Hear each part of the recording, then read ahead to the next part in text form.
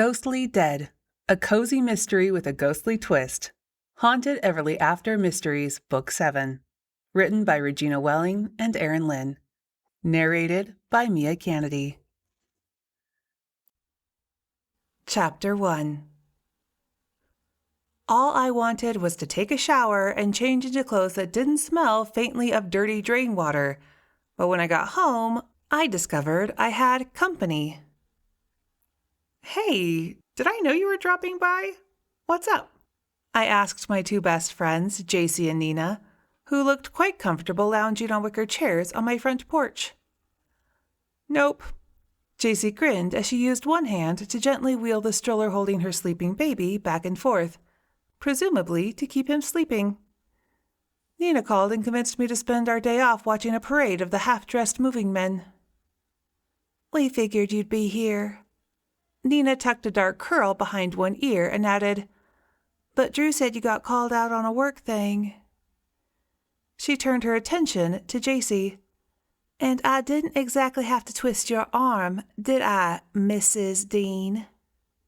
Emphasis on Mrs. A honey-colored tail of hair bobbed when JC shook her head. "Hey, I'm not going to buy, but that doesn't mean I can't look in the windows. And Brian will definitely enjoy the benefits of how I spent my day once the baby goes to bed." I couldn't hold back a smile. Drew said he was getting some buddies to help him move. I take it he meant work friends.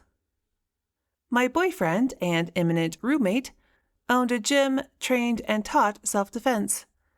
He took his work seriously. So did his friends. Nina nodded, then tilted her head to give me a quizzical look. "What is that smell? Did you go swimming in a swamp?" "Close enough," I shrugged. I spent the morning trying to rescue 7 toy soldiers who went spelunking in the bathroom sink of one of the rental units.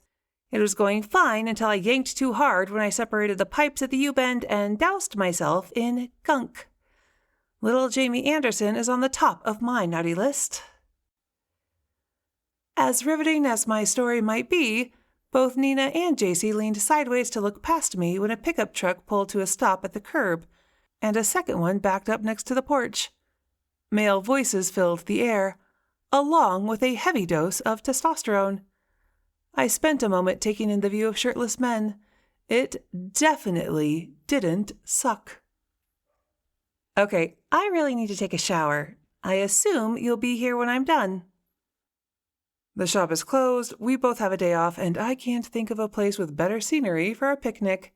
We ordered pizzas from Birdie's, enough for everyone. Now go get cleaned up before you put me off my lunch." JC waved me away. Still grinning, I went inside to find more chaos than the contents of a studio apartment should have generated. "Where were you hiding all this stuff at your old place?" I turned sideways to slide past a pile of camping gear in my front hall, glanced into the living room to see it stacked shoulder-high with boxes as well. This is a lot more than it looked like when we packed up. Did the boxes mate and multiply or something? I felt a bit guilty for not being there to help him schlep his things the scant mile between his old apartment and my house, but even with his furniture, it hadn't looked like more than a couple of truckloads. Dodging past me, Drew held a smallish box high enough to get through the clutter and headed for my, or rather our, bedroom. "The apartment came with a small storage space in the basement. I guess I never took you down there." "Good thing I have plenty of room, huh?" I gave him a smile and let him pull me against him when he passed by on his round trip, before I remembered I wasn't fit for human consumption. "Don't get too close, I'm filthy." "Nothing wrong with being a dirty girl once in a while." Drew waggled his eyebrows suggestively. I blushed and swatted him lightly on the arm. When my marriage went down in flames, I vowed never to love another man. Was that foolish and short-sighted? Well, duh. But we all have our moments. It might not have been love at first sight with Drew, but it happened fast. Besides, the man is ridiculously easy to love. He's steady, solid, and supportive without going overboard. Put it that way, he sounds boring, but he's not. It doesn't hurt that he's hot enough to melt steel. So we're his friends. As much as I would have liked to watch the play of muscles under sweat-slicked skin as they hauled the last load of Drew's stuff in, I threaded my way through the moving day clutter, intending to head toward the master bath. I had my eye on the prize, getting clean, and not on anything that might have been added to the decor. So when a Billy Bass fish plaque burst into song just above my head, it nearly scared me out of my skin. Awesome, right? Drew gave me a thumbs up. No. Just no. He looked so happy I didn't have the heart to tell him the singing fish wasn't going to fly. Give me 10 minutes, I called back to him over my shoulder. I had a run-in with some sludge. Not only did I need the shower for aesthetic reasons, but I needed a minute to adjust to the disruption and find the words to tell him I wasn't about to be serenaded every time I had to pee. Okay if we put some of the camping gear in Catherine's secret room? Drew stopped me before I closed the door. I didn't want to let the guys in there without asking first. Almost no one in town knew about Mrs. Willoughby's secret room, or if they did, none of them had ever mentioned it to me, and that included my mother, who'd been to the house many times before I moved in. To hide her predilection for collecting all manner of things, the former owner, Catherine Willoughby, had built an addition onto the back of the house. She'd used the cavernous rooms for storage and also studio space, where she dabbled in various artistic pursuits after the loss of her beloved husband. In the year or so since I'd finally found the key to the addition, I'd managed to clear out a little less than half of the detritus, using most of it to help JC and Nina stock their new consignment shop and gallery. We all considered Catherine something of a fairy godmother, but we also felt honor-bound to keep the hoarding a secret as she had done before she died. Thanks, I'd rather we just did it ourselves. I'll help you later if that's okay. That he didn't even hesitate was one of the reasons Drew was so easy to love. He might not understand why I didn't want to expose Catherine's secret, but he didn't push me on it either. Works for me. You okay with my sofa and chair going in the basement? They don't match anything up here. And since it's empty down there, I'm thinking man cave. What was it about those two words that made a man's face go all gooey and childlike? You have my blessing. Go nuts. This living together thing might not be half bad. Minus the singing fish, of course, which would be a perfect addition to his man cave. He was worth making the adjustment. Chapter 2. After tallying up the deposit slip, I slid the last of the rent checks into the bag marked with the bank's name, zipped it closed, and noted my hours on the spreadsheet before shutting the computer down. My boss, Leo Hansen, didn't care what hours I worked, so long as I made sure things ran smoothly with the rental properties and he could enjoy his semi-retirement in relative peace. I liked to keep track. I'd just locked up on my way out when a pink bullet of a minivan spewed gravel as it whizzed into the drive. "Get in." JC put down the window and yelled at me. "I can't. I have to drop off Leo's deposit at the bank. What's up?" "I need to do the same for the shop, so we'll take care of it on the way." She circled her hand impatiently. "Get in." I could argue, but in the end, we both knew that if JC needed me to do something, I'd do it. I got in. On the way to where? When she whipped the van back onto the main road, I grabbed for the dashboard. JC's driving habits could be summed up with 2 words: good and fast. Mostly fast. Shady Manor. The assisted living facility where her aunt currently lived. Aunt Rose, she's not... I couldn't bring myself to say the word dead. She's fine. JC shook her head. As fine as she can be, anyway. She's gone downhill a little these past few weeks, but my mother's too wrapped up in Davina Benet to pay much attention. Plus, she and her sister are on the outs again, so when the call came in that Auntie wanted someone to come by, I got drafted. I see. The quintessential flower child, JC's mother loved everyone, but her charitable nature didn't quite extend to her only sister. They got along like orange juice and toothpaste. One of these days, we need to pry that story out of Mama Wade. Since the bank had just closed for the day, JC used her night deposit key, dropped her zippered bag into the slot, and snapped her fingers at me until I handed her mine. This level of impatience wasn't like her. "What's up with you?" I said. "You seem cranky." "Sorry." She spun the wheel, pulled back onto the road.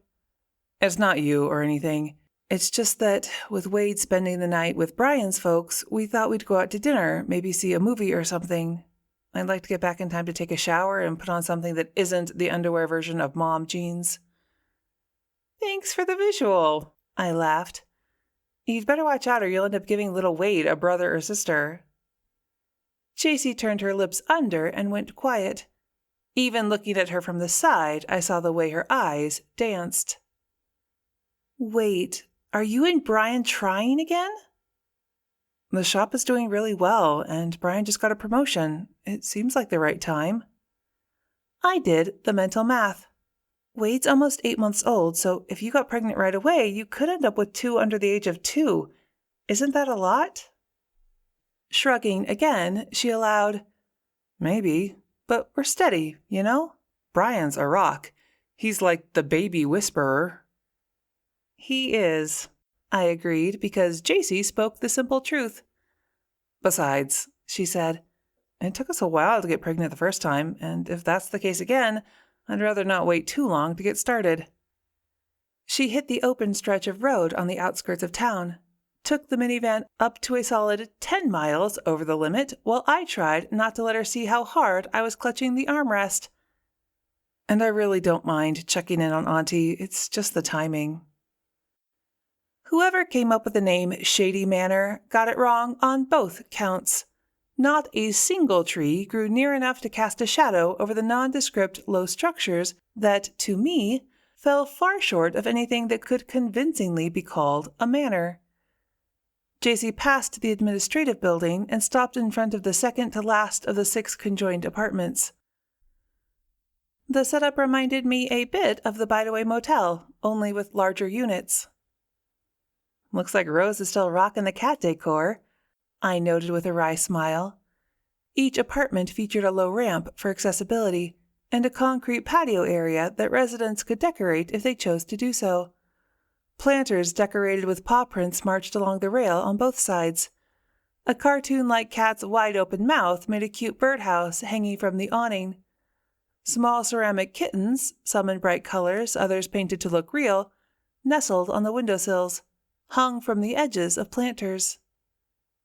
"Wait until you see the inside." JC knocked on the door, listened for a response, then jiggled the knob. "Come in." Cautiously, JC opened the door. "You shouldn't just tell people to come in without checking to see who's there," she chided gently. Rose stood frozen in the middle of her living room.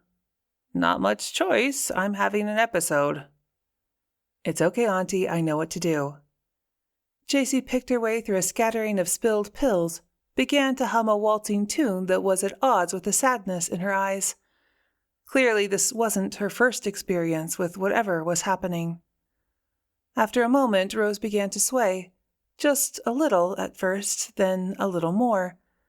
As her body relaxed, she took a step, and then another, breaking the stasis.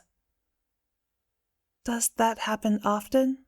I asked as the older woman made her way into the small kitchen for a glass of cool water. I took an involuntary step forward to go help, glanced at JC, who shook her head, so I detoured and bent to pick up the spilled tablets from the floor. "Count those pills before you put them back in the bottle. There should be enough to go until Wednesday when my new prescription comes in." I counted while JC searched and came up short. "Some of these look different. Are you sure they're all the same?" Rose shrugged. "They run out of the regular, they put in generic. Check under the table, one of them rolled." Then she answered my question. "I mostly only get the freeze when I get all keyed up about something. Doesn't usually last that long, but I would have remembered to turn on some music in another minute." How? She hadn't been able to move. Seeing the question on my face, JC filled in the blanks. We got Auntie an Echo Dot for her birthday when we found out that the music can help with Parkinson's freeze, or what they call an on-off episode. All she has to do is say, Alexa, to play something. When I remember. Rose made a wry face. Not that I'm not grateful, because sometimes I do, and she reads books to me.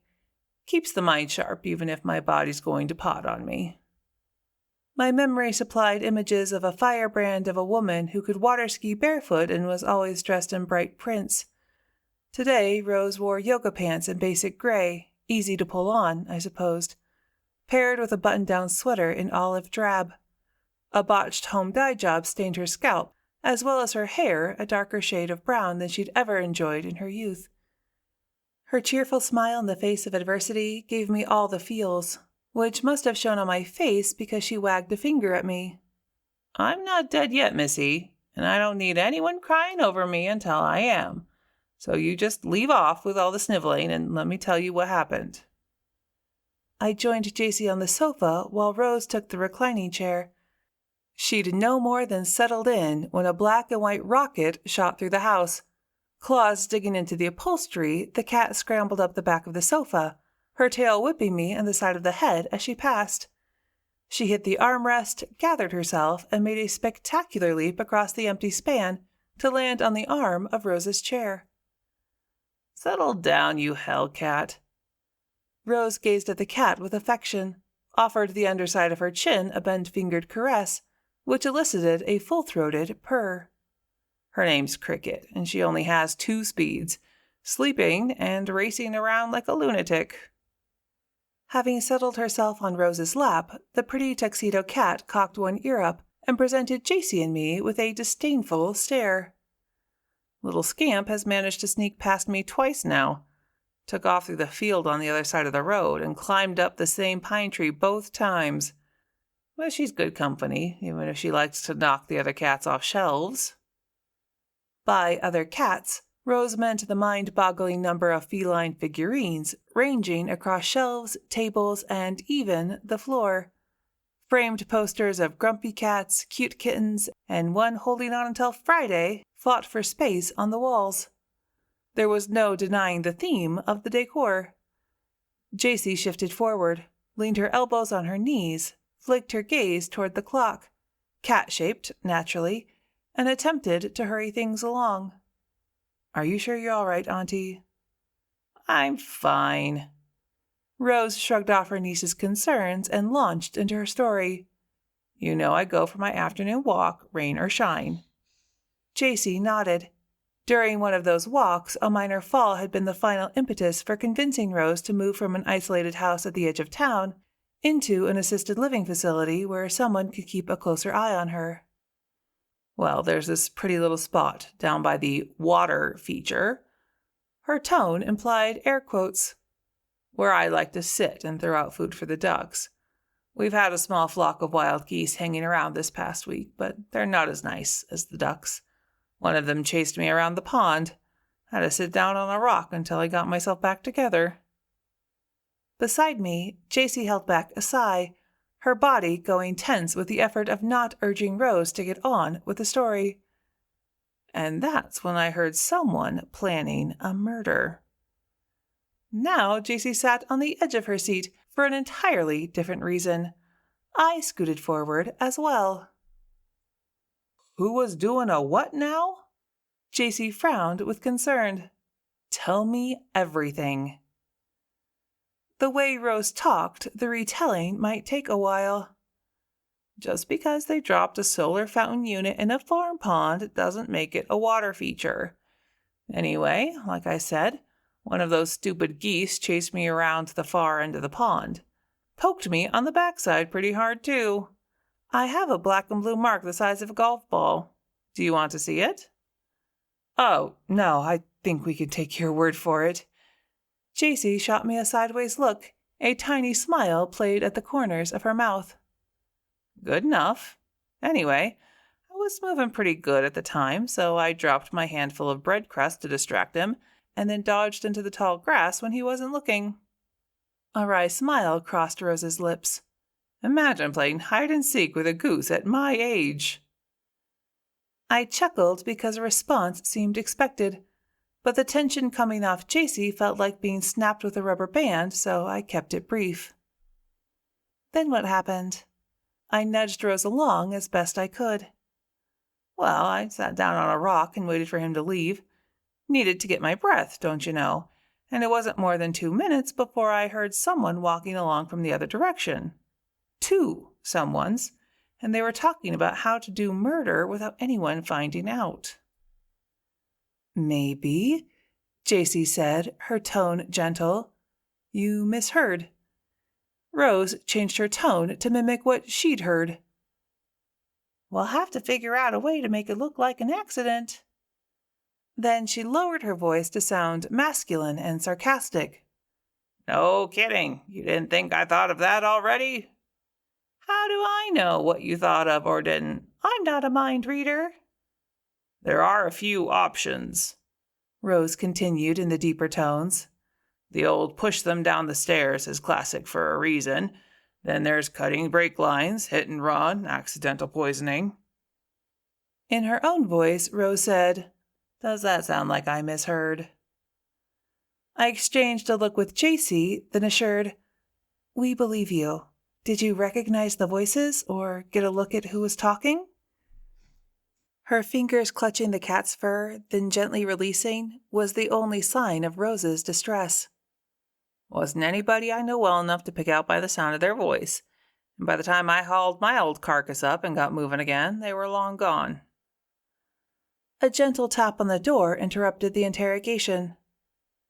Rosie, it's Baxter. Okay to come in? It's open, Rose chirped. Baxter's my neighbor, she explained as the door opened to admit a silver-haired gentleman carrying a grocery bag. Pleased to meet you, he said after JC's aunt made the introduction. I won't bother you more than a minute. I've got 5 quarts of butternut squash for you, Rosie. My daughter went overboard with the planning this year and ended up with enough to feed 3 armies, so she dropped off a box and told me to share it around. So saying, Baxter reached into the paper sack and pulled out a freezer bag stuffed with golden nuggets. It's all cut up and ready to cook. Aunt Rose beamed up at him while JC gave her a measuring look. I'll put them in the freezer for you. Baxter moved around the place like he'd been there enough times to feel comfortable. JC's eyes narrowed even more as her gaze flicked between her aunt and the man she suspected might be more than a neighbor. Leave one back, would you? I'll cook it tomorrow. Sure thing. His task complete, Baxter bade us all goodbye, headed for the door, and pulled it open. There you are, Baxter. The voice blasting through the door was feminine, strident, and chiding, but I couldn't get a look at its owner from where I sat. You come right along now. It's time to go over your meds for the week. The door hadn't settled on its hinges before JC hissed at her aunt. What was that all about? While her body might have betrayed her, Rose's mind was still sharp as a tack. Squash, was her answer. It did not appease her niece. And meds, I guess. He acted like he owned the place. Are you? Words failed JC for a moment, and she flapped one hand at her aunt. Involved? Since being widowed in her early 40s, Rose hadn't, to my knowledge, so much as looked at another man. JC could look like someone shoved a dirty diaper under her nose, but I thought if Rose had found someone, more power to her. If I was, it wouldn't be any of your never mind. But no, we're neighbors and friends, that's all, Miss Nosy Pants. Now, if you've no more questions, it's my turn to host the Pocono tournament, and I need to get ready. But, JC began, if I hear any more dastardly plots, I'll let you know. A shaky hand waved us out. Meanwhile, I'll keep my eyes and ears open.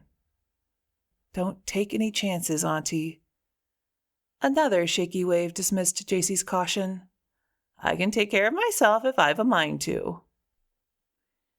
In the car, JC sputtered. Take care of herself? Wasn't she standing helpless when we got there? I don't know which one of them's worse, her or Mama Wade.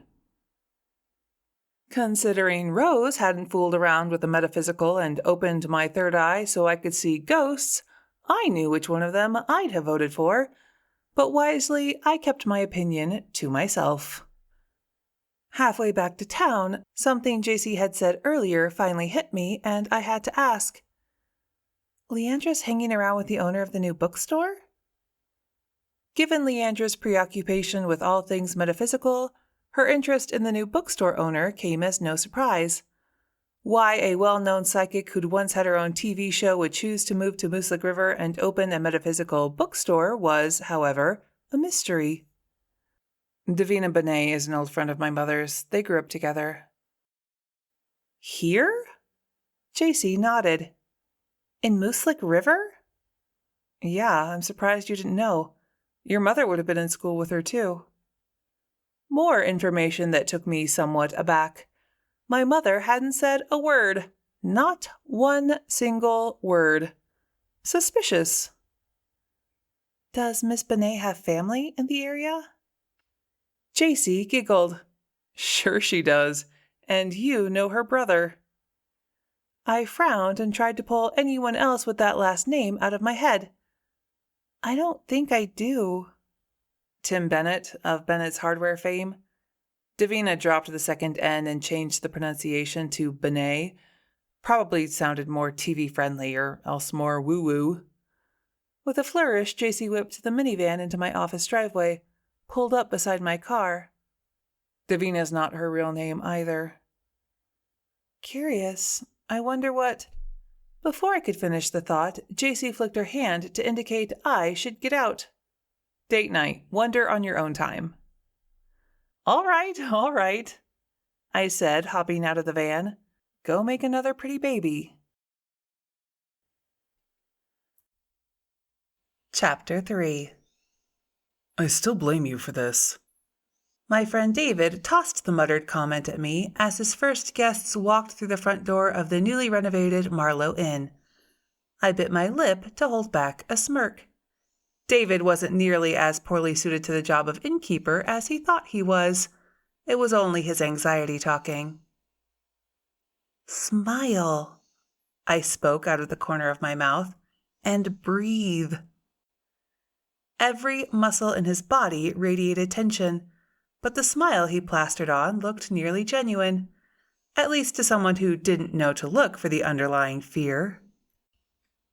The female half of the 40-something couple gazed at the fixtures while her husband checked them in. This place is absolutely amazing. Honey, she plucked at his sleeve. Look at those sconces. Yes, dear. The husband shot David a quick grin that went a long way to melting away some of the tension. Harry Pickering, and that's my wife, Sarah Jane. We have a reservation. David went into the welcoming spiel we'd worked out ahead of time, explained the amenities offered, accepted Mr. Pickering's credit card, while Sarah Jane dodged around the reception desk for a closer look at the sconces. You don't mind, do you? She asked the moot question as she'd already invaded David's space. I just need to check something. Balancing on her tiptoes, she turned shining blue eyes toward the delicately wrought metal roses that framed salmon-colored glass. Flashing her husband a cheeky grin, she pulled out her phone, held it up to the glass, and snapped a shot, then peered intently at the photo. Just as I suspected, Sarah Jane brandished the phone. It's a Jean Noverdy. The peacock feather motif dates it to the mid-20s. Her head moving in a bird-like manner, she scanned the rest of the room for more treasures and noticed the chandelier. And if I'm not mistaken, you've got a Moulin Frère up there. I die! Her delight had drained most of David's tension. You're not mistaken. It was the devil's own job to get it rewired, but I think it was worth it. I think this is going to be my new favorite place. I hope so. I bumped my elbow against David's side in a silent, I told you so, and as the door opened again to let in the next guests, grabbed the key from his unresisting hand. I turned to Harry. I'll give you the quick tour and then take you up the back stairs because there's something there I think your wife will want to see. If Sarah Jane liked the lighting in the reception area, she would go nuts for the matched pair of Victorian Newell Post figure lamps on the back stairs. Coming back from the common room with its fireplace and library shelves, we passed by the kitchen door. The scent of yeast and sugar reminded me I hadn't had lunch yet. Do you mind? It didn't matter if I did, because Sarah Jane didn't wait to hear the answer before marching into the kitchen. What smells so good? That would be the brioche dough I'm just getting ready to pop into the fridge to proof overnight.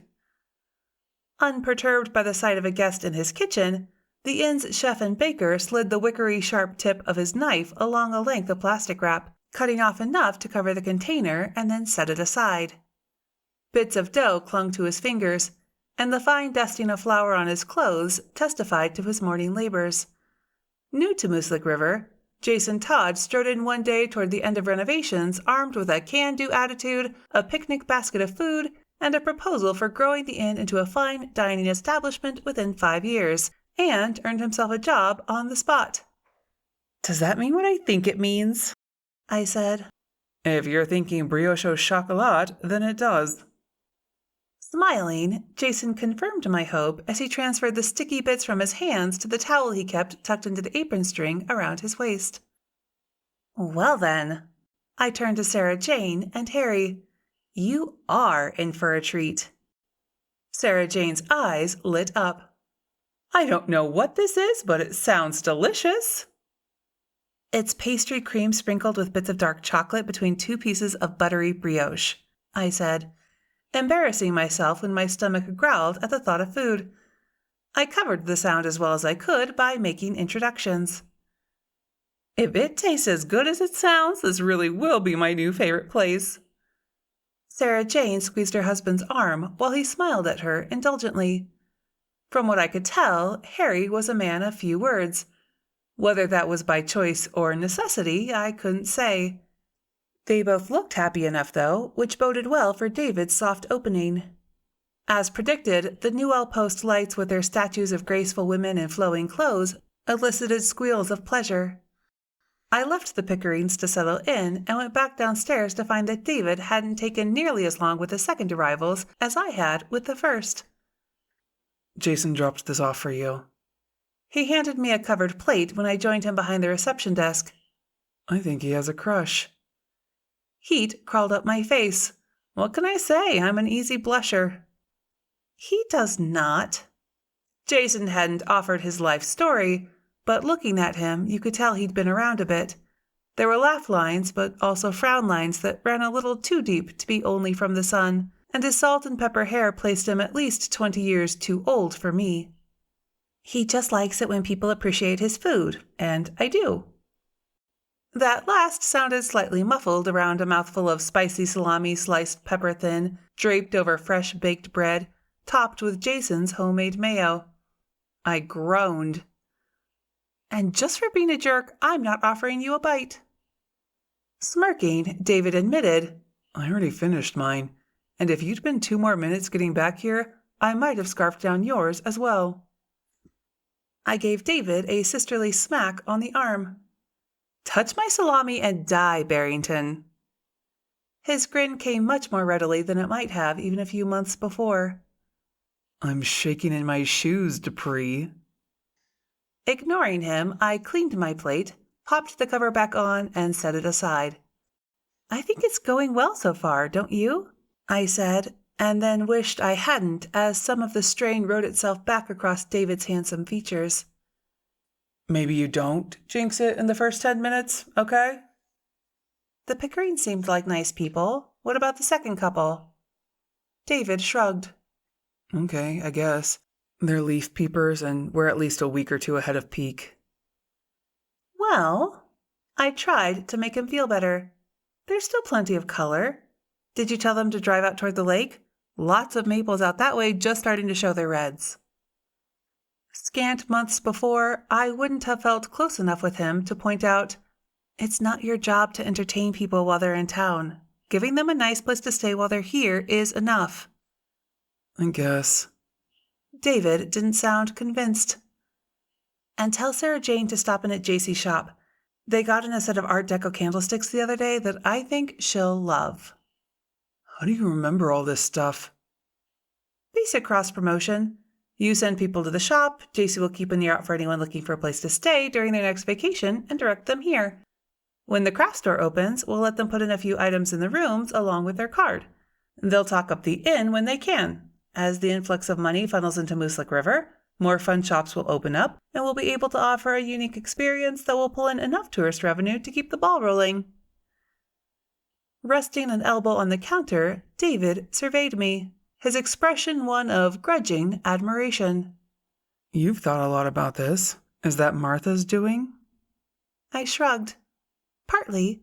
She has some good ideas for these events, but I'm thinking beyond those to things I believe will make a lasting difference. Having the inn open definitely helps because we want tourists to come and stay, not just pass through town on their way to somewhere else. Lips quirking, David said, So my impending livelihood was just a socio-economical experiment to you? Maybe, I grinned back, but I also think it will do you good to get back out into the world, so bringing you out of your shell added another level to the experiment. I feel like a guinea pig. He put no heat behind the sentiment. Not my fault you got Martha'd. She'd done to him what she'd done to me, and with similar consequences. Shell-shocked as he might be, David was well on his way to a new life. It hadn't actually been my idea for him to buy the inn, but once he had, I admit I lobbied shamelessly for him to open it instead of trying to flip it for a profit. At least your cage is beautiful. Seriously, you did a fantastic job of updating the place while being faithful to the design. That takes an artist's eye and plenty of dedication. Your guests will notice. Even knowing the extent of the repairs, I couldn't see where new wood met old because everything gleamed from his loving attention to detail. Between you and me, I'm proud of the work I did here. An admission I knew he wouldn't make in front of just anyone. You should be.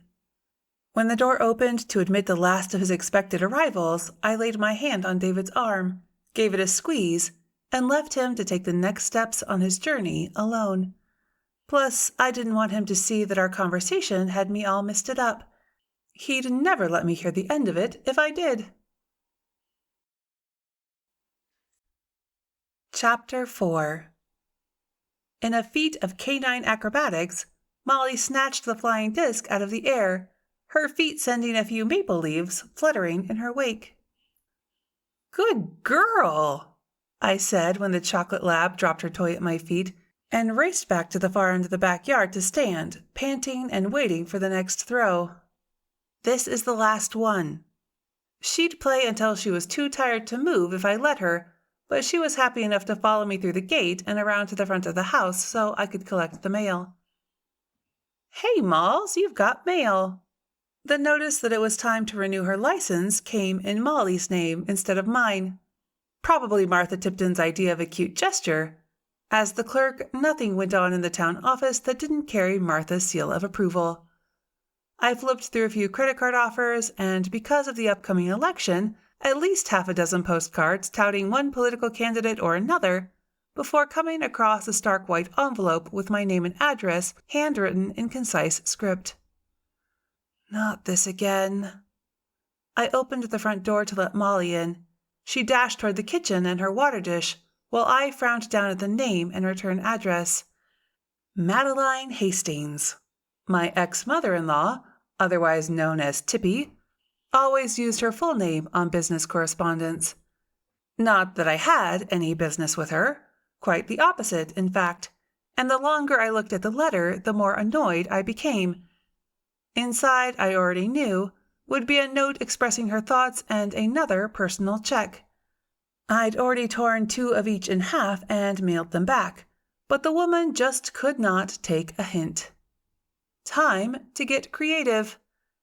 After I caught him in bed with a former friend, my ex invoked our prenuptial agreement, a document to which he'd added several forged amendments to make sure I left the marriage with nothing. The forgery hadn't been his idea, but that didn't make him any less guilty. When the crime came out in court, his mother decided to make amends. Cough, cough, assuage her conscience. When I left him, I had nothing but my clothes, books, a few personal items, and my grandmother's rocking chair. My bank account held barely enough money to cover first and last month's rent, plus a security deposit. Enter Martha Tipton, who had done me the most solid favor of my life when she talked me into buying Willoughby House and all its contents for the ridiculously small amount owed in back taxes. I'd gone from homeless to home owner of a fully furnished house in less time than it takes to open a checking account. Well, if you didn't count the waiting period for the deed to transfer, but that's another story entirely. Anyway, Catherine Willoughby, my beneficent benefactress, had been, by all accounts, a lovely person inside and out. She'd also been a pack rat of epic proportions, which gave a whole new meaning to the term and all its contents. In a series of diaries she'd left, I read how Catherine had turned her artistic soul toward painting, pottery, and collage making to stave off the crushing loneliness she felt after being widowed. Feeling empowered by her resilience, I'd vowed to do the same, but hadn't followed through. Yet. Which was why, even after clearing out the extra furniture and other miscellaneous items, I continued to hang on to most of the art-related things. For today's purpose, I headed straight to the corner, where I remembered seeing several boxes of crafting supplies. In the second box, I hit pay dirt. If torn-up checks didn't do the trick, maybe taking it up a notch would get Tippy's attention. I carried my finds back to the kitchen and set to work. Drew came home for lunch just as I squeezed the paper punch, and the last skull-shaped piece of check confetti fell to the table. "What you doing?" He dropped a kiss on the top of my head. I held up the lacy remains of the check. Trying to make a point. What do you think? While he watched, I gathered tiny skulls between my fingertips and let them flutter into the addressed envelope I had ready. Does it scream no to you? Plenty of other men might encourage me to take Tippy's money. I had, between working tirelessly for the Hastings Charitable Foundation and marrying their idiot of a son, earned every penny. Okay, maybe not every penny, but then who could put a price on heartbreak? Anyhow, I still have my pride, and apparently it's worth a lot of zeros. Drew understood. What do you think? Glitter or giant plastic googly eyes? I held up a plastic packet of one, then the other. I'm going for that extra special touch. "You could always go with..." Drew began as he pulled sliced ham and other sandwich fixings from the refrigerator. Both. I finished the sentence for him. That's genius. In went 10 googly eyes and half a packet of black glitter, followed by the strips of Tippy's letter that I'd put through the document shredder. There, I think that works. With a flourish, I licked the envelope and sealed it. How did your morning classes go? My chore finished, I popped up to help with making lunch. Other than a minor scuffle, everything was relatively uneventful. One of my seniors took a tumble during yoga and wiped out 2 more with the domino effect. Anyone hurt? Drew added pickles to my sandwich and then set my plate on the table while I grabbed drinks. We moved through the cheerful yellow of my kitchen in a complicated ballet that felt like we'd been doing it forever. Not physically, but choice words were said, and I don't think Bess Tate will show up tomorrow. I brushed a stray piece of glitter off my plate. That stuff gets everywhere no matter how carefully it's used, and shrugged. You might be better off if she doesn't, but Martha called a planning meeting for tonight, so I'll see if I can talk Bess down for you. Under all the bluff and bluster, she's not as mean as she wants people to think. Under the table, Drew gently slid his ankle up and down along my calf. It felt nice. There's something else. He took a bite, chewed and swallowed while I waited to hear what the else might be. A couple of the guests from David's Inn used their vouchers for a free hour in the gym. I hate to say anything, but they didn't sound too happy with their accommodations. My heart sank. David had put everything he had into the place, and I didn't want to see him go down in flames. What did they say was wrong? They didn't sleep well. She said she was up all night because she kept hearing footsteps outside the door. He didn't hear anything, but was up all night because she kept making him check to see if anyone was there.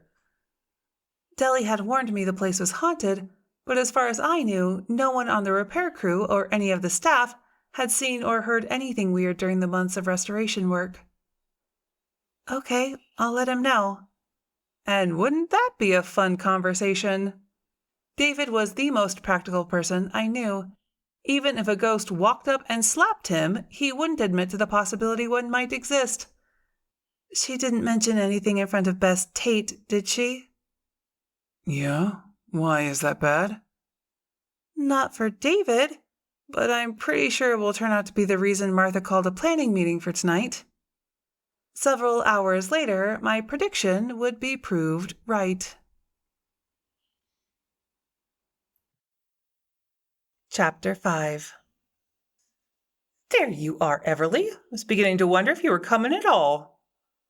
Martha Tipton searched her ample bosom for the glasses that perpetually hung on a cord around her neck. When she found them, she put them on and gave me an up-and-down look. I glanced at the clock on the wall above where Martha sat at the end of a long table in the center of what was once a classroom. I'm 2 minutes early. Maybe so, Martha sniffed, but we've been waiting for simply ages.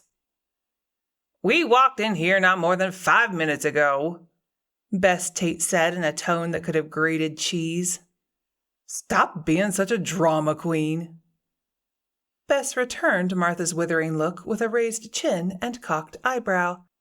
I couldn't see where she looked any the worse for her yoga misadventure earlier in the day.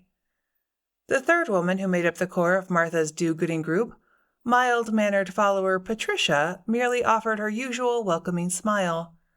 Patricia struck me as one of those women who remained calm in the face of everything. Or she was the type that when she finally snapped, she'd snap hard, and you'd never see it coming. Suppressing a grin, I moved to take my customary seat on Martha's right side, found it occupied by a mousy-haired woman I had noticed before. Moreover, once I settled into the first empty seat, I spotted a red blotch marring Martha's forehead just above the bridge of her nose. What happened, Martha? Are you okay? Minor accident, nothing to worry about. Her eyes cut away from mine. Curious, I pressed further.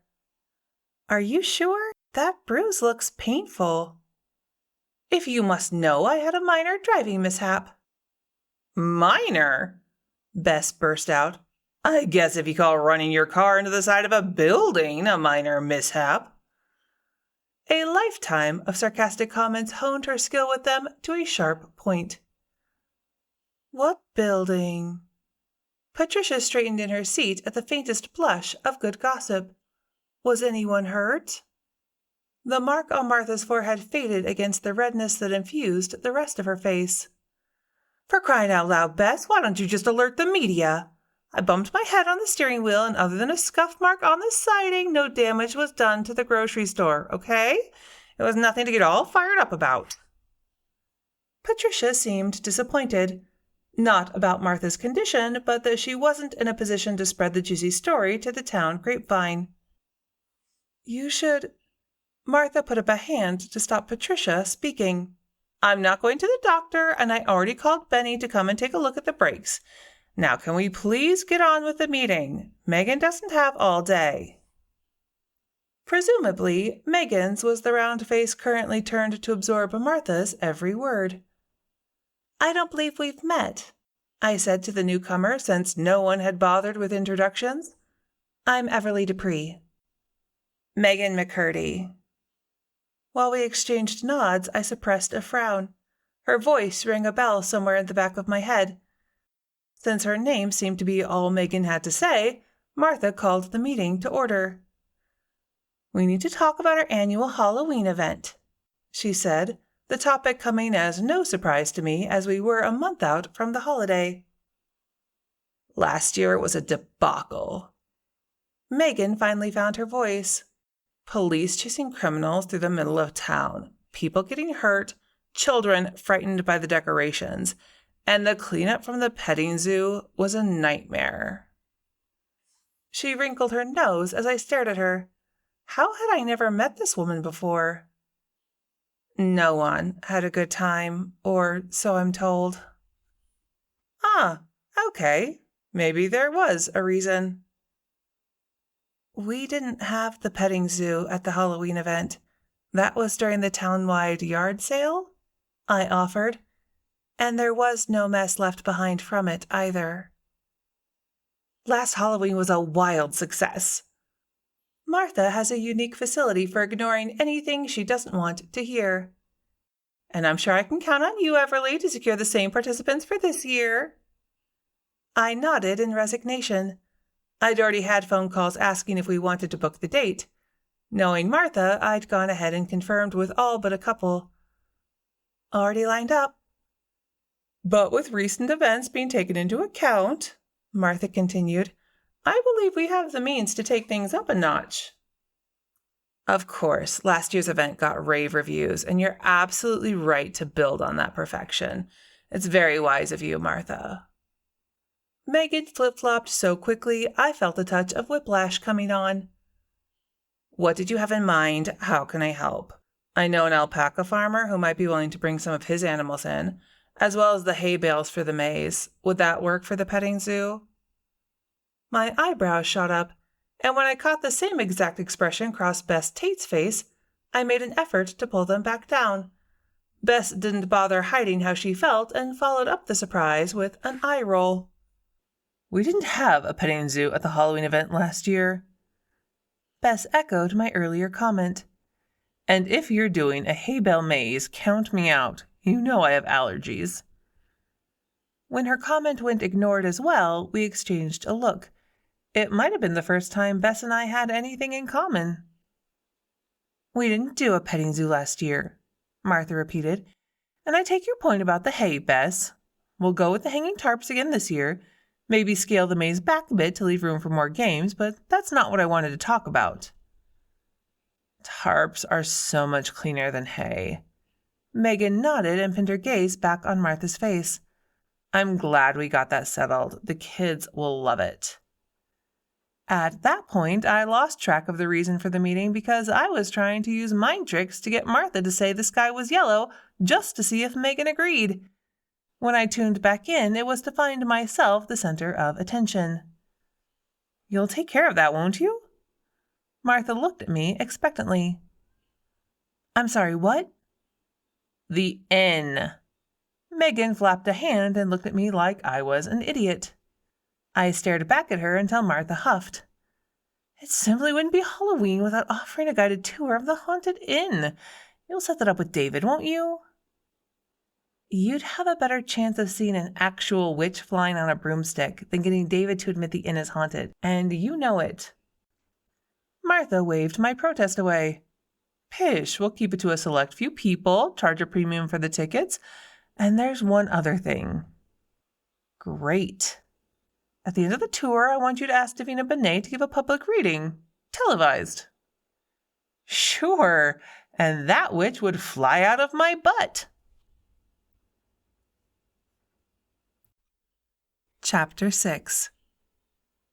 In a town the size of Mooselick River, avoiding places that evoke less than stellar memories is darned near impossible, but I hadn't been within spitting distance of her former cafe since tracking down Summer Merrifield's killer.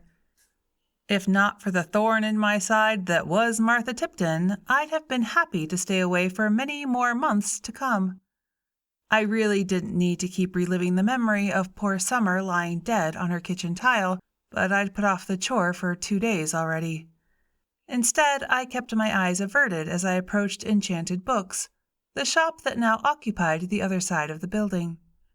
According to the grapevine, half the town seemed to think the place was haunted, and while I knew better, I wouldn't put it past Martha to be the one spreading that particular piece of gossip.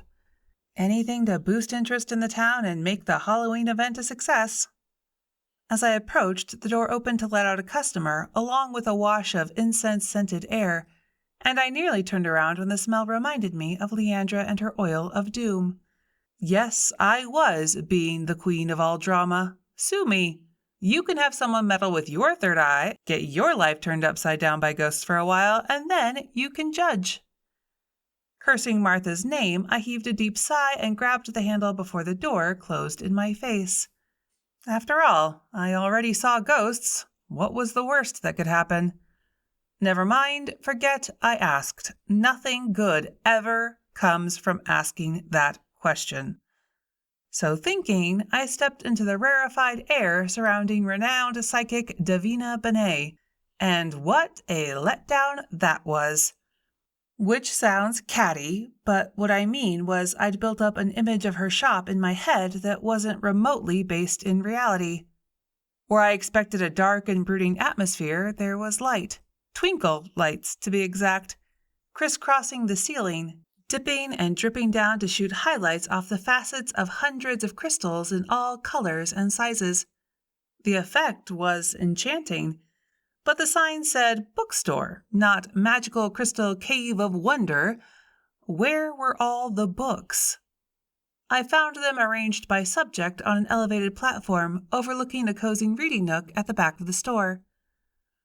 A woman I assumed was Davina smiled up at me from over the top of a pair of half-sized reading cheaters with rainbow-colored frames. "Welcome. Can I help you find anything?" "Do you mind if I just browse a little?" "Of course not." She looked so normal. I hate myself a little for even thinking that because it felt like a slur, but it was the first thought that crossed my mind. Dark hair shot through with strands of silver in a becoming pixie cut framed a kindly face. She wore a plain white blouse over jeans and a trio of silver rings on her right hand, which she waved at me in encouragement. "Take your time, dear. Plenty to see." I watched her watch me, but her gaze didn't fixate on my forehead, so maybe she couldn't tell Leandra had messed around with my third eye. After a minute, she smiled again and went back to putting price tags on bracelets made from polished gemstone beads, a feat made awkward by the heavy bandage wrapped around her left hand. Despite wanting to assess her mood before bringing up Halloween and Martha's request, one of the bracelets caught my attention, and I wandered over for a closer look. "Malachite," Davina said, and handed the string of striated stones to me. "This set has the loveliest patterns. Those saturated greens would go great with your coloring, don't you think? Earth colors always pair well with the peachier skin tones and ginger hair." "It does, actually." I'd expected her to tell me the bracelet would bring me luck or magnify my intentions or something, not begin an in-depth discussion of my complexion. But before I could tell Davina the reason for my visit, the door opened, and two rather stout ladies tried to fit through it at once. During the ensuing tussle, I heard the unmistakable sound of a suppressed snort coming from the psychic, but when I glanced at her, she'd managed to school her expression. Well, except for the slight twitch at the corner of her bottom lip. One of the new arrivals, the one on the left, swung a hip like a battering ram and shoved her bulk past the other, breaking through the bottleneck. A battleship of a woman, she clutched her purse handle with, I kid you not, white-gloved hands, and approached Davina while her counterpart followed along behind. "There is perfidy afoot!" She slapped her purse down and announced in a lowered tone meant to spark dread in the listener. And really, who uses the word perfidy anymore? As a leader of the hags, I felt it was my duty to come forward. Hags? I couldn't stop myself. Hags, the Harmonic Association of Gifted Spiritualists. The second woman finally chimed in impatiently. As if on cue, the two women pulled tuning forks from their purses, struck them against the counter, and adopted twin beatific expressions. "We facilitate the attunement of spiritual energies through pure toned sounds." I stood stunned by the spectacle until Hag, the second, made a little shooing gesture in my direction. When I didn't move out of her way fast enough, she emulated her friend's hip check on me. I took the hint, as if she'd left me any choice, but circled around the nearest shelf and pretended to browse while shamelessly eavesdropping. Now what seems to be the problem, Gloria? Davina said. It's that infernal Martha Tipton. She's up to no good and wants to use you to further her own ambitions. Gloria must have been the leader of the two since she was the one who answered. I have it on good authority she's planning to send one of her minions over here to talk you into participating in this hideous Halloween event. Hideous event, echoed the not-so-mighty follower. How so? I tilted my head and tried to gauge Davina's response. Her tone sounded more amused than angry, but since I'd met her only 5 minutes before and exchanged no more than a few sentences with her, it was too hard to judge.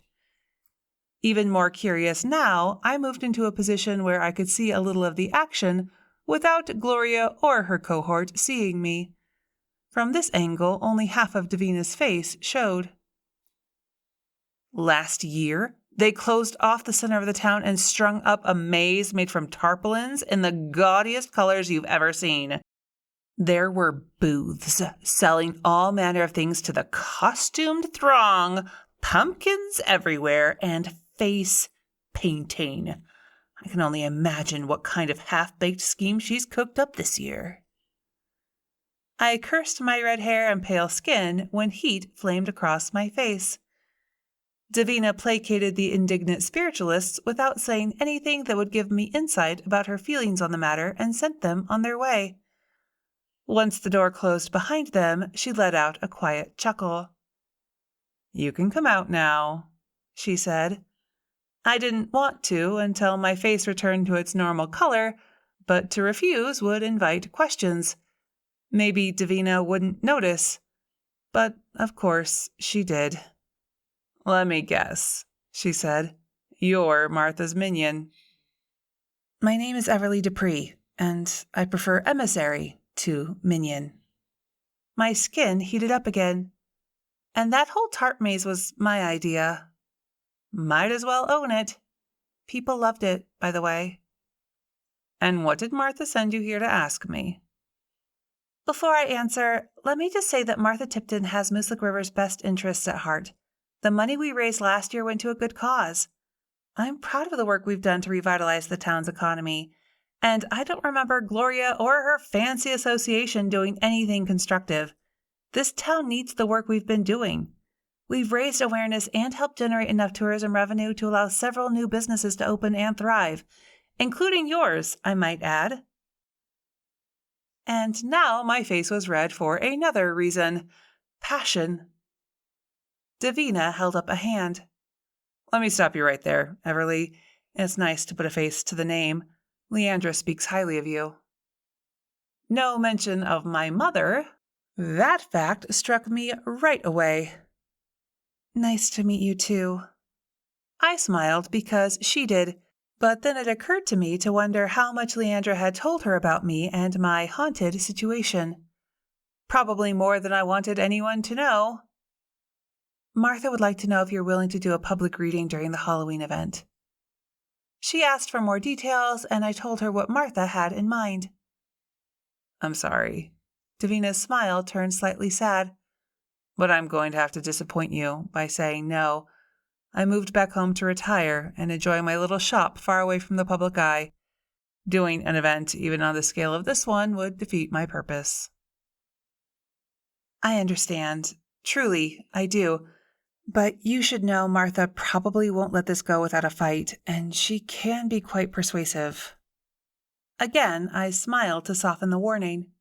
Davina's laugh trilled like water over rocks. A pretty sound. Of that, she said, I have no doubt. My experience with Martha goes back to my childhood when she used to babysit me sometimes. Scared the bejeebers out of me when she got that look in her eye, you know? Or maybe you don't. A vivid image of Martha popped into my head, one from the day she'd basically railroaded me into buying a house she didn't want to see torn down. I laughed. I know the look you mean. She used it on me before. Despite planning to keep contact with the psychic to a minimum, I felt drawn to her warmth and told her the story of buying my house. I credit Martha with helping me land on my feet after my life fell apart. Sure, she's a little much to take sometimes, but she means well. With that, I rested my elbows on the counter and pitched an alternative. Even if you don't choose to participate, maybe you'd like to donate something to the cause. We'll put the name of your shop on the banners as one of the sponsors, which should bring some free publicity both during and after. As she listened, Davina picked at her bandaged hand until the edge of a nasty-looking cut peeked out. That looks awful. What happened? Shapely lips quirked sideways. My car brakes felt funny when I pulled out of my driveway this morning, so I opened up the hood to take a look. The cap to the reservoir was loose, and I got brake fluid on my hand when I tightened it back up. Long story short, I had slippery fingers and lost control of the hood. I didn't get my hand out of the way in time. It's mostly just a scrape, nothing serious.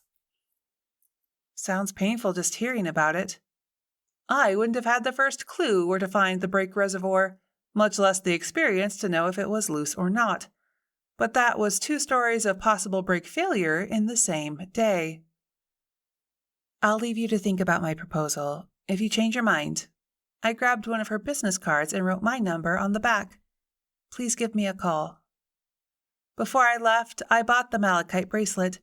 According to the tag, it was a stone that provided protection and healing. I'd need both when it came time to tell Martha I hadn't come through. Chapter 7.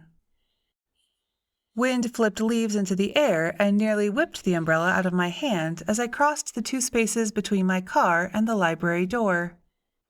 Inside the vestibule, I folded the stupid thing up and hung the handle over my damp arm.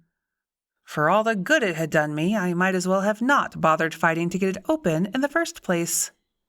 In fact, I would have been smarter to just stay home, but an email had pinged to let me know the book I'd reserved was in, and curling up with a good mystery on such a miserable day had sounded worth the trip across town, so here I was. When I opened the second door and made my way inside, I discovered I hadn't been the only one who felt the same. One other damp patron, a woman of middle age, perused the shelves in between checking the windows for signs the storm might be letting up.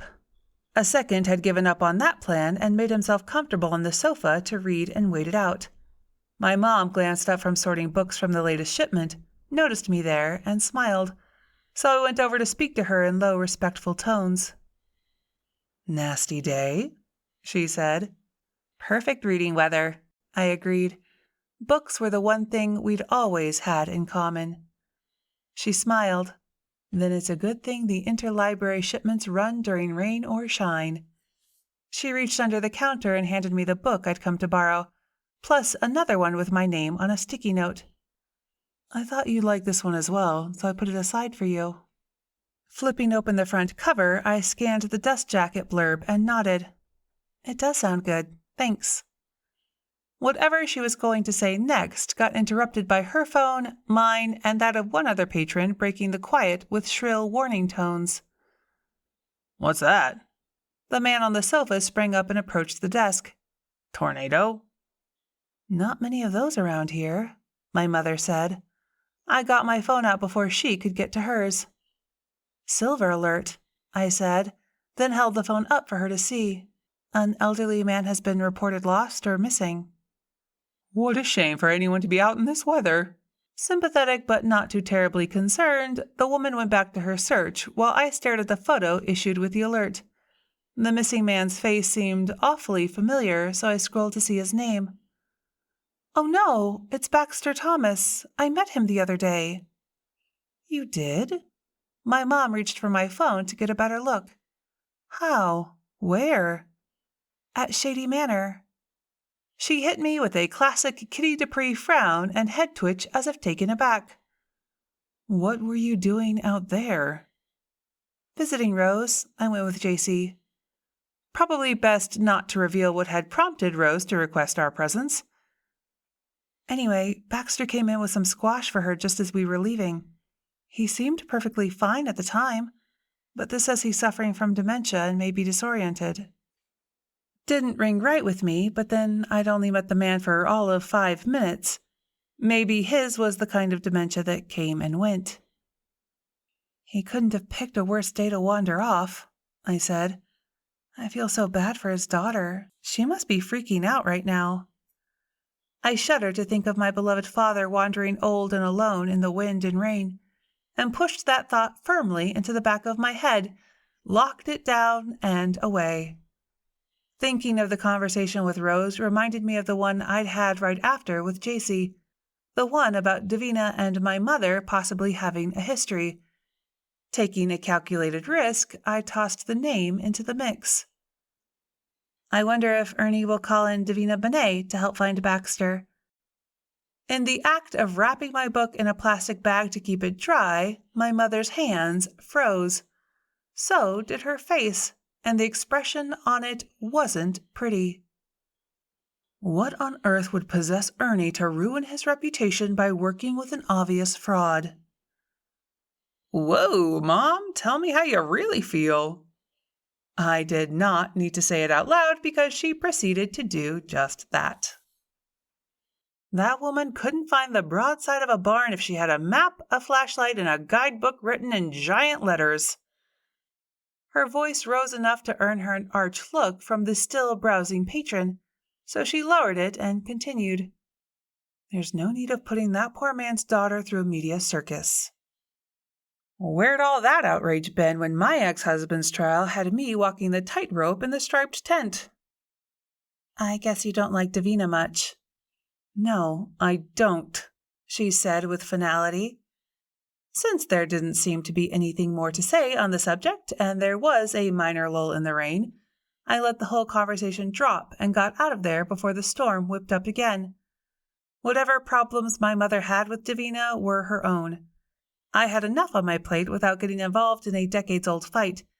If you ask me, I think I showed great restraint in the face of rabid curiosity. Halfway home, my phone pealed out JC's ringtone. When I didn't answer, she must have hung up and called right back because after a short pause, it rang a second time. Another pause, and then a third. Geez, Jace, give me a minute, would you? On the fourth attempt, I'd just pulled into the driveway and it was pouring again, so I sat in the car and picked up. Did you get the alert? JC nearly shouted my ear off. It went off for everyone in town. I did, that poor man. You don't think Auntie was right about someone plotting murder, do you? JC sounded worried. Not that this looks much like an accident unless he's not actually lost. Do you think he could be dead? The alert says he was seen walking away from his place of residence a few hours ago. I suppose it's possible, but I'm hoping they find him alive and well. Well, Ernie's rounding up search parties. Brian called to say he's getting out of work early to volunteer. Listen, I gotta go. Auntie Rose is ringing in. If I hear anything interesting, I'll let you know. Okay, I said to the dead line since she was already gone. The rain didn't look to be letting up anytime soon, so I gathered my things and made a mad dash for the front porch. Just as I reached for the doorknob, Drew opened it from the inside. He had on his foul-weather camping gear. There's a silver alert, he said after dropping a kiss on my nose. The authorities are asking for a hand with the search, so I rounded up a bunch of the guys. Not that I'd have expected anything less, because Drew was that kind of person. JC said Brian's heading out there soon, too, I said. Drew nodded. I called Chris and David, too, and a couple of the gym rats who live close enough to get here in time. Be careful, okay? It'll be dark in a few hours. Not to worry. He held up a waterproof bag. I've got 6 pairs of night vision goggles. 6? What does one person need with 6 pairs? Play stealth paintball with his buddies? When I arched a brow, he said, It's a man thing. Yeah, I wasn't going to touch that one. I'll toss some chili together in the crock pot so you have something hot when you get home. Kissing him, I wished him luck with the search and let him go. I hope you find him. Me too. Drifted back, and then he was gone. Later, as the spicy scents filled the house, I tried to read but couldn't get my mind to focus on the words. Images of Baxter stumbling through the woods kept intruding over the text. Eventually, I gave up and popped a chick flick into the DVD player and watched it with Molly snuggled firmly against my side until Drew returned. Did you find him? No, Was the grim answer. not a sign of him. But visibility was lousy even with the night vision. We could have walked right past him and never known. Even-tempered most of the time, the one thing that always set Drew off was feeling like he didn't do his best. So when he tossed the bag of goggles down with force, I knew why. Since the storm had come in on the leading edge of the warm front, at least temps wouldn't dip below the mid-50s overnight. Drew seemed to brighten slightly when I showed him the forecast, but he didn't talk much the rest of the night and went to bed early. Ernie asked me to come back tomorrow, so I called Greta Hickson to do my morning yoga classes. She needs the hours for her certification anyway. He kissed me good night, shut off his alarm, and dropped off quickly, a trait I envied, as sleep rarely came that easy for me. Chapter 8. Oof! I mumbled because I hadn't enough wind left in me to speak when Molly plopped her front feet on my chest somewhere around the crack of dawn. Okay, maybe it was closer to 8 o'clock, but it felt earlier, and when had she grown big enough to do that anyway? Technically, with her hind feet still on the floor, she wasn't breaking the no-bed rule, but still. I cracked one eye open, which gave her all the encouragement she needed to slather my face with her tongue. Then her feet came off me, and she headed over to spin in circles in front of the door, then returned to stomp on me again. Okay, I can take a hint. I'm up. Beside me, Drew never moved a muscle. Probably faking sleep, I thought uncharitably, but Molly was my responsibility, and so I hauled myself out of bed, grabbed a robe, and followed her through the kitchen. She shot out like a rocket when I opened the back door, but didn't head toward her favorite spot in the far corner.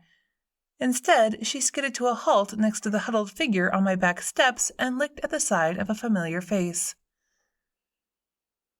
David, what are you doing here? Hiding. Clear as mud. I can see that. Why? Unable to resist the call, Molly took off to attend to nature, and I took her place. I blew it. It's over. The Marlowe's finished. Finished? My heart lurched and began to race. What happened? Was there a fire? Or broken pipes? A flood? What? He finally pulled his head out of the cradle of his hands and turned to look at me. No, it's nothing like that. Then why did he look haunted? An unfortunate choice of words, I learned scant seconds later. Your mom called this morning to tell me she found reviews for the inn on Yelp and Facebook. I didn't even think to look, and they've been up for a couple of days, so the damage is already done. Uh-oh. They're bad? All 3 couples left 3 stars on Yelp and posted comments on Facebook. Out of a possible 5, that's average. And the point of the soft open was to get the bugs out of the system before you do the grand opening. That's not so bad. Heaving a sigh, David let his shoulders round even more. It's not the stars I'm concerned about. It's the reason for them. Pulling out his phone, he tapped the screen, then handed it over for me to read. Comfy beds, great food, beautiful fixtures, and fabulous service. I read out loud. Would give 5 stars if the place wasn't haunted. Uh-oh. Uh-oh, indeed, was David's dry response. Former occupant Deli Harper had cautioned me the place was haunted, but I hadn't put much stock in the warning. You'd think I would, given Deli was a ghost at the time, but I didn't. Putting my hands behind me, I leaned back and thought for a moment, tried to frame my next question in a way that wouldn't freak him out.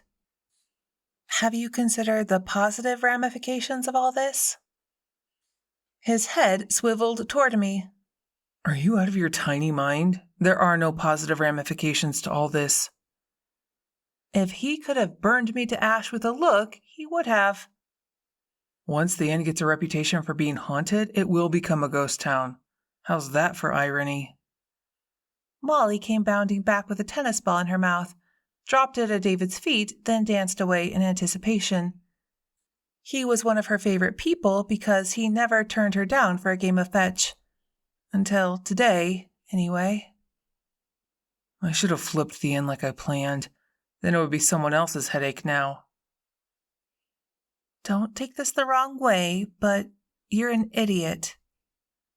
I got up and threw the ball for the dog. David remained seated as he stared at me through narrowed eyes. How many ways are there to take a statement like that?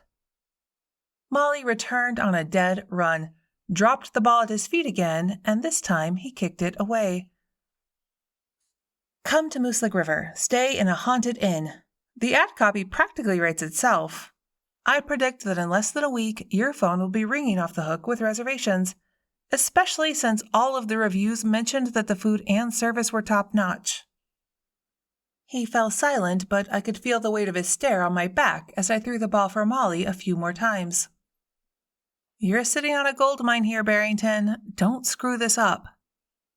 You're crazy, Dupree. But he didn't sound quite as dejected as he had before. Making sure to keep my face turned where he wouldn't see, I smiled. Maybe, maybe not. Only time will tell. You want to come in for breakfast? What are you making? He sounded lighter, less freaked out, and when I turned to look at him, his posture had improved. I took a gamble. I could do waffles. With bacon or sausage? A hint of a smile played around the corners of his mouth, and the frown lines were gone. Without hesitation, I sealed the deal. Both. When he grabbed the tennis ball and gave it a toss, I went inside and let Molly help smooth out the rest of his anxiety. Her simple joy had a way of doing that. Crisis? Drew padded across the kitchen on bare feet, his hair sticking up every which way, and rasped a hand over a day's growth of beard. Minor one. I gave him a quick overview. But I pointed out this could end up being a boon for business, and I think he'll be okay. Have you seen anything Drew wiggled his fingers. spooky there? Deli said the place was haunted by someone named Ned, but you know how it works with me. If I don't see the body, I don't see the ghost. Will you tell him about your... Pausing to choose the right word, Drew settled on gift? I shrugged. If it comes to it, I suppose I'll have to, but it's not in my current plan. We let the conversation drop when the door opened, and Molly ran in ahead of David to make a slobbery mess, sucking up half the contents of her water dish. Over breakfast, the guys talked about the ongoing search for Baxter Thomas. Using a knife and fork to cut his waffles into precise rectangles, David said, The last time anyone saw him was the late afternoon the day before, which gives him as many as 18 hours lead time on us. Even at a slow pace, he could be miles away by now. Drew, on the other hand, rolled his sausage in a waffle and dipped both in a puddle of syrup between each bite. That he managed not to make a mess, I considered a minor miracle. If he took shelter ahead of the rain, he'd have been warm enough last night. My concern is not finding him today. We're due for the first hard frost any time. Makes finding Baxter all the more urgent. It does. David nodded. I suppose not having any guests for the next few days is a boon for me. I'll ask Nanette to handle the phone and keep helping with the search. Might as well head over early since I've got nothing better to do. Rising, Drew took his plate to the sink, rinsed it under running water, and popped it in the dishwasher. Mind if I catch a ride? I've pulled together some extra gear already. It's all on the front porch. What about me? Having met Baxter, I wanted to do something helpful. I want to go. The men exchanged a look that fired up my blood. What? I'm just as capable of walking through the woods as you are. Wisely, David retreated. I'll just load up. No one said you weren't capable. We covered a lot of ground yesterday, but the guys talked it over and thought it would be better if we just stayed out tonight. Save time on retracing our steps at the end of the day. He hadn't mentioned that detail last night, which told me he expected pushback. My blood fired again. You don't think I'm capable of spending a night in the woods, is that it? Crossing the kitchen, he took my face between gentle hands. I can't think of anything I'd like better than tucking you into my sleeping bag with me. Just not with half a dozen men farting and snoring nearby. Oh, my face flamed. So it's a guy thing, not a me thing. Pretty much, He admitted. Then there's Molly, and didn't you have a work thing day after tomorrow? You're right, I almost forgot. I sighed and gave in. Go, be all farty and snory with your friends. Find Baxter. I'll hold down the fort here. Leaning up, I kissed him, then rested my forehead against his. I'll miss you. Same goes. Chapter 9. The night passed with no sign of Baxter. We covered a lot of ground, Drew said when he called me the next morning. We'll drop David out on the main road so he can catch a ride back, but the rest of the guys and I thought we'd keep going. I brought enough rations for 3 days, just in case. Always prepared. I hope you find him. Keep me posted. And babe, be careful, okay? Love you. After he hung up, I headed out to tackle a few errands before my work appointment. As I turned onto the packed grocery store parking lot, a police helicopter buzzed low enough to whip fallen leaves into a frenzy. Through breaks in the trees, I watched it hover over the high school parking lot, then drop out of sight to land. Traffic had doubled overnight, and an air of excitement filled Mooselick River as volunteers filtered in from all over the state, and even as far away as New Hampshire to help search for the missing man. Not for the glory of being the one to find him, or not entirely anyway, but just for the sake of being neighborly. It's how we do things in an entire state that still has a small town feel. Talk about you behind your back, laugh at your choices, but still there to pick you up when you fall. On the way in, I caught snippets of both speculation and sympathy. Typical. Oh, Everly, just the person I was hoping to see. Martha's voice carried across the grocery store, turned heads as she practically sailed through the automatic doors. It didn't take a genius to know what she wanted to talk to me about, but did she have to make a scene? She must have seen my car in the lot. There were times I was tempted to trade old Sally in on some newer, nondescript form of transportation. Nothing stood out like a 70s-era Land Cruiser. Worse, Martha wasn't alone. Isn't it just awful, that poor man out there all night in that horrible storm? Martha tisked and shook her head. Those people at Shady Manor need to keep a better eye on their patients. It's not a nursing home, it's an assisted living facility. He wasn't a patient, he was a resident. I stopped myself from speaking in the past tense. Is a resident.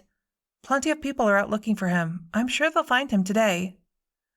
I voiced my hope, but didn't know why I felt the need to stick up for the folks at Shady Manor that way. Probably some perverse streak in my nature. Morning. Megan nodded as if it hurt her neck to acknowledge my presence, and changed the subject without offering a whiff of concern for Baxter Thomas. Any luck with Davina Benet? What was she now, Martha's mouthpiece? Dislike flared my nostrils. Negotiations are ongoing. I channeled my mother when she wanted to shut down a conversation. Didn't work too well on Martha, but I didn't want to tell her the bad news in public. Unacceptable. There's no time to waste. We're all counting on you to make this happen. I could, Megan began to offer. You could learn a thing or two from Everly. Martha shut her down. While we talked, I'd gingerly moved to the far corner of the store. No need for everyone in the place to hear everything that was said. I mean, they probably all did anyway because people are nosy, but at least I tried. She's level-headed and always comes through in a pinch. Unconvinced, Megan turned up her lip in the slightest of sneers. Yes, well. If it had just been Martha who cornered me in a public place, I might have told her about my experience with Gloria and the hags, but with Megan there, I decided to keep that information to myself. I'm doing the best I can, I assured. Now, if you'll excuse me, I'm on my way to work. After a spate of frozen pipes the winter before, 2 of the rental units were scheduled for minor renovations to address the problem before it happened again. Today was the first day of work for the house on Tulip, and I needed to meet the subcontractor with a deposit and take one final look at the work order. "As long as you're sure," Martha said to my retreating back. I gave her a backhanded wave, but didn't look back. At least, not then. I didn't turn until I was halfway through the next aisle and heard a crash behind me, followed by a yelp of pain. Martha sat on the floor amid containers of Old Bay seasoning and the remains of a cardboard display. Hunched over, she cradled her right wrist in her lap. "Are you all right?" I rushed to her side, glanced around for Megan, but didn't see her anywhere. She must have taken off right after I did and gone the other way. "What happened?" The store manager arrived and parroted my question to a shell-shocked Martha, who blinked up at him for a moment before answering, "I guess I fell. Help me up." Maybe you should stay put until we can have someone look at you. Kirby tugged at his shirt collar as if it felt too tight. I'll call 911. "Don't you dare!" Some of her color coming back, Martha's voice sounded stronger.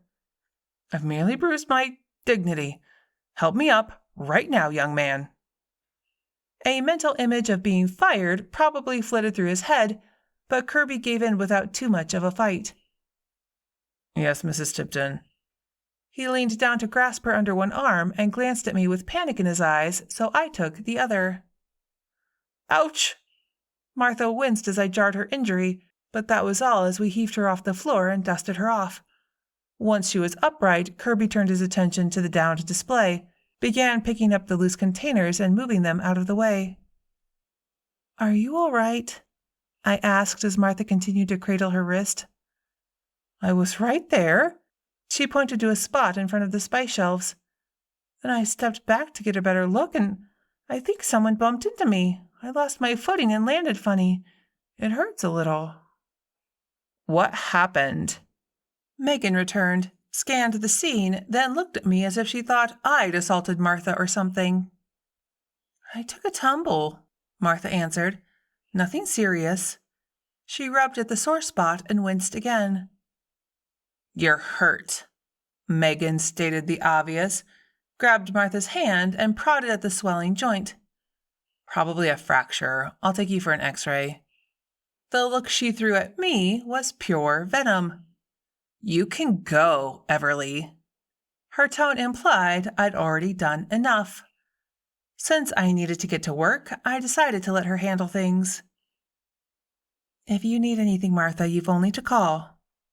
I got a half-hearted wave from Martha's good hand and left them to it. On the way out, I heard Megan ask Martha if she knew a good lawyer. Chapter 10. On the way back from Tulip Street, I got the call I'd been dreading. "He's done it again." Jane Anderson didn't bother with such trivialities as saying hello. "And I broke one of those curvy pipes trying to fix it myself. I'm sorry, can you come?" It was a struggle to keep my sigh internal, but I managed it. "On my way." At least I knew Ernie wouldn't be sitting in his customary spot behind the grocery store when I blew a U-turn and headed back to Bennett's Hardware. "Hey, Tim." When I spoke his name, the hardware store proprietor jumped about a foot. He must not have heard me coming. "Sorry." "No worries. What can I do for you?" Now that I'd met her, I saw similarities between Tim and his famous sister in the shape of their noses and eyes, and they had the same smile. "You can save my life. I need a new U-bend, and do you have a different kind of drain plug kit for a bathroom sink? There's a kid at one of the rentals who must be a direct descendant of Harry Houdini. He figured out how to get under the sink and unscrew whatever it is you call the doodad that moves the stopper up and down. Then he pulls out the drain plug and shoves things into the hole. Save my life and tell me you have something here to kid-proof the sink before I lose my mind." Ever helpful, Tim grinned. "Jamie Anderson?" "How did you know?" "He was in here with his mother yesterday. Little bugger shoved half a pound of washers down the heat register before she noticed. What's he been putting in the sink? Toy soldiers, I grimaced, and followed him to the plumbing section, where I pulled a blister pack with both halves of a U-bend in it. After a moment's thought, I grabbed a second one because it wouldn't hurt to have an extra on hand. Chances were I'd need one sooner rather than later. Directing me to the end cap, Tim pulled 2 choices for new plugs and showed the first one to me. Now for the safety thing, I've got this one with a cage that goes over the plug. It's commercial and doesn't look great, but it should do the trick. Or I have this one that does away with the stopper altogether. I'll take the ugly one. You'd probably better show me something in heat register protection while you're at it. I'll be checking those while I'm there today, too. He did, and as he tallied up my total at the register, Tim asked if I'd drop off a couple of boxes that had come in for David at the inn. Save me a trip, and I'd appreciate it. Sure, I'm going right past there anyway. Happy to. A couple of boxes being a subjective term.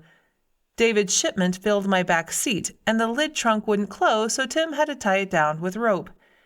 It really might be time to consider a different mode of transportation. Old Sally had been good to me, but between my job, helping David, and hauling things around for Martha's next event scheme, I needed something with more cargo space and probably 4-wheel drive for the winter. I could handle a payment, but wasn't sure if I had enough credit built up to buy new. Checking on that would be one more thing to add to my list. When I got to the inn, I found the parking lot packed, so I ignored the keep out sign and pulled behind to the rear entrance. From his space behind the reception desk, David looked up at me in surprise when I entered the public area from a door marked private. I've got a carload of stuff for you from the hardware store. Looks like I was off on my prediction. Didn't even take a week for word to get around, I said after he'd given his next guest directions and a key to their room.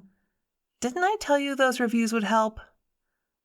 Sure, because I needed my inn packed wall-to-wall with ghost hunters. He kept his voice low so none of the guests could hear. I blame you. What else is new? My cheeky smile made him scowl, but a quick assessment didn't show any of the naked fear he'd had before the inn opened. Pays the bills, though, right? Grudgingly, he nodded. I didn't expect this many people this quickly. Give me your keys. I'll go unload. Just watch the desk for me. I've got one more guest slated to arrive any minute.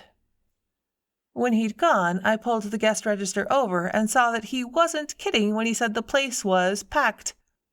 He only had one more room open, presumably spoken for by the impending arrival. David, Oh, sorry, Everly, where's David? New hire, Nanette Hill, handled housekeeping duties for the inn and lived in a cozy expanded studio apartment above David's larger 2-bedroom suite in the rear wing of the inn. Out back, unloading some boxes from the hardware store. He'll only be a minute. Place got busy fast, huh? It sure did. A smile split Nanette's face into odd angles, as if one side of her jaw worked differently than the other.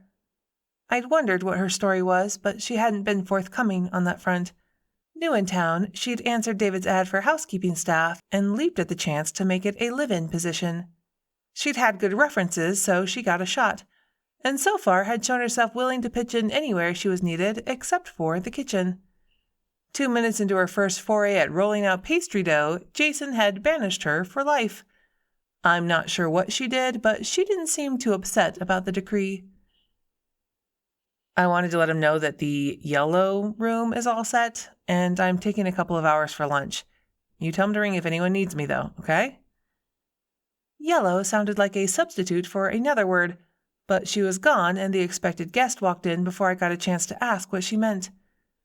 Sandy hair combed back from a square face, the man stopped just inside the door and took in the room with a quick glance around. His expression gave away nothing of his thoughts. As he approached, I plastered a smile on my face. Welcome to the Marlowe. I'm Everly, and you must be... I glanced down at the only name not crossed off the list. Kevin Wayne, is that right? Kevin Wayne, I have a reservation. Yes, I have it right here. We have you booked for 4 nights. I began the welcoming spiel, but he stopped me. This is not my first day at a bed and breakfast. I don't need chapter and verse. All I want is the bed and the breakfast, as long as it's not a cholesterol nightmare. If this is one of those places that do sing-alongs in the lounge every evening, or worse, murder mystery reenactments with dinner, you really should warn people before they make a reservation. Somebody got up on the wrong side of the world this morning. No, I can assure you, Mr. Wayne, there will be no sing-alongs in the lounge. If you wish to succeed. His tone implied this was information anyone with half a brain should already know. Stick to providing only what's promised. A bed and breakfast in the morning. Lay off the gimmicks and cliches. My jaw locked itself and nearly shut, which was probably a good thing for him because I wanted to blast his face off. Cliches? Using fake ghost stories to drum up business. I've seen it 100 times, and every time it fails. So just do me a favor and turn off the special effects in my room. I won't be fooled by them. I never am. Special effects? My mind could not process the term, so I repeated it. The jerk looked at me like I was something he'd scraped off his shoe. I'm Kevin Wayne. Doesn't that ring any bells for you? My frown did nothing to reduce the headache blooming behind my eyes. Are you Batman's older brother? It slipped out before I could clamp down on the sarcasm. Kevin Wayne? He said, as if repeating his name would somehow jog my non-existent memory of it. Kevin Wayne from Don't Be Fooled. My blank face puffed him up even more.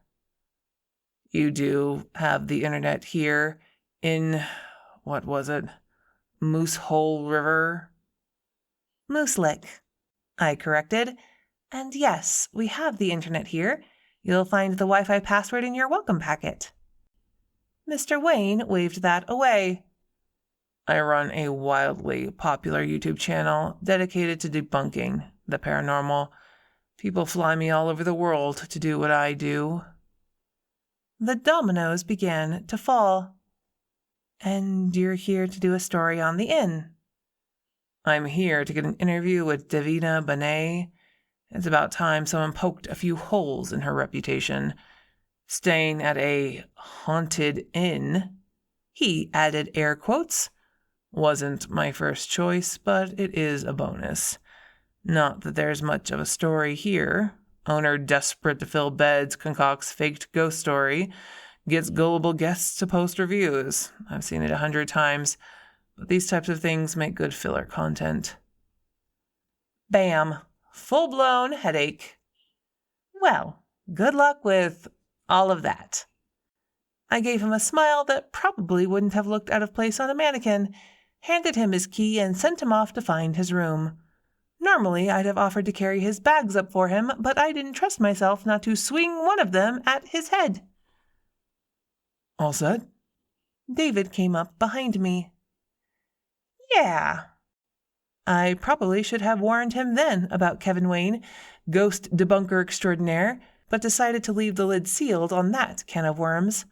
I'd have been happy to leave it sealed forever, but life had other plans. Call me if you need anything later. I've got to run and do some minor plumbing at one of the rental units. When David frowned, I realized I should have kept my mouth shut. He looked pained.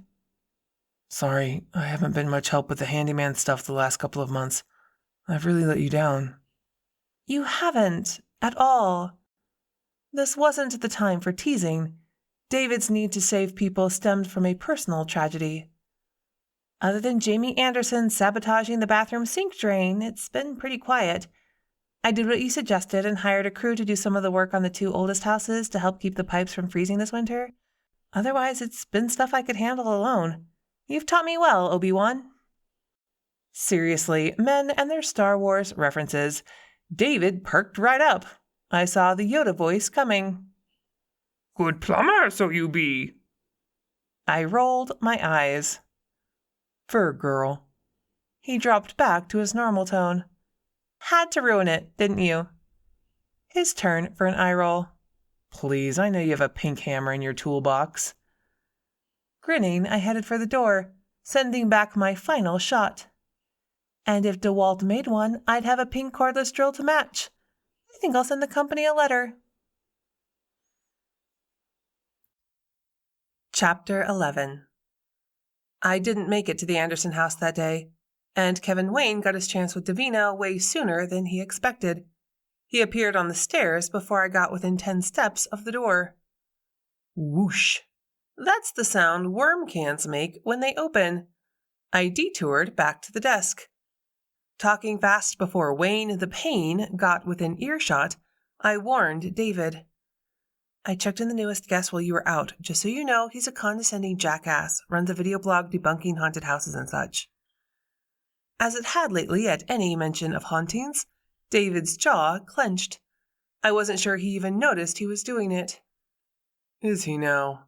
David growled, his gaze tracking the man's progress toward us. Those stupid reviews have been nothing but trouble. Don't get your tidy-whities in a bunch. He came to town to interview Davina Benet. The inn is just a side story for him. What he called filler content. With the headache almost a memory, I decided 2 things needed to happen.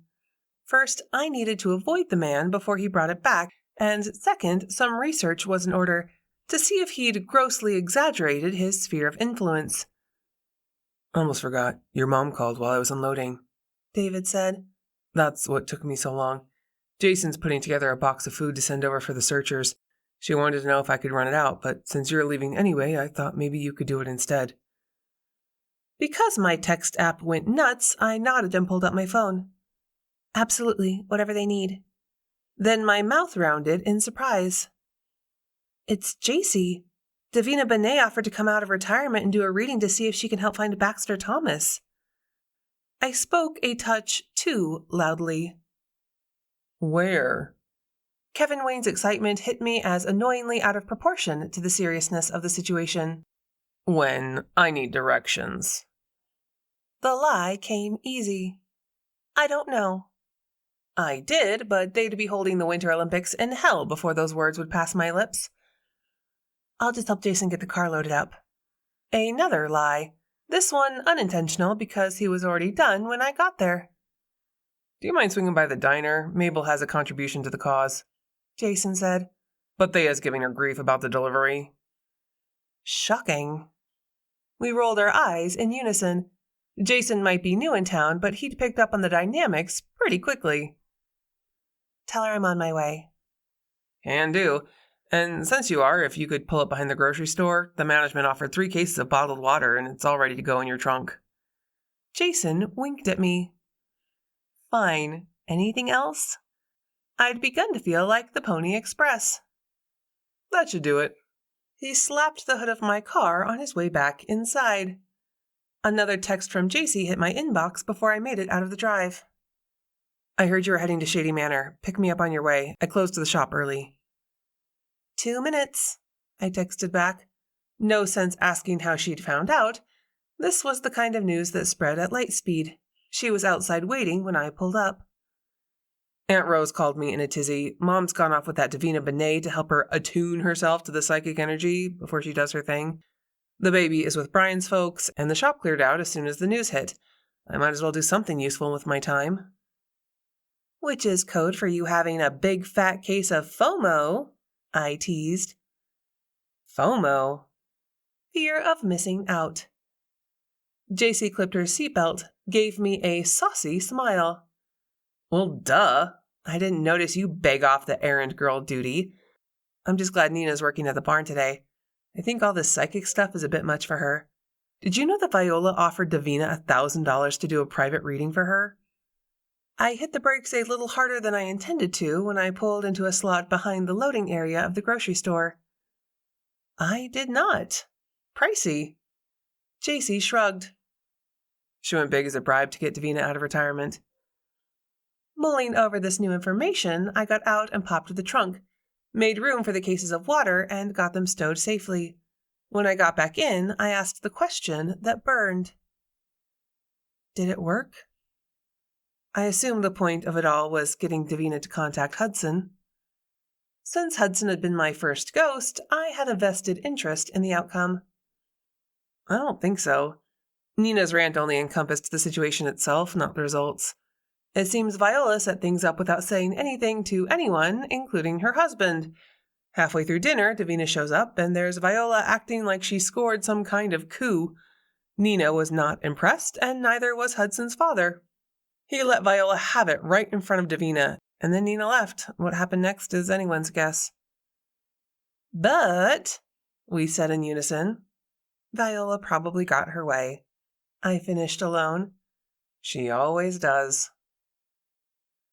Mabel must have been watching for us, because when we pulled into the diner parking lot, Thea exited the front door like her butt was on fire, holding 2 large bags in each hand, a sour look on her face. I got out and opened the back door for her, but didn't offer to take the bags. Sandwiches, cold salads, fried chicken, and pastries. She named the contents as she unceremoniously dumped the bags on my back seat, then turned to flounce back inside. Thanks, I said to her, retreating back, then slid behind the wheel, shaking my head as I went. She's just so... JC flapped a hand. Thea. JC spent the entire drive to Shady Manor, scanning the tree line on both sides of the car, in case Baxter Thomas might choose this moment to wander out of the woods. He didn't, and when we pulled into the packed parking lot, JC's shoulders slumped. I've been watching for him everywhere, she said. Do you think that's silly? Not at all. I've been doing the same thing. We gathered up Mabel's bags and the first of Jason's boxes, hiked across the lot to the makeshift volunteer center, a white party tent from the rental section of Tim's hardware store, with tables and chairs and a portable heater set up inside. Hey, Mom, we brought supplies like you asked. There's more in the car, too. Any word on Baxter? Nothing. It's like he vanished into thin air. My mother absently tucked a strand of hair behind her ear, something she usually did only when she was nervous. That poor man. We've had warmer nights than normal for this time of year, but even with the temps in the low 50s, I can't see how They have to find him today. That's all. Davina Benet's getting ready to do a reading. JC offered a possible solace. She has a reputation for being helpful in these kinds of cases. Having put the cold salads in a cooler she had ready, my mother slammed the lid with a sharp bang. Let's get the rest of the stuff. I dragged JC out of there and said nothing more until we were well clear of the tent. She's not a fan of Davina's. So I see, JC said. She's never acted like that around my mom, so it can't be the woo-woo stuff, right? It's personal. I don't know. I shrugged and grabbed the 2 cases of water from the trunk while JC juggled the last 2 of Jason's boxes. It's definitely something.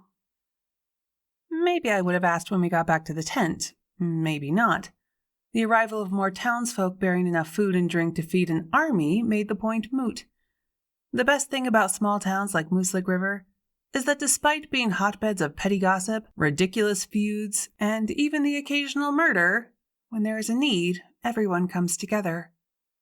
When a renowned psychic is about to do a reading, the town comes together even faster. Someone, probably Ernie Polk, had pinned a map to a foam board, drawn a grid over the area around Shady Manor, and marked off the squares as the search expanded. He'd also listed checkpoints where volunteer school bus drivers would pick up searchers and return them to base for meals and rest periods. It was a well-planned operation, but even I could see that they'd already hit most of the terrain a man of his age should have been able to manage in the time he'd been gone. None of this boded well for Baxter's safe return, and I doubted I was the only one beginning to wonder if there was more to his disappearance than a simple case of an elderly man wandering off. I'm not proud of it, but the thought that at least I hadn't stumbled on his body yet crossed my mind. Probably crossed Ernie's, too. The first bus rolled in on schedule, deposited grim-faced, weary searchers, including my father and Chris Evergreen, husband to my good friend, Petria.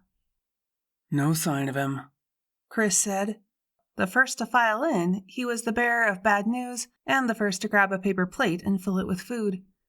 We would have joined him if Rose hadn't called JC's cell and demanded her immediate presence. Rose stood on her front step, one hand braced on the rail while she waited. "About time you got here. I want to go and see the show." "Show?" JC took a moment to pick up on the subtext. "Your mother and that cuckoo short of a clock psychic were here not 5 minutes ago asking about the last time I saw Baxter, and did I have anything of his lying around. I told them about the squash and they acted like it was Christmas. She's going to use it to lock in on his energy." "The squash?" I wouldn't have expected that.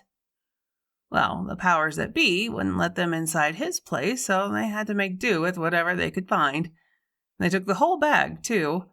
When they left, they were going to do a walk-around of the property until Ernie Polk showed up. He's due on the next bus, which should be here any minute now. Okay. JC frowned. Are you having one of your bad days? Is the tent too far away? No.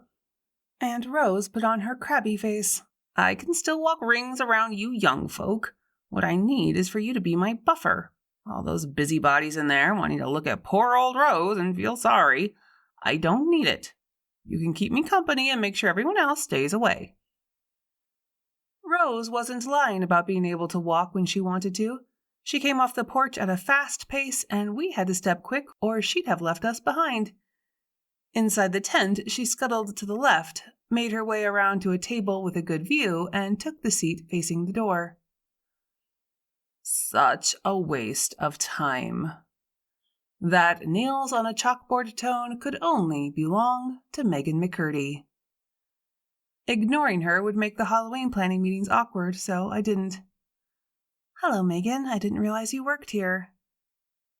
I'm not surprised. Apparently, making things awkward didn't bother her as much as it did me.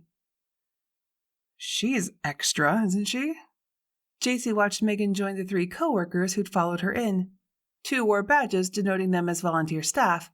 The other, I judged from his suit and tie, was probably an administrator sent to keep an eye on the situation. When 2 friends of my father passed by, Rose craned her neck to see what they had on their plates. "Go get me one of those ham sandwiches," she ordered JC, "and a piece of cake."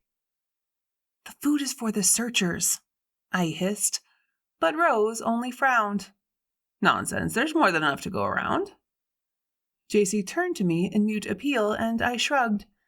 Despite her resolution to keep a low profile, Rose wasn't above making a scene if she decided it was worth the effort. The whoosh of air brakes sounded outside as JC returned, and Ernie led a new batch of weary men into the tent. Above the buttoned collar of his uniform, he wore a bleak expression that only darkened more when Leandra came in through the door behind the food tables with a squash-toting Davina in tow. My mother cut them off before they got close, stepped between the 2 women and Ernie, and slapped the wind right out of Leandra's sails. "Let the men sit down for 10 minutes and have something to eat. Then you can pull whatever shenanigans you have in mind. Can't you see he's exhausted?" The look Ernie shot at her back was one of pure gratitude. "But," Leandra sputtered, "why would you turn down Davina's help?" Nobody turned down anything. Kitty Dupree gave the best arch look in the county when she wanted to. Surely the psychic vibes are not so fickle they can't wait for Ernie to restore himself for a few minutes. "It's okay, Leandra," Davina said quietly. "Kitty's right. A few more minutes won't make a difference to me. Baxter has a strong energy. I can feel it already." "Well, you'd think Ernie'd at least want to know whether Baxter's dead or alive." Over the years, I'd seen Leandra get into a snit on very rare occasions, but this was one of the snittiest one of all. She snatched the squash out of Davina's hand and waved it in my mother's face.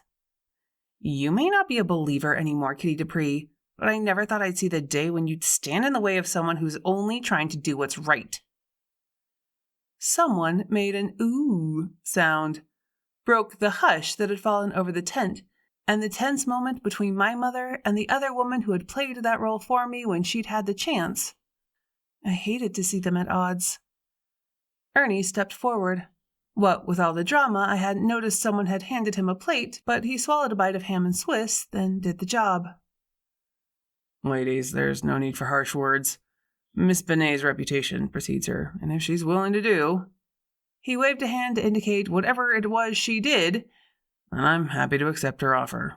I don't see any reason I can't eat while she explains her process. Of course not. Davina's smile included my mother, but wasn't returned. One of her shoulders twitched in the barest of shrugs, but she followed Ernie toward the farthest table. I can't hear anything from here, Rose grumbled, picked up the last bit of her sandwich with a hand that shook more than it normally did. Are you sure this isn't too much excitement for you, Auntie? I'm fine. Don't you worry about me. It's Baxter who needs our concern. Nearly tipping the table over in her haste, Rose stood, wobbled a little, then gained her balance. You there, psychic woman! Rose raised her voice to draw Davina's attention and earned herself a dirty look from Leandra. Stop wasting Ernie's time and let him get on with the search. It's cold nights, and my friend Baxter could be sick somewhere or hurt and lying in a ditch. We don't need all this mess with spirit guides and psychic visions. Beside me, JC slumped down in her chair in an effort to make herself invisible. Or I assumed that was her intent since I did the same and for that reason. What happened to not wanting people to look at you? JC's rhetorical question went ignored. Leandra took offense and also stood to address her sister. If you were half as good a friend as you think you are, you'd want him to get every measure of help before it's too late. If it's too late already, then I think you'd want the comfort of knowing he's in spirit.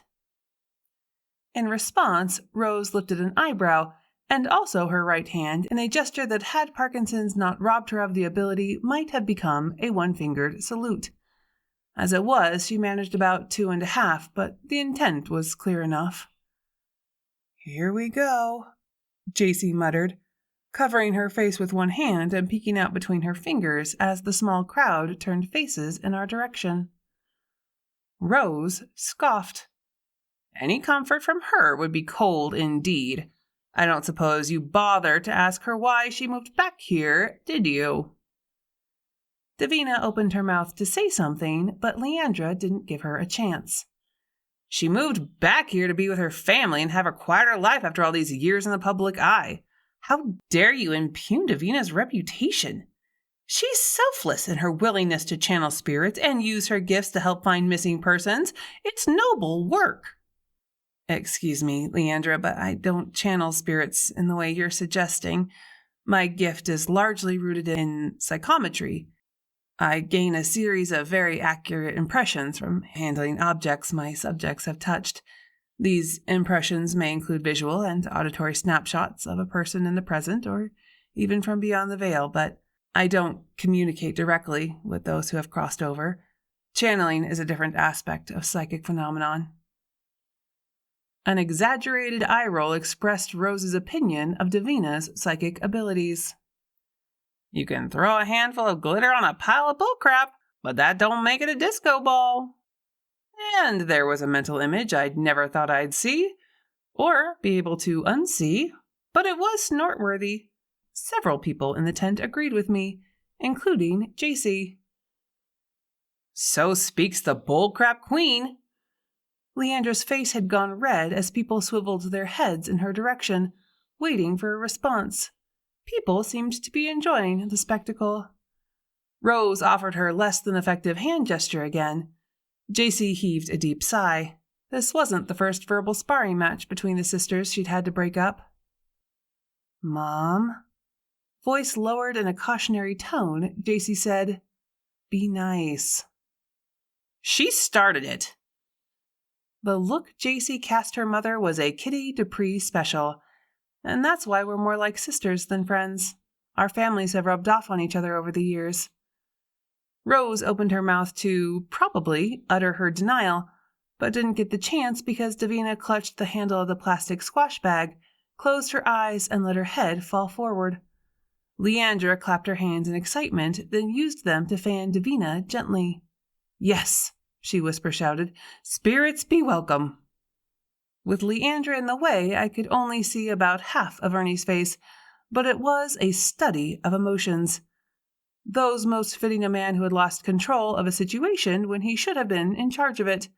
If not for Baxter's life being on the line, I might have found Ernie's display of equal parts fascination and horror more amusing. Muttering and moaning, Davina snapped her head back up. Her eyes opened but didn't seem to focus. The tent went dead silent, all eyes on Davina, which was why half the crowd jumped when a contingent of the hags showed up, Gloria and Mini Gloria leading the charge. "We're here, love." Ignoring the sea of staring faces, Gloria plowed a path toward the psychic, her giant purse smacking table sitters in the back of the head as she went. "We've come to offer our support as you touch the realm of the spirit."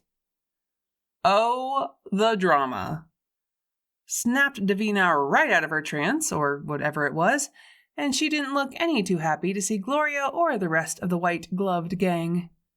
Not that Gloria noticed anything amiss.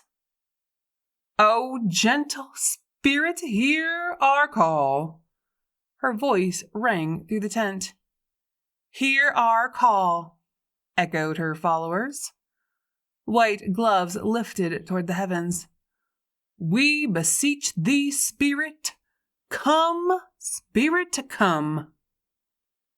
Head tilted, face the picture of annoyance, Davina blinked several times. "Sit down, Gloria." Leandra came to Davina's rescue. "And for once in your life, just be quiet." "Well, I never." Gloria took offense. Leandra didn't care. "We all know you've never, but maybe you should. It would do you a world of good." A titter of laughter following the dry comment was enough to send Gloria over the edge. "Fine, then, if we're not wanted, we'll leave." "Don't let that tent flap hit you on the way out." The hubbub over, Davina took another moment to compose herself, but picked up where she'd left off without too much fuss. "There's a woman," the psychic said, her voice sounding oddly hollow. "I see a woman." "Well, duh," Rose piped up. "Baxter's daughter grew the squash. Doesn't seem like much of a stretch." "Hush." Leandra glared at her sister while Davina twisted the bag handle between her fingers. "The vision is clearing. I see Baxter. He's sitting in a chair near the water's edge, and he's smiling." Davina's head tilted sideways. Happy, relaxed, not in any danger. Eyes open now, she bestowed a delighted smile on the small crowd, then focused on Ernie. "There, don't you feel better now?" Ernie opened his mouth to say something, probably something less than complimentary, but he didn't have to because Kevin Wayne stepped into the tent and beat him to it. "Hogwash, utter fiction." The self-proclaimed debunker strode up to the table where Davina sat. "So what, you want to call off the search right now? Just tell everyone to go home and not to worry." Davina shrugged. "I can't control what people choose to do with the information I provide. I can only offer my impressions and hope they are useful." The fireworks between Leandra and Rose couldn't hold a Roman candle to the ones Davina's gentle words sparked off in Kevin Wayne. "You touch a plastic bag, offer false hope about a man's safety, and somehow think you've been useful? You're worse than a fraud. You're a canker sore. A boil just waiting to be lanced from humanity." A little spit flew as he spewed his weird analogy. "I'm sorry, do I know you?" Davina frowned. "You don't look familiar." Eyebrows shooting skyward, Kevin tried to take in the concept that Davina didn't know who he was. "I'm Kevin Wayne," he said as if that should clear things up. It did not. Davina continued to look baffled at his aggressive stance. From Don't Be Fooled. The detail failed to enlighten. My show on YouTube. He glanced around the tent, saw the same baffled expression on most faces. I debunk paranormal myths. When generalized bafflement turned to disinterest, he added, I'm an expert. How nice for you. Davina probably didn't mean to sound dismissive, but she certainly came off that way. To be fair, in her line of work, Kevin Wayne couldn't have been the first puffed-up windbag to blow in her direction. She must have had years of practice to perfect her deflation technique. Don't you people have technology in this backwards town? Doesn't anyone go online? Disgusted, the douchebag debunker, my new nickname for Mr. Wayne, exited the tent with all the pomp and circumstance of a hen caught in a rainstorm. Jackass. Her voice sharp as a hacksaw, Rose broke the silence that fell in Kevin's wake and elicited a few snickers from the crowd. Looking at the sea of faces around me, I figured quite a few shared Rose's opinion of the man, but some, my mother included, maintained a stony silence. Megan McCurdy fell into neither group. As people rose to get back to the business of the day, the administrator type approached the table where Ernie, Davina, and Leandra carried out a low conversation. I desperately wanted to hear, but Megan had other ideas. Her other two coworkers in tow, she headed my way, her steps as determined as her bulldog expression. Great. At least I knew which side of her personality she'd be showing me today, and it wasn't the sugary suck-up side. Did you set this up? Megan demanded. Is it a stunt to drum up interest in the Halloween event? Megan's logic was like a bag of stale pretzels, twisted and with none of the crunchy goodness. Sure. I injected every ounce of sarcasm into my tone as I could. You can tell from all the posters and signs I put up to remind people. Funny. Megan wasn't laughing. Ignoring her, I introduced myself to the volunteers, a man and a woman, both a few years older than me. I'm Everly, and this is my friend Jacy. Her aunt lives here. I pointed toward Rose. You've probably met her already. Buddy. The man thumped his chest. Buddy Goodrow, and this is my wife, Lily. I don't think we've had the pleasure. He glanced at Rose and would have said more, but since Megan hadn't scored any points off me, she decided to cut her losses and dragged the couple away. We've got work. Some of us don't have all day to stand around gawking at this freak show. Whoa, Megan, tell me how you really feel. Chapter 12. Bing bong, bing bong, bing bong. Someone punched my doorbell button like they were trying to poke it through the wall. I'm coming, I yelled as it went off a fourth time. When I got a look at who was on the other side of the door, I wished I'd not bothered to answer at all. What do you want? Tippy Hastings took a step back. Her finger fell away from the doorbell button she'd been about to jam a fifth time. Everly, she said. What do you want? I repeated. Aren't you going to ask me in? I narrowed my eyes. Hold out your other hand. Frowning, she did. Why? Just checking for checks. Too well-bred to roll her eyes at me, Tippy showed me the bag she carried, contented herself with a deep sigh instead. There's no check. May I come in? Or would you rather we have this conversation in front of your neighbors?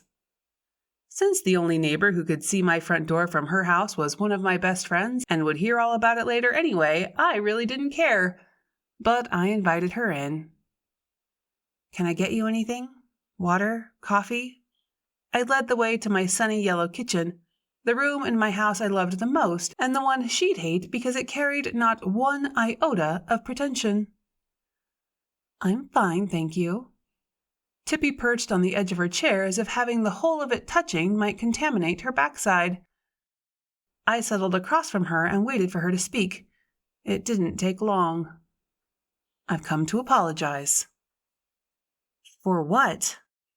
My eyebrows tried to arch up, but I forced my forehead to relax. I didn't want her to know she'd surprised me. For Paul's actions, that's on him, not you. I paused and rethought.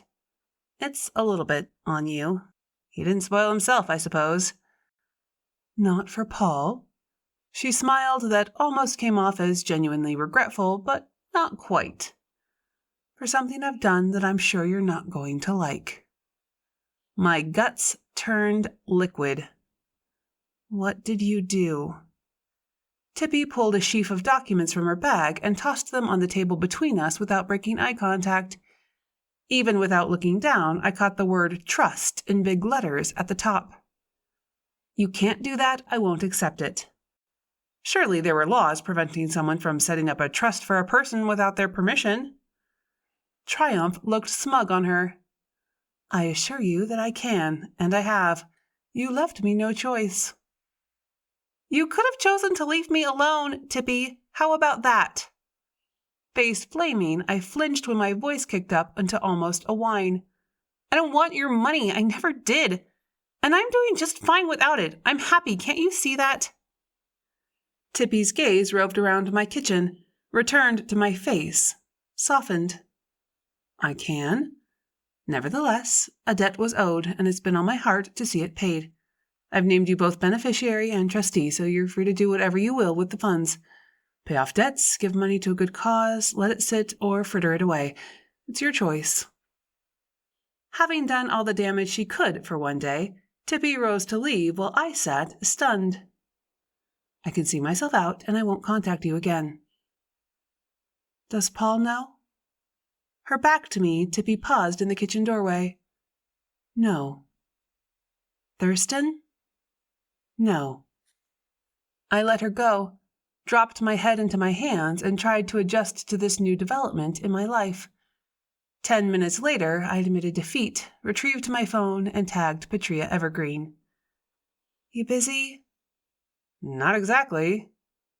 Giving up her lucrative practice to serve the legal needs of Mooselick River hadn't been a lateral move for my friend and attorney when she'd married Chris. What's up? We'd better do this in person if you're in the office. Her husky voice went speculative. Color me intrigued. I was just getting ready to order lunch from Mabel's. You want? Some people struggle to eat when they're upset. I'm not one of them. Loaded omelet, light on the peppers. My go-to choice when ordering comfort food from the Blue Moon Diner. Patria let out a low sound. That bad? Must be men or money. Or both. I hung up, let the dog out to pee, and stuck the paperwork in an envelope. I arrived at the office just in time to watch Thea Lombardi cut her tip in half. Again. Open-faced turkey and Swiss with light mayo on the side. Thea set the first bag on the desk. Open-faced with light mayo? Patria arched a brow. Marriage and small-town living might have softened her fashion sense, but it hadn't done a thing to blunt the shark's teeth. On the side? You want to hold a man like Chris Evergreen? You might want to think about watching your figure.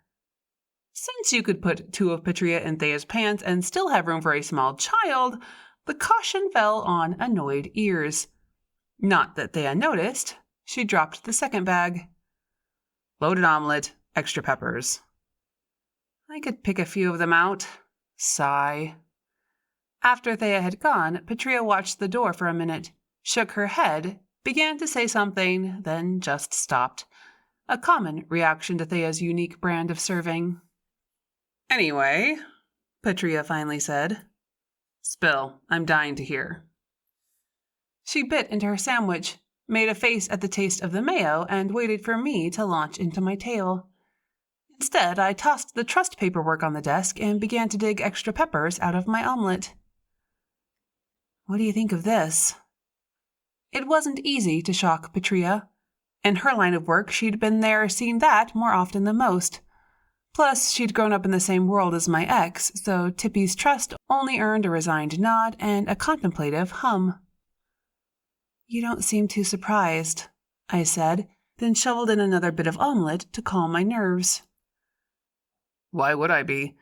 You married a spoiled little rich boy with autocratic parents. I'm only surprised she waited this long.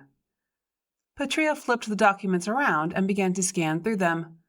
Let's see how many strings the puppet master managed to attach to this. My fear exactly. Knowing how Patria operated by now, I ate in silence while she perused, stopping to frown or sniff every so often.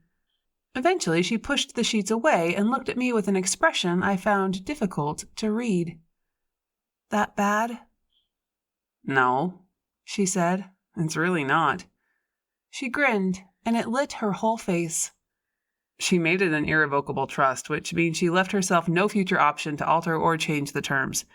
You're both trustee and beneficiary, so she's basically giving you the money free and clear. Well, except for tax liability. No strings attached. Can you really say that, though, if it costs me my pride? Patria picked up the last piece of her sandwich, folded it, and popped it into her mouth. While she chewed, she drummed fingertips on the desktop, a habit she often employed when thinking through a problem. Look, I'm on your side. Rah, rah, Everly and all that. But what? I narrowed my eyes. My Grammy Dupree always said that everything that comes after "but" is BS. Patria shrugged. But I think you need to ask yourself if you're holding out just to make Tippy pay for raising a sleazeweasel. Not that there's anything wrong with that, because she did, or if you're still punishing yourself for not seeing through him sooner. I wrinkled my nose at her because there was more truth to her words than I really wanted to face. If it's to punish Tippy, she continued, I think you've hit that target as hard as you're ever going to. Getting anyone in that family to admit to a mistake is a big deal. Getting them to atone for said mistake means you pulled off a miracle.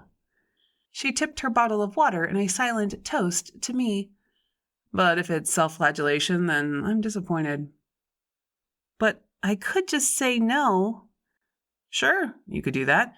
Or you could strike a blow for scorned women everywhere and take the money. Do something altruistic with some of it, by all means, but don't let your pride get in the way of your financial future. That family put you through hell, and it really is okay to let them pay the debt in the only currency they understand. It's enough money she felt a pinch, so take the win. Rising, Patria came around the desk, did something she rarely did. Reached down to take my hand. They never knew your heart. If they did, they'd realize the folly in trying to buy something they already had for free. Damned if she didn't make me cry. And think. Can we just keep this between us until I've had a minute to take it all in? Drew's still in the woods, and I'm not ready to talk about this with my parents. I don't know nothing about nothing until you say the word. My hand received a final pat, then Patria scared me half out of my chair by letting out a whoop. Tippy Hastings has a reputation for being so tight-assed it whistles when she farts. It must have just about killed her to loosen up the purse strings. Did she cry? I need the gory details. You're giddy, I accused, but with little heat. Patria's grudge against my former in-laws went deep and had been well earned. Back in her chair, Patria spun it in a circle. What if I am? Far be it from me to turn my back on vindication. Vicarious vindication, I pointed out. Better than none at all. Patria had reason to be bitter. Wishing I could offer more than comfort, I patted her hand. If this is my miracle, maybe yours will come along someday too. With Paul's downfall all over the news, I'd hoped your brother might see it and make contact. I try not to let myself hope, but with... Patria seemed to catch herself before revealing something she'd rather keep private. Sometimes I can't help it. Chapter 13. Hearing the sound of church bells ringing in every room in my house is a fairly common occurrence on a Sunday. I've learned to live with it. When it happens on a Tuesday morning, that's weird. When the bells are accompanied by raised voices, it's enough to drag me into the attic with binoculars to see what's going on. Okay, I didn't need the binoculars, but using them seemed like the thing to do. One look, and I wished I hadn't. When the good folks at Mooselick River Presbyterian decided to mount a protest, they do it up right and proper, with signs and everything. Down with enchanted books splashed in red paint across poster board. Go home, Davina Benet. Ignored the fact that the psychic was a hometown girl. And it wasn't just the Presbyterians joining in the fun, either. Battleship Gloria waved her thoughts in bright orange over cardboard. Ban Halloween. The most artistic of the bunch depicted a well-drawn Ouija board with one of those circle/slash symbols over it. Imagine my surprise when I recognized the head it bobbed above as that of my own mother. She'd made it clear she wasn't a fan of Davina, but I never thought she'd go this far to express her displeasure. Not fair to a fault Kitty Dupree. Worse, if this was how she felt about Davina, what would she say if she knew my deepest, darkest secret? Wasn't that a scary thought? Scary enough to send a rock into the pit of my stomach. Since I'd come back home, we'd gone a long way toward repairing the rift in our relationship. I mean, she'd even held back on the "I told you so" when she learned Paul was exactly the type of man she'd thought he was. That took an admirable level of restraint on her part when he'd provided her with an epic opportunity to gloat. What would she say if I admitted I wasn't much different from Davina Benet? I mean, I was different in that I didn't use my newfound clairvoyance for financial gain or to garner fame, but I still saw ghosts, so would my mother make a sign like that for me if she learned my truth? What would that do to our relationship? Nothing good, I supposed. While I contemplated the effect of willfully keeping a secret as opposed to just waiting for the right time to reveal information, and yes, I am fully aware this is a justification, but I can't help it. The group tripled in size. Looked like more people were upset by Davina than I thought. Martha wasn't going to like this at all. She'd been counting on widespread support for her haunted town idea. Definitely not in the cards. Reluctantly, I pulled out my phone and dialed her number.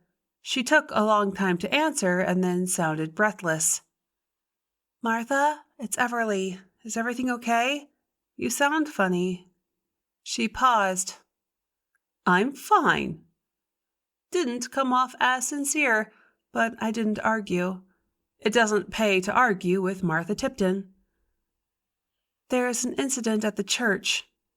I explained the situation, and then I remembered Martha went to the Presbyterian church on Sundays, so maybe she already knew. "Oh, really?" Or not. I've been expecting this to happen. Nothing good comes from mixed marriages. My eyes popped open so wide they hurt a little. What an incredibly racist thing to say. What? Martha sounded genuinely confused at first, and then she followed up with, "Oh no, that's not what I meant at all. Ever since our deacon's daughter married the Methodist minister's son, they've both been a bit zealous in their faith. Then there's the problem of your mother." Well, that was a little better, I supposed. Or was it? What's my mother got to do with this? Obviously something, or she wouldn't be marching around waving a sign. Duh. This is just one more gauntlet thrown in the lifeline feud between your mother and Davina Benet. Lifelong feud? Honestly, Everly, you really should pay more attention. How could you not know about it? Because I have my own life and expect my mother to have hers? Probably not the answer Martha wanted to hear, so I didn't give it to her. But a few pieces of the puzzle clicked into place. I guess it never came up. Why don't you enlighten me? Much to my dismay, Martha exercised discretion for the first time since I'd known her. "I wouldn't want to speak out of turn," she said. "When has that ever stopped you before?" The untimely question slipped out before I could clamp my lips down on it. While I watched the protesters gather up and head out of the church parking lot, I pictured Martha's fake offended face since I'd seen her trotted out on multiple occasions. "Okay then," I said. "Sorry to bother you. I just thought you should know there's trouble brewing." And I hung up without saying goodbye. If she wanted to take offense, the least I could do was give her something worth the effort. Not 2 minutes later, my phone rang. I glanced down at the display thinking it was Martha, but saw JC's name instead. "Hey," I said when I picked up. "Did you know your mother's leading a protest march past my shop right now?" I sighed. "Kind of." "Kind of?" JC repeated. "What's that supposed to mean?" "Well, she didn't tell me she was going to do it or anything, but they gathered up next door at the church, so I figured it out." "My mother will have a cow," JC said, as if that thought hadn't already occurred to me. "I know." I sighed again. I called Martha to let her know the Hags are calling for the end of the Halloween event, and she mentioned something about a long-standing feud between Davina and my mother. Silence on the other end of the line tipped me off. "You knew about this?" "I guess." "You guess?" I made my way to the living room, flopped down on the sofa. "Tell me what you know." "It's not that much. Hardly anything at all, really." Molly climbed up to sprawl across the sofa, rested her head in my lap, and looked at me with expectation. I gave her the scratches she wanted. "More than me. Spill." "All I know is they were all at a slumber party when someone pulled out the Ouija board and there was an incident." "Someone meaning Davina, or maybe your mom?" "No, this was before Mama Wade took her turn into the land of woo." A longer hesitation this time. "Listen, you should ask your mom. I don't feel right telling things she may want to keep secret." My fingers clenched around the phone as I filled in the missing pieces. "Are you saying my mother was the one with the Ouija board?" Certain pieces of conversation between her and my Grammy Dupree came whooshing back up from the depths of my memory, and most of them made more sense to me now. If Leandra and Davina scored at 10 on the scale of all things woo, I'd have said my mother wouldn't hit much above a 2, and I'd put Grammy Dupree at a solid 7.5. JC refusing to confirm Kitty's having had access to certain paraphernalia rocked my scale a bit. "You mentioned an incident," I prodded. "You need to talk to your mom about this because I don't have the whole story, and what I do have is secondhand and filtered through my mother's skewed perspective." She wasn't wrong. "Fine, I guess I'll do that now." Because the middle of a protest was exactly the right place to have a weird conversation. "And you'll tell me everything once you know what really happened, right?" "Don't I always?" "It's one of the reasons I love you best." JC hung up. My decision to walk to town had more to do with the perfect fall temperature and less with putting off an uncomfortable moment. That's my story anyway, and I discovered I'd made the right choice when I got close enough to Enchanted Books to find the sidewalk so clogged with people the overflow had begun to fill the street. During the short time it had taken for me to get there, another faction of protesters had turned up. Gloria and her hags cronies chanted against the Halloween event, while my mother and the Presbyterians waved their signs in favor of running Davina out of town. The third, a grim-looking bunch led by Martha Tipton, did neither of those things but stood in front of the bookstore, arms linked to form a human shield. "No one would blame you if you turned around and went home," the little voice in the back of my head insisted. No one except me, I answered back.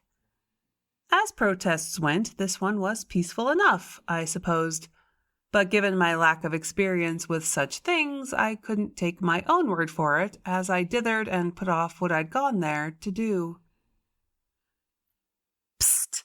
Everly! Leandra must have gone out the back door of the bookstore and circled around the building to come at me from the side. Over here!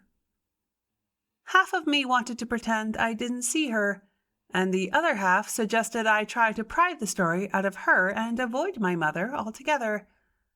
After a short battle, the second half won. I checked to make sure my mother hadn't seen me yet and ducked out of sight to talk to Leandra. What's this all about? Leandra took me by the arm and shook me a little. What did you say to your mother to send her over the edge like this? I snatched my arm back, brushed her hand away, and frowned. Nothing. I don't know what you're talking about. Or why she thought this was somehow my fault. Leandra pointed to my forehead. Does she know about the unfortunate incident? No. I went on the offensive. Why on earth would my mother be mad at Davina for something you did? And speaking of unfortunate incidents, why didn't you tell me the Ouija board story?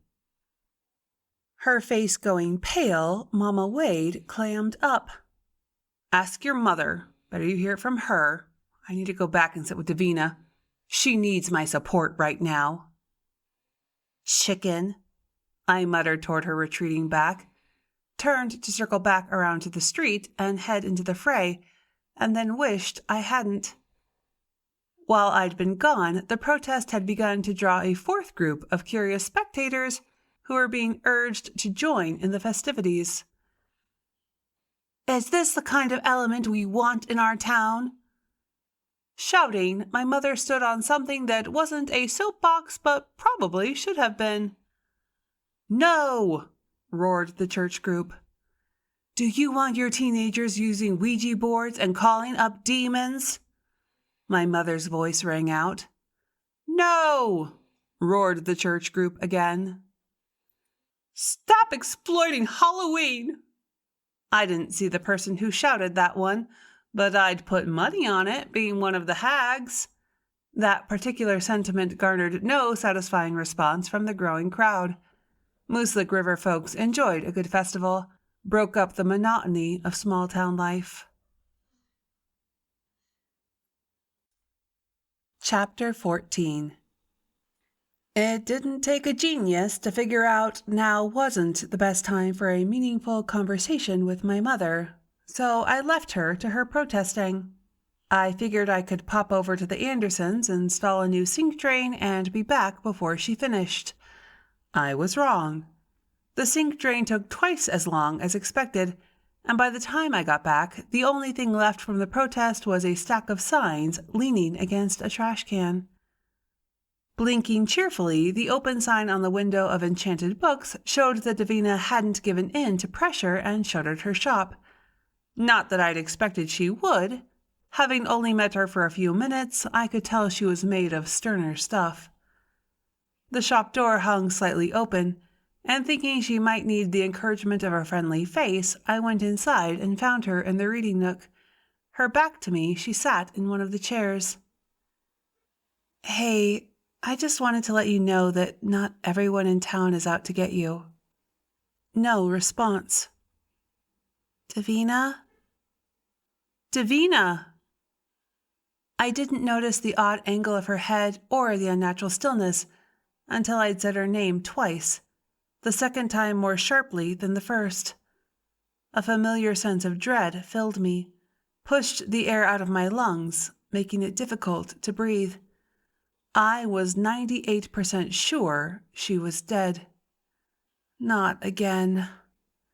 Everly Dupree, dead body magnet. Not the most aspirational title in the world, but fairly accurate. Careful not to touch anything, I backtracked, then quickly circled around the reading nook to approach Davina from another angle, in case my 2% hope she'd succumbed to a nap and was a heavy sleeper panned out. Please don't let her be dead, I prayed, to no avail. Fixed and staring, one look at her eyes killed my tiny hope, but I checked for a pulse all the same. Grammy Dupree used to complain that Grampy Dupree slept with his eyes open. Davina did not. A ring of livid marks around her neck matched the string of polished gemstone beads she still wore. Torn fingernails and deep scratches at her throat gave evidence that she'd struggled against death. Incredibly saddened, I pulled out my phone and called it in. I barely got my name out before Carol Ann Wilmot yelled, "Hold!" in my ear, but the dispatcher didn't bother to actually put me on hold before patching me through to Ernie. "It's Everly Dupree, and you know what that means," I heard her say just before he came on the line. "Don't touch the body, just tell me where he is." Ernie didn't bother with niceties. He sounded worn out. "It's not Baxter. It's Davina Benet. At her shop. She's been strangled with a set of gemstone beads." Ernie huffed and puffed as if he'd begun to walk at a rapid pace. "Of course she has, because I didn't have enough on my plate right now." "I'm sorry." For her and for him. Also for Leandra, who wouldn't take this news well at all. "I'm in the woods, and I'll deny saying this if it ever gets out, but I'm counting on you to secure the scene until I get there. Half an hour tops. Don't touch anything and don't let anyone else in," he repeated and hung up. As if this was my first time finding a body. It wasn't easy to resist the instinct to cover the dead for the sake of dignity, but I knew Ernie wouldn't thank me for it, so instead I headed back to the front door and locked it to keep anyone from stumbling in accidentally. What I should have done, I realized now, was to lock the back door first. If I had, Leandra might not have walked in and set up a howl that scared me half out of my skin. My feet barely touched the floor as I raced across the shop, making it just in time to shove Leandra back. "Don't. You can't help her now." I grabbed my second mother by the forearms and pulled her in for a comforting hug. "I'm so sorry, but she's gone." "She can't be gone. I left her only 20 minutes ago and she was fine. This is all a mistake." I wished it were, but seized on the chance to establish a timeline for the murder. 20 minutes ago? Are you sure? Gently, I turned Leandra away from the grisly sight. "Give or take. It takes about 7 minutes to get from my house to here. I wasn't inside for more than a minute or two and then straight back. 20 minutes at the most." The protest couldn't have been easy for her. Do you know if there were any threats of violence? Was Davina worried for her safety? Shaken as she was, Leandra still managed to sound derisive.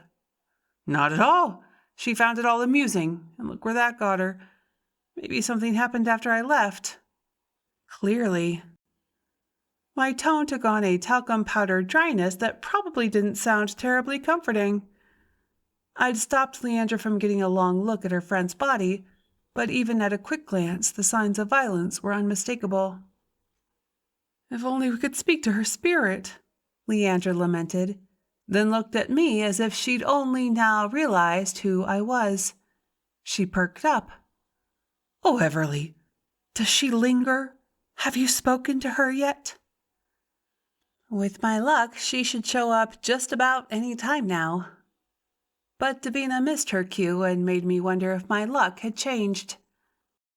Ernie arrived 10 minutes faster than his half-hour estimate, looked at me, then took in Leandra's pale face and tear-stained expression. "Didn't I expressly tell you not to let anyone else in?" She came in from the back before I had a chance to lock the door. The explanation failed to impress. Ernie hunkered down to inspect the body. "Besides, Leandra has information relevant to the case. She can help you narrow the time of death." Breath hitching from a spate of fresh grief, Leandra repeated what she told me, And then it was my turn to describe the events leading up to the unfortunate discovery of the body. Was the protest over when you left? Ernie turned to Leandra for verification. It was. Gloria and Martha got into a shouting match over the Halloween event, which it turns out Gloria was only mad for not being asked to host a booth to generate awareness for her association. Once Martha offered her a prime spot for the festivities, she took her signs and went home. Which left my mother and the church group. I kind of wished I'd stuck around. I doubt there was anything Martha could have said to change my mother's mind. Leandra cut her gaze away to keep from meeting mine. I hated that she knew things about my mother's past and I didn't. Or rather, I hated that she knew things she refused to tell me. No, but when she settled Gloria, she sent the Presbyterians packing. Really? How? I'm not entirely certain because I couldn't hear the conversation, but there was a lot of finger wagging and stern talk. Yeah, that would do it. Stern Martha could turn the tide if she wanted to. Did my mom leave then, too? She stuck around a few minutes to pick up some of the signs people left behind, and then she left. I have a body here. Ernie pinched the bridge of his nose and sighed. Maybe you could save the gab fest for later? Did anyone threaten Miss Benet during the protest, or after, to the best of your knowledge? No. No one came in, and she didn't go out. If anything, she found the protest entertaining. Davina didn't need the money. She had plenty enough, even if the shop never made a penny. This place was a labor of love for her, not a means of support. When the ambulance pulled up out front, Ernie dismissed us. You're free to go, but I may have more questions later. I would have stayed, but Ernie wasn't having it, so I walked Leandra out the front, around to where she'd parked, and hugged her when tears brimmed again. What am I going to do without her? There was no answer I could give her that would assuage the grief, so I hugged her again and sent her home to be with her family. They were what she needed now. Chapter 15. Back in the car, I turned on the radio and scanned until I hit a station playing the local news. The top story of the day was, of course, Baxter. Still missing, the search for him would continue through the night. In ominous tones, the announcer discussed the weather report, stated that the temperatures would drop into more seasonal lows as the warm front moved out of the area. If they didn't locate him today, Baxter would be in for a rough night, and unless he'd built or found some type of shelter, his chances weren't good. I turned off the radio amid a discussion of the effects of hypothermia. The news of Davina's death hadn't hit the airwaves yet, but it was only a matter of time. Information travels fast in the internet age. Assuming the worst happened and Baxter didn't make it, there'd be 2 people dead in the same week Rose had heard someone plotting accidental murder. Coincidence? Not freaking likely. Davina, are you here? Silence and not a whiff of a ghostly chill to be found. Sure, the one time when haunting would come in handy. She would be the first murdered spirit to go directly into the light. Passing curated collections, I noticed Nina's car sitting behind JC's. Leandra would need her daughter, and since I hadn't seen Nina since moving day, I hit the brakes, pulled into the back lot, and entered through the employees-only door. Half second-hand goods and half art gallery, the shop carried an eclectic mix of items, or as JC liked to call them, doodads and foobahs.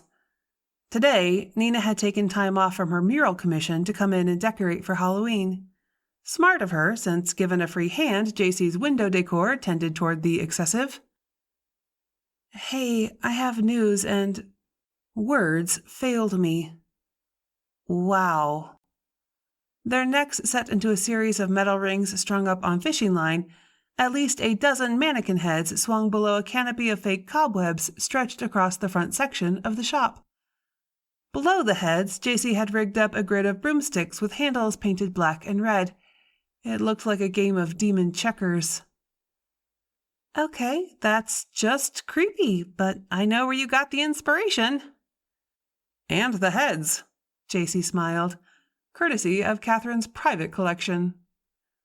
I tried to stop her, Nina said with very little conviction. Hands on her hips, JC hooted. You did not. And the broomsticks were your idea, so you're not putting this all off on me. Fine, I didn't. But you're like some sort of juggernaut, and I got carried away. Nina lifted dark curls off her neck, fanned the damp skin below with her other hand. We settled on a compromise. She got to do her freaky ceiling so long as I get to put something charming in the window. Can't be scaring off all the kitties. So far, the window held what looked like a jumble of plastic lawn art. What's the theme? I reserved judgment. Nina's artistic background gave her a good eye for window design. Nina checked the time. My little helper should be here any minute, and then you'll see. Ooh, you mean the art student? I've been wanting to get a look at him. What art student? I smelled a story. Why didn't I know about this? You've been busy lately. Nina smiled to soften the implied criticism. The couple who commissioned the barn painting has a connection to the art department of the Orono campus, and they arranged for an art student to get credit for helping with the work. And, JC broke in, he's developed a crush on her. Rolling her eyes, Nina waved a dismissive hand. He has not. He's just eager. You'll see when he gets here. I hated to break up the moment of normalcy with bad news, but if the grapevine had been fired up, JC would have already known. Carol Ann was off her game. I've got something to tell you, and it's not good. A statement, not a question. Someone's gone and murdered Davina Benet. What? JC popped up from the seat she'd taken on a sofa that sported a sold tag. You've been here for 5 minutes, and you waited until now to drop a bomb? She slumped back down. Mom's going to lose it. Davina was her idol. Tell me everything you know and be quick. I want to be the one to break the news. She'll take it better from me. Mama Wade already knows. She came in while I was waiting for Ernie to show up. Catching JC's eye, I tried to convey there was more to the story that couldn't be shared with Nina. I met Davina at Viola's the other night. Against dark curls, Nina's face had gone ghostly pale, and I wanted to prod for more details, but her art student picked that moment to show up. Where do you want this stuff, Miss Montaigne? Average height, built like a tribute to fitness, he wore dark-rimmed glasses, adding a side of geek to the menu. Hot geek. Hot geek and at least several years too young for me to be thinking about oogling his backside. Nina waved to the open ledge in the front window where she'd already draped green brocade cloth over a series of empty boxes in different sizes.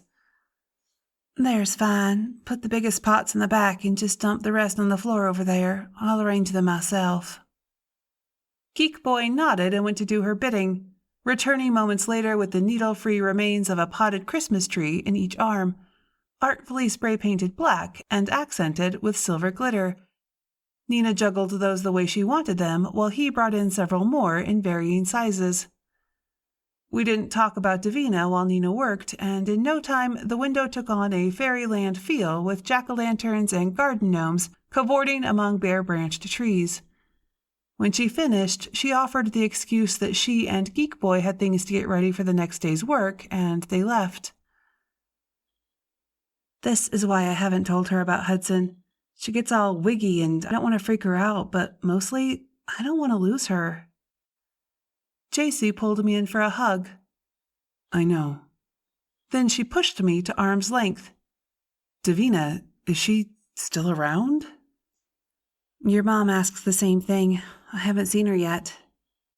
Since it was the end of the day, JC locked the front door of the shop and said over her shoulder, "Could this have anything to do with Auntie Rose's accidental murder plot?"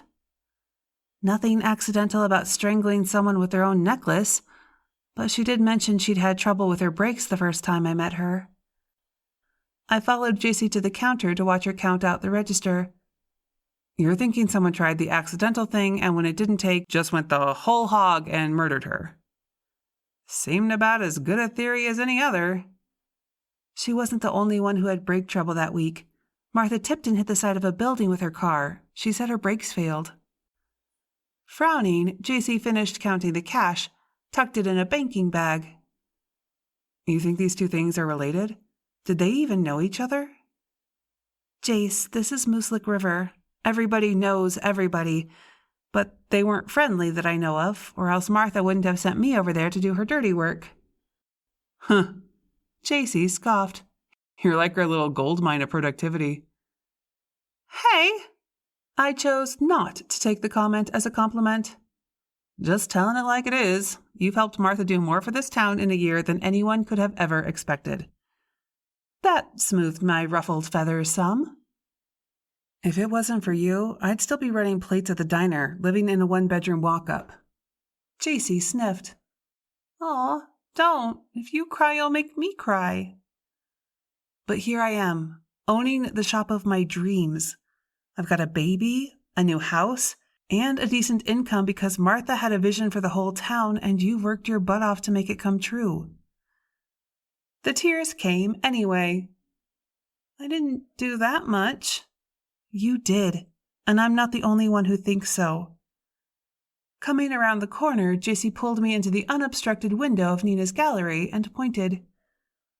Within the next couple of months, 2 more of those vacant buildings will open their doors to hopefully become thriving businesses, and the Arts and Crafts Co-op opens next week. 2? I knew about the Arts and Crafts shop since they've been renovating the storefront for months. I hadn't heard there were more. One's a stove shop that was supposed to open in Hockenau, but the owners live closer to here and decided they'd rather not drive as far in the winter. The other should be interesting because it's a screen printing shop. The owners plan to do custom stuff and also offer touristy things, bags, t-shirts, wall hangings mostly, but a bit of this and a bit of that. I'm not going to lie. Having some small part in the rebirth of Mooselick River put a little warmth into my heart. Not enough to fully counteract yet another death, but something. If only you could talk Patria into giving up her lawyering and opening a bakery, you'd be my ultimate hero, JC joked, but not for my benefit as the woman in question walked through the front door. Are you using my name in vain again? Patria arched a brow. Merely lamenting on my current lack of baked goods, I would kill for one of your double chocolate chunk cookies right now, JC said, then slapped a hand over her mouth. What a horrible thing to say given what happened. I swear my mouth runs without the benefit of my brain checking in at all sometimes. Why? Patria turned to me. Who's dead now? Why are you looking at me? I didn't kill anyone. Annoyed, I walked over and sat on the sold sofa. JC and Patria followed suit. It's Davina Benet. JC's face turned sorrowful again. Someone went into her store and killed her. Everly found the body. Patria's face paled. She was murdered? I'm afraid so. Strangled with her own necklace. When? A couple of hours ago? I hadn't seen Patria that upset in, well, ever. Did you know, Davina?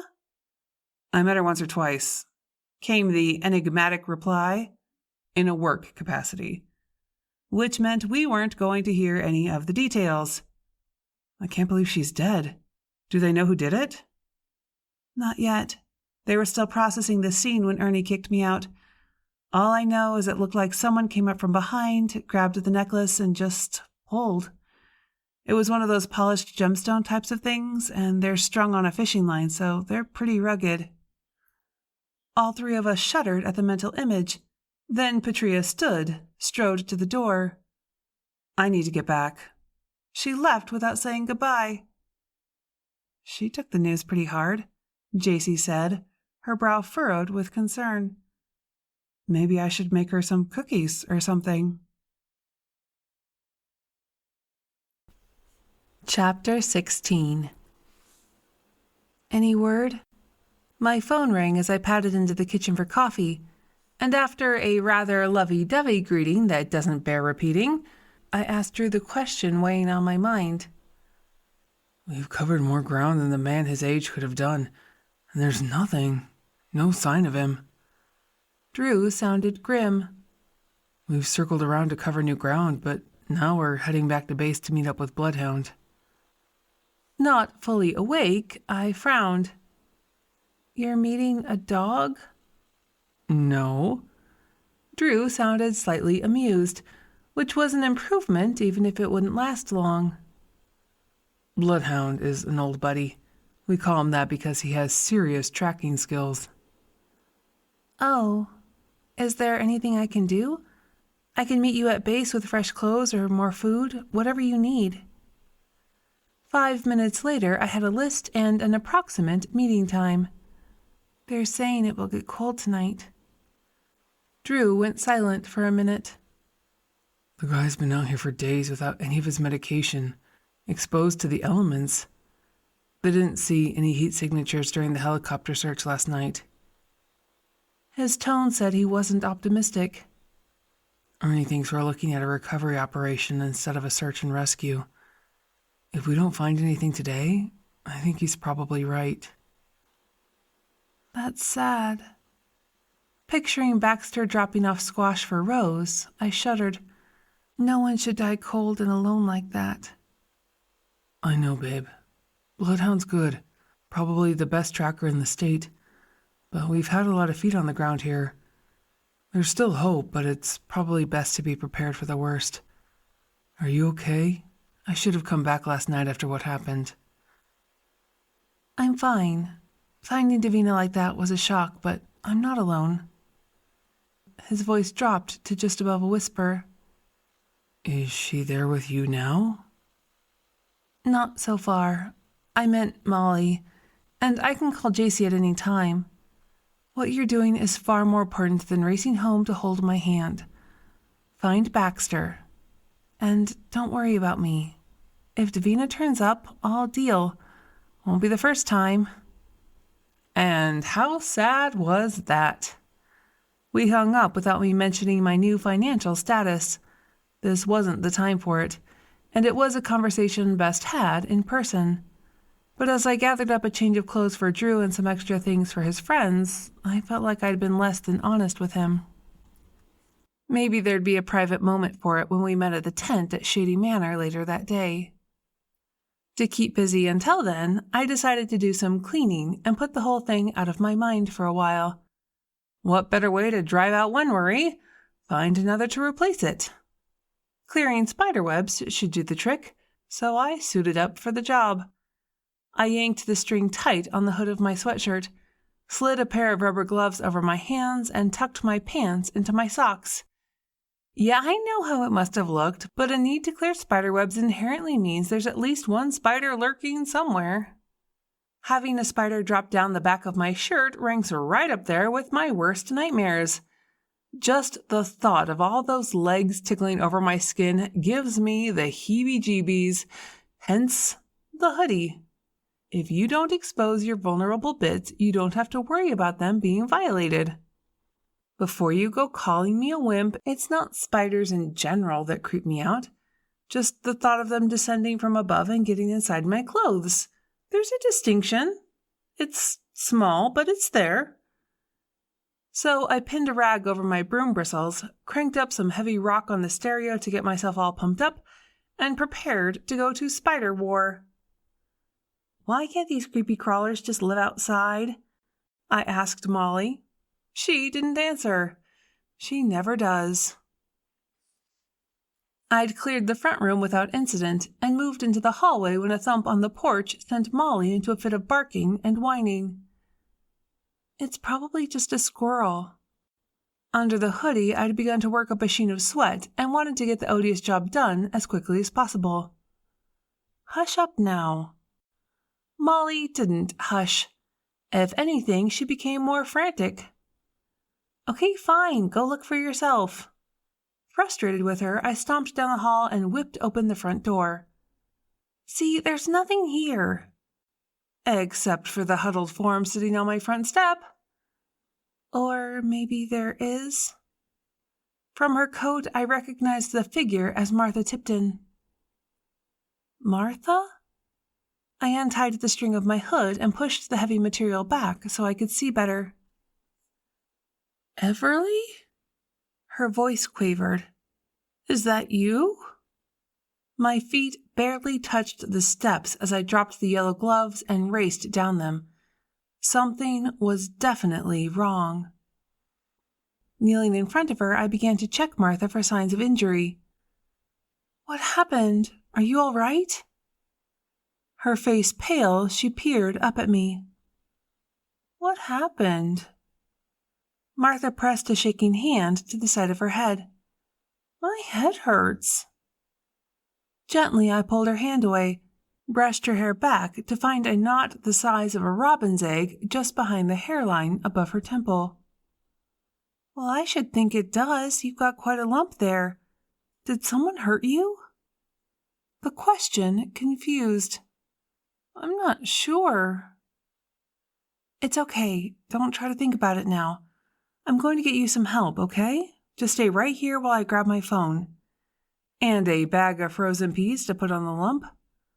Molly, you stay here and keep an eye on her. Bark if she tries to get up.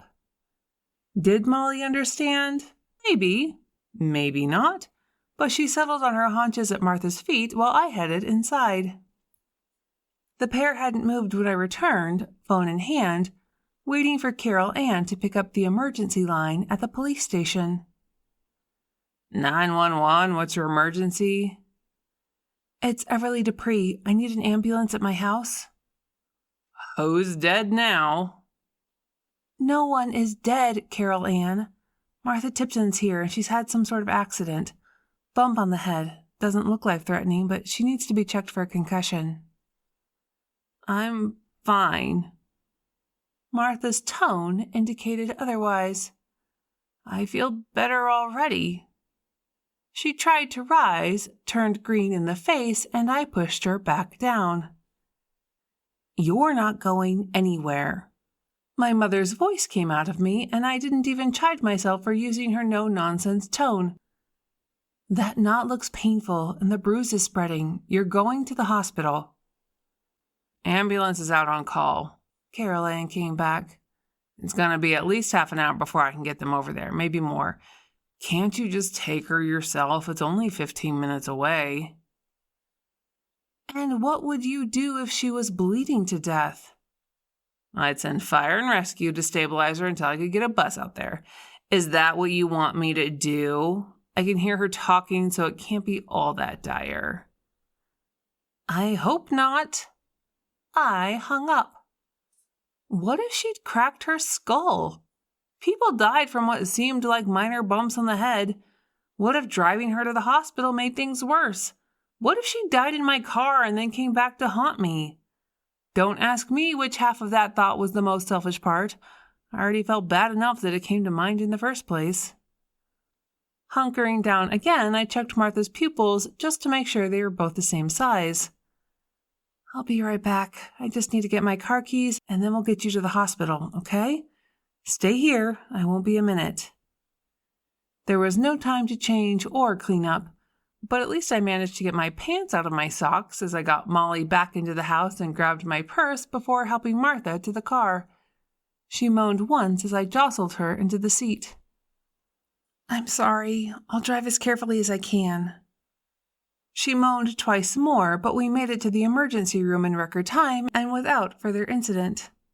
I stayed with her until her son arrived to take over, but they got her right in, and after a cursory exam, the ER doctor diagnosed a nasty bump but no lasting harm. We'll run a CT to make sure, and she almost certainly has a mild concussion, but the swelling is already going down. Uncharacteristically quiet, Martha didn't argue, but she also couldn't explain how she'd come to get the bump. I can't remember, was all she had to say on the subject. Can you remember where you were going when it happened? Maybe we could retrace her steps and figure it out. Hurts too much to think about it. she admitted after a moment. I'll check my calendar when I get home. Satisfied I'd done all I could, I left her there, but couldn't think of anything else all the way home. This wasn't the first accident Martha had had lately, or even the second, and this time she could have died. Was someone trying to hurt Martha? Or worse, kill her? The conversation with JC's aunt came back to me in a rush of detail. She'd heard someone planning the perfect accidental murder. Davina was dead, not an accident, but she'd mentioned having something funky with her car brakes, and Martha had suffered a string of unnerving incidents. Put two and two together, and you come up with some hinky math and an awful lot of questions. If Martha was the target, why was Davina dead? If Davina was the target, why was Martha still having accidents? Was Martha next? Who would want to kill these two women in particular? Had Rose heard anything else that might help me get some answers? Only one way to find out. Spider wrangling would have to wait, and I was almost 2 hours early for meeting Drew, but I cut that time down with a quick shower and a change of clothes before driving out toward Shady Manor. New since the day of Davina's reading, several signs lining the drive announced the facility was hiring and also in need of volunteers. As I passed the tent set up for Baxter's search party, I noticed my mother's car parked nearby but kept going. I hadn't even tried to speak to her alone since Davina's death, and the conversation we needed to have was one best kept out of public spaces. Private spaces might not be any better because I expected things to get awkward, but today wasn't the day for it, so I kept going, and a few moments later knocked on Rose's door. "Come in," she called out. "It's open." I did as she said, finding her in a similar position to the last time she'd been unable to answer the door herself. Frozen in place, this time on the way to the bathroom and without the spilled medication. Remembering what JC had done to help, I said, "Alexa, play waltz music." Either Alexa wasn't used to my voice or I hadn't enunciated well enough because what she played was some old-school techno pop. "Alexa, what's the name of that song?" "Pop Music by M." Because that was what I said, right? "It's got a beat." Rose grinned, her feet beginning to move in time to the music. "I like it. It's kicky." Released from stasis, she wiggled her hips and detoured into the bathroom. "Be right back. Help yourself if you want something to drink." "I'm good." Sitting, I engaged in a staring contest with Cricket, who glared at me from the back of the recliner. Rose had been sorting her medications into a daily dispenser before I arrived. A rainbow of capsules occupied each slot, along with the white tablets I recognized from the other day. From Wednesday on, the white gave way to pale yellow. "Scat, you wretched beastie, and keep your paws to yourself." The older woman returned and, without ceremony, dumped the cat on the floor. "What brings you all the way out here by yourself?" Not the most accommodating of cats, Cricket jumped back up as soon as the lift chair settled back into place. "It's probably stupid, but Martha Tipton has had a series of minor mishaps over the past week or so, and it got me thinking about that conversation you overheard. Are you certain your mysterious plotters didn't mention anyone by name?" "Said so, didn't I?" Rose put no heat behind the denial. "What kind of mishaps?" I described the morning's events, the incident in the grocery store and Martha's car trouble from the days before. "The timing's suspicious, wouldn't you say?" Rose twitched one shoulder in a shrug. "She has her annoying moments, I'll grant you that much, but who stands to gain anything worth making an effort to bump off Martha Tipton? It's not like she has any money or anything." "People kill for other reasons than money." I had reason to know. Love and revenge are popular motives. Apparently, I'd made a joke and didn't know it because Rose snorted and then laughed in earnest. She laughed until she couldn't breathe. I don't see the humor, I said. Martha's my friend, and she might be in danger. Rose got a hold of herself. Sorry, it's just the thought of Martha Tipton in the role of femme fatale. I can't imagine anyone wanting to kill her for love. And annoying as she can sometimes be, revenge seems like a stretch, too. You're probably right. I couldn't decide if I felt better or not. I'm sorry to have bothered you. The motion was more snake-like than feline.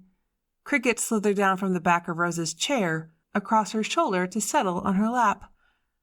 Absently, Rose scratched behind the cat's ears until she purred. No bother, I don't mind the company. It's been lonely since most of the volunteers quit. That would explain the signs on the main road. I wonder if there's always this much turnover with the staff.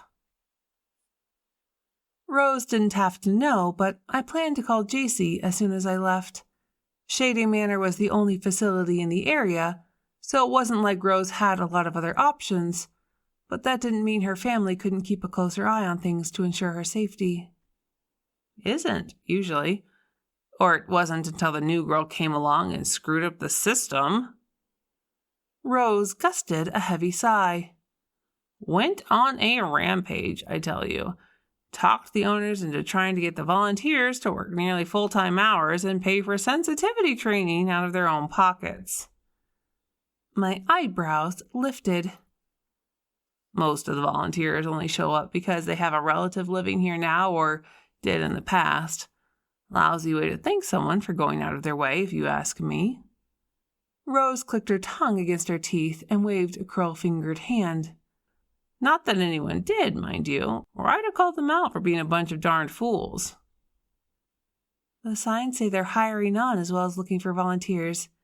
Maybe they decided to take on more staff instead of relying on kindness alone. Rose hooted in derision. Not hardly. It was that mouthy Megan's fault too, but I'm not clear on the details. Way I heard it, she wanted to set up a camera in the break room to stop the nurses from napping on break. Said it wasn't professional. Alarm bells went off in my head. Megan?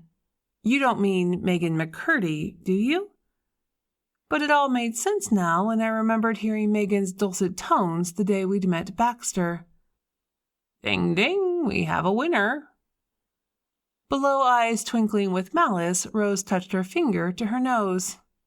Got it in one. That explained a lot. Everything, really. I'd have asked for more information, but didn't because Rose's mouth dropped open. Something's up. What? Awkwardly, I twisted to look over my shoulder at the view out the window behind me. Blue lights strobed as Ernie Polk pulled into the drive and parked behind my mother's car. You think they found Baxter? Hope lifted Rose's voice, but not my spirits. He had his official face on and had double-checked if it was her car in the lot. I'm gonna say no to that one.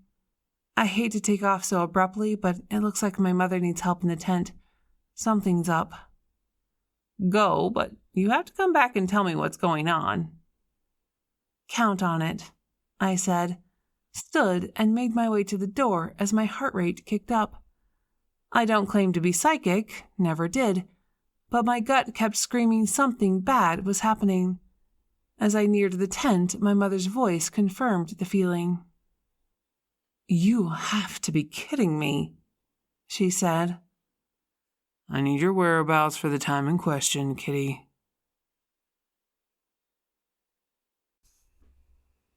Chapter 17.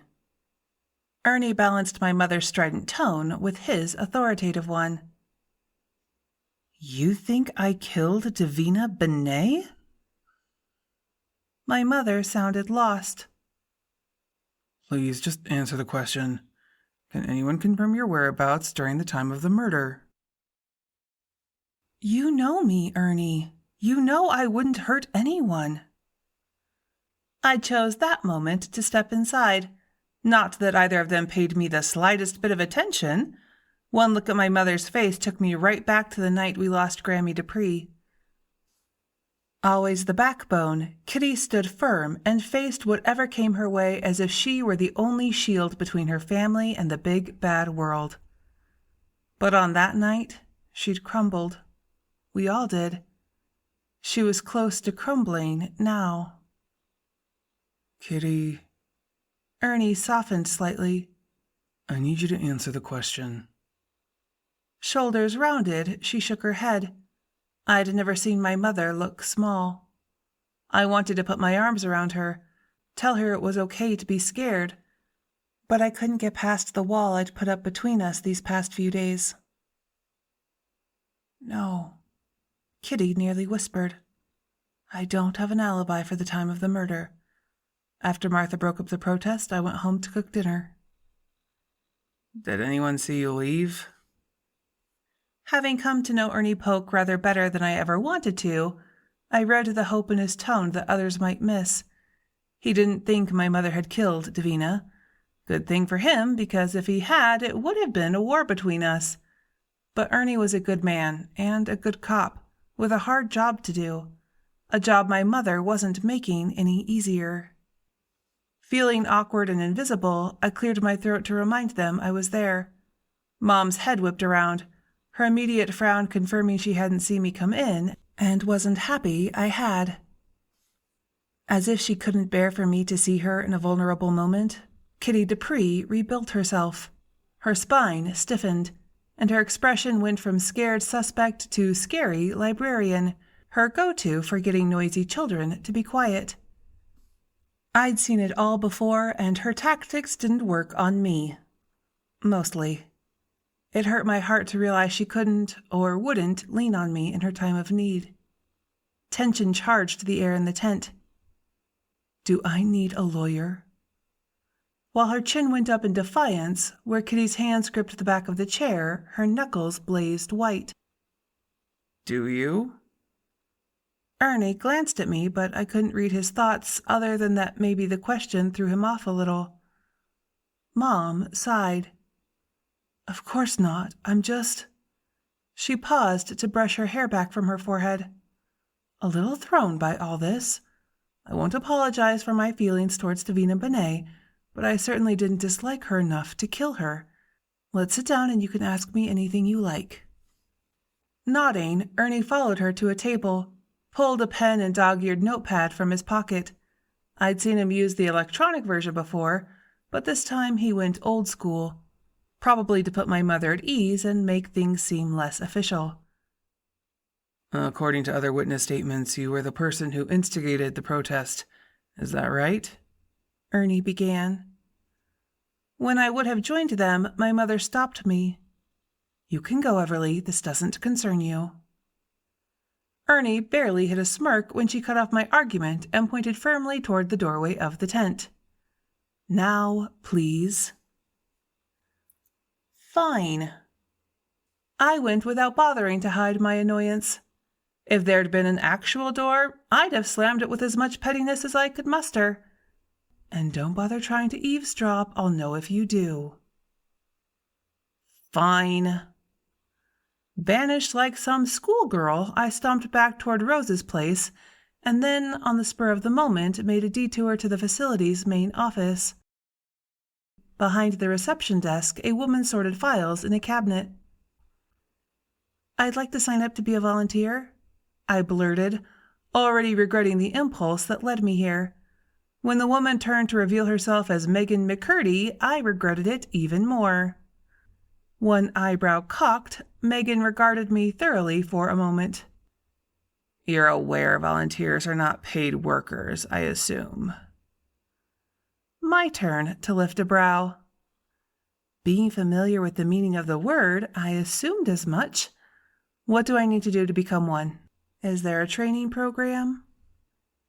Based on Rose's gossip, I deliberately chose the term. It triggered a sour look from Megan, which wasn't really all that different from her normal face. If I had my way about it, there would be. But no. You show up, do whatever you're asked to do, and go home. It's all very simple. The implication being simple was all I could handle. Whatever, Megan. Sounds great. I'd like to sign up. I smiled at her. This ranked right up there with all my better ideas. Somewhere between leaving Rose and getting kicked out of the tent, I'd begun to wonder if there was a connection between her accidental murder plot story and Baxter's disappearance. In the back of my head, I drew a nebulous line forming a circle from Shady Manor to Baxter to Martha's series of near-tragic experiences to Davina's death. And there, right in the center of everything, was Megan McCurdy. She'd been there the day Baxter went missing. She'd been there the day Martha fell in the grocery store. And she'd been there when Davina made her prediction. Plus, I just didn't like her, and that had to count for something, right? Like, maybe my intuition spotted something shady about her and wouldn't let it go. Or else she just rubbed my nerves raw and I was looking for a reason why I didn't like her, other than that I just didn't like her, because that seemed petty. Well, isn't she just a little ray of sunshine? I should have jumped when Davina's voice came out of the space just behind my left ear, but I'd felt the telltale chill of her about a half a second before she spoke and was already resigned to my inevitable fate. Took you long enough, I said as Megan handed me a form to fill out, but I wasn't talking to her and Davina knew it. I had business to attend to. Because we weren't alone, all I could do was lift a questioning brow as I scribbled down my name and address and ticked all the appropriate boxes. Finished, I handed the form back to Megan. Can I expect a call back on this today? I've been told you're short-handed and I'm free to start right away. Tomorrow, even. I'll pass the information along to my supervisors, and if they think you're a good fit, I'm sure someone will be in touch. Tilting my head, I sized her up, but kept my face carefully blank. You do that, Megan. I'll check back later in any case. With Davina wafting along behind, I headed back toward the tent. Ernie's car was gone, so I assumed he'd learned all he needed to from my mother, and left to continue questioning other suspects. I don't suppose you can tell me anything useful about your death. I can tell you my after-death experience is not what I expected, if that helps. Understandable. Declining to say anything else on the subject, she followed me into the tent. It was empty. Mom? Davina followed me back out. We circled the tent twice, then checked the parking lot. My mother's car was still there. Dread crawled through my stomach like a living thing as I called her name, made 2 more circuits of the tent. She's not here. Rose approached, her gait hitching with every other step. I saw them leave. Them? Davina and I said in unison. Rose heard only me. You're not going to like it, but she left with Ernie Polk. I took an involuntary step back as the news hit me in the chest. Like in handcuffs? I glanced over at Davina. Her face gave me no indication of her thoughts on the matter. Rose, on the other hand, appeared delighted at all the excitement. I wasn't impressed. No handcuffs, but he made her ride in the back of the car. On the cop shows, that means she's a person of interest. Yeah, I'd come to that conclusion already. Thanks for letting me know. I need to go. Will you be okay to get back inside yourself? Rose bristled, flapped her good hand to shoo my negativity away. I'm staying right here. This is where all the action is. With that, she headed toward the tent. I want a front row seat for whatever happens next. With that, she left me standing there alone. Or so she thought. Rose was always a plucky one, Davina said. Good to see her diagnosis hasn't changed her personality. Whatever I might have said got drowned out by the approach of a familiar figure perched on the seat of an ATV in dire need of a new muffler. Pretty sure Plucky runs in that family, I said as Mama Wade wheeled to a stop near the tent. Davina's chuckle came with a side of chill. She'd wafted a bit too close for my comfort. "Back up a little," I warned as Leandra dragged her helmet off, and I walked over to meet her. "She looks awful," Davina stated the obvious. Eyes red and puffy, her hair a lank mess, Leandra walked slowly, as if bearing a truckload of weight in her grief. But then, a heart so deep and wide always would. I opened my arms, gathered her in, and let her shudder against my shoulder until she pulled back and rubbed tears into her sleeve. The rough cloth reddened her eyes more than they already were. "I'm here," Leandra announced as if I'd called her and asked her to come. "Okay, but are you sure you should be?" No woman wants to hear they look like crap on toast, but she did. "You don't look up to being out." I went for diplomacy. "Your mother called and asked me to scoot over and watch the tent. She said she'd been called away unexpectedly." I supposed that was one way of putting it. "I can handle things here if you'd rather." And why hadn't my mother asked me to take over in the first place? "I'll be okay. It's good to keep busy. I just miss Davina so much." Behind me, Davina choked. "Tell her I miss her too." Out of habit, I began to clam up. I don't, as a rule, give messages from the dead because I don't, as a rule, tell people I can see them. It's just how I roll. But Leandra was the one responsible for my plight, so in her case, I made an exception. "She's here, and she misses you too." About 2 seconds after the words passed my lips, I regretted saying them. Leandra wheezed in a breath. Some of the haunted look went out of her eyes. "Where?" I pointed and then said to Davina, "In case you didn't know, you can show yourself if you want to make the effort." Face scrunched, Davina tried. "How?" "No idea. I've only been on this end of things, so you'll have to figure it out on your own." "And maybe don't make your bathroom face while you do. You have to find the humor in things." "Why don't you go inside, stay here, and keep Leandra company? I need to head over to the police station to see what's happening with my mother." Still concentrating, Davina nodded. To Leandra, I said, "Rose is in there, so maybe you don't start anything with her?" Feeling maybe half a shred of remorse for abandoning them to figure it out on their own, I headed for my car. There was a stop I needed to make on the way.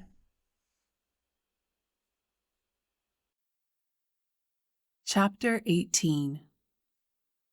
With no idea what I might find, I hit the front door of the police station like the winds of fury were at my back. They weren't, but Patria was. She hadn't hesitated when I called to explain the situation and told me to pick her up at her office. Of course, Carol Ann was behind the dispatch desk, because why wouldn't she be? Things were about to get gossip-worthy, so her being on the spot made perfect sense. She had an uncanny ability for witnessing, even vicariously over the phone, some of my worst moments. "Where's my mother?" I gave Carol Ann my "don't mess with me" face. She gave me her "screw you" face and pointed to her earpiece. "Yes," she said, then repeated, "Yes, thank you. We appreciate you taking the time to call. I'll pass the information along. Thank you again." Eyes locked on mine, Carol Ann tapped the side of her headset to disconnect the call, her movement an exaggerated flick of the wrist. "What can I do for you?" "My mother. Where is she?" I got an eye roll for an answer. "Being processed." "Processed?" I repeated, my voice going up to almost a squeak. By contrast, Patria's voice stayed calm and deep. "I'll be acting as Kitty Dupree's attorney, and I'll need to see my client now." Patria's tone worked much better than mine. Rising, Carol Ann headed down the short hallway to the metal door with a chicken wire-enforced window. I'd been through that door once or twice, so I wasn't surprised when our annoyed escort pulled out a key card to open it. That she let me follow Patria through came as a bit of a shock. Not as much of a shock as hearing my mother ripping Ernie a new one. I did not make you bring me down here just to fool around, Ernie Poke. You take my fingerprints this minute, and then you get out a swab and take my DNA. You do whatever it is you need to do to put an end to this nonsense right now. Kitty. Ernie sounded distressed. None of this is necessary. I glanced over at Carol Ann for our first ever moment of shared amusement. Oh, I think it absolutely is necessary, and I'm not leaving until I'm satisfied that you have all the evidence you need to clear my name. I'll drag you to my house and make you search it if I have to. Ernie might have been in the front seat when he drove away from that tent, but it seemed my mom scored the backseat driving trophy of the century. Pride popped my anger bubble. Kitty had game. When Patria would have headed into the fray, Carol Ann held out a hand to stop her. Hey, Ernie, we just got a call on the tip line. Some guy from Jefferson, New Hampshire, says he saw Baxter Thomas buying Twinkies and a sweatshirt at the old corner store near Santa's Village. Ernie emerged from his office. Is that even open this time of year? It was not the question I expected him to ask. What? Carol Ann frowned. It's a convenience store. Pretty sure it's open year-round. He meant Santa's Village, I said. Having heard my voice, my mother stepped out of the office as well. Everly, what are you doing here? I figured you might need a ride back to Shady Manor when you're done yelling at Ernie. I also figured you might need an attorney, so I brought Patria. Hello, Mrs. Dupree, Patria said. Everly asked me to represent you. Is that all right? She shot me a look I couldn't decipher. Okay. This is good news, right? I said to Ernie. The guy from New Hampshire, I mean. If it was, no one bothered to let Ernie's face in on the secret. If I spent as much time in the woods as I have, chasing down random tip sightings, we'd have probably found Baxter within the first 24 hours. Now I'll be hours on the phone coordinating with the guys from out of state while I'm trying to juggle a murder investigation and annoyed librarians going overboard on account of being asked a few questions.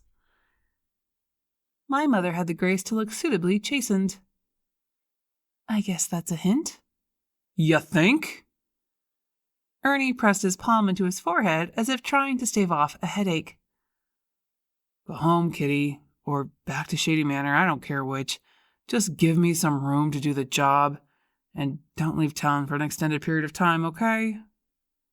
If you wish to question my client again, you'll need to go through me. Patria pulled out a card to hand to Ernie. When he made no move to take it, she passed it to Carol Ann instead. I know where to find you, Ernie said. See that you do. My mother followed us out. Once the door closed behind us, Carol Ann confided, We're getting 7-8 calls a day on the tip line. Mostly it's folks just wanting to help, but then there's the crazies talking about how Baxter went and got himself abducted by aliens. We ought to be handing out tinfoil hats this Halloween instead of candy. Maybe it was my imagination, but I felt the weight of parental gaze on my back as we walked across the parking lot to my car. Was she mad at me for showing up? Or for bringing Patria? Or both? I couldn't tell as she yanked the door shut, clicked on her seatbelt with sharp movements, and she still hadn't spoken after we dropped Patria back at her office. Home or back to Shady Manor? I was not looking forward to the drive. Did Leander show up to take my place? I nodded and turned the key. We were in shaky territory already. She did? Then take me to Cappy's. I need a glass of wine and food that's bad for me. Since she offered a tentative smile, I returned the favor. Maybe this wouldn't be so bad after all. Alcohol and junk food. Potent stress-relieving combination. It's that, or else I might commit actual murder. The nerve of Ernie Poke thinking I'd resort to that level of base violence because of something that happened over 30 years ago makes me want to throttle him. Lot of that going around. The volunteer coordinator at Shady Manor wasted no more than a few hours getting back to me. In a feat of epic serendipity, he called just as I pulled into the restaurant lot. "Yes, this is she," I confirmed. "Yes, I can start right away. Tomorrow would be perfect. I'll see you then." Hearing only half the conversation, my mother treated me to a quizzical look. "Are you changing jobs? You're not going to find one with more flexibility than you already have." I'd be a fool to quit working for Leo. It's a great job when I'm not drain diving for tiny soldiers. It's just since I do have the flexibility, I thought I'd volunteer at Shady Manor a couple of days a week. Rose says the facility has seen a lot of turnover lately, and they're having trouble finding anyone to come in. Seemed like something I could do to be helpful. For at least as long as it took to solve the mystery of Baxter's disappearance in case it was related to the plot of accidental murder. Bonus points if anything at Shady Manor had to do with Davina's death, which was also on my list to solve. The quicker, the better. Waste of time. Davina read my mind from the back seat, shrugging off the death glare I shot at her through the rearview mirror. I stand by my reading. Was she a mind reader too? The first time I had her and my mother in the same place, and still no chance of getting either of them to talk about the other. Or maybe I could, but first I'd have to get my mother that glass of wine. Settled and waiting for our food, I asked, "Do you want to talk about what happened between you and Davina?" Hovering nearby, Davina shook her head slowly. "I bet she doesn't." "You're making a big deal out of nothing." A frown etching deep into Kitty's forehead, she tried to shut me down. It didn't take. Hey, I wasn't the one out marching and waving signs. That was all you. I wish you'd tell me what you have, or I guess had, against Davina. It might help you to get it out.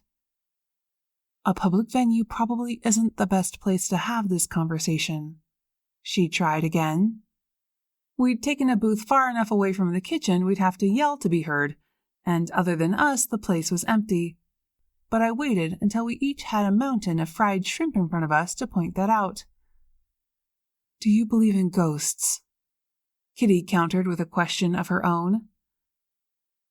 "I've always been willing to suspend disbelief in the absence of evidence."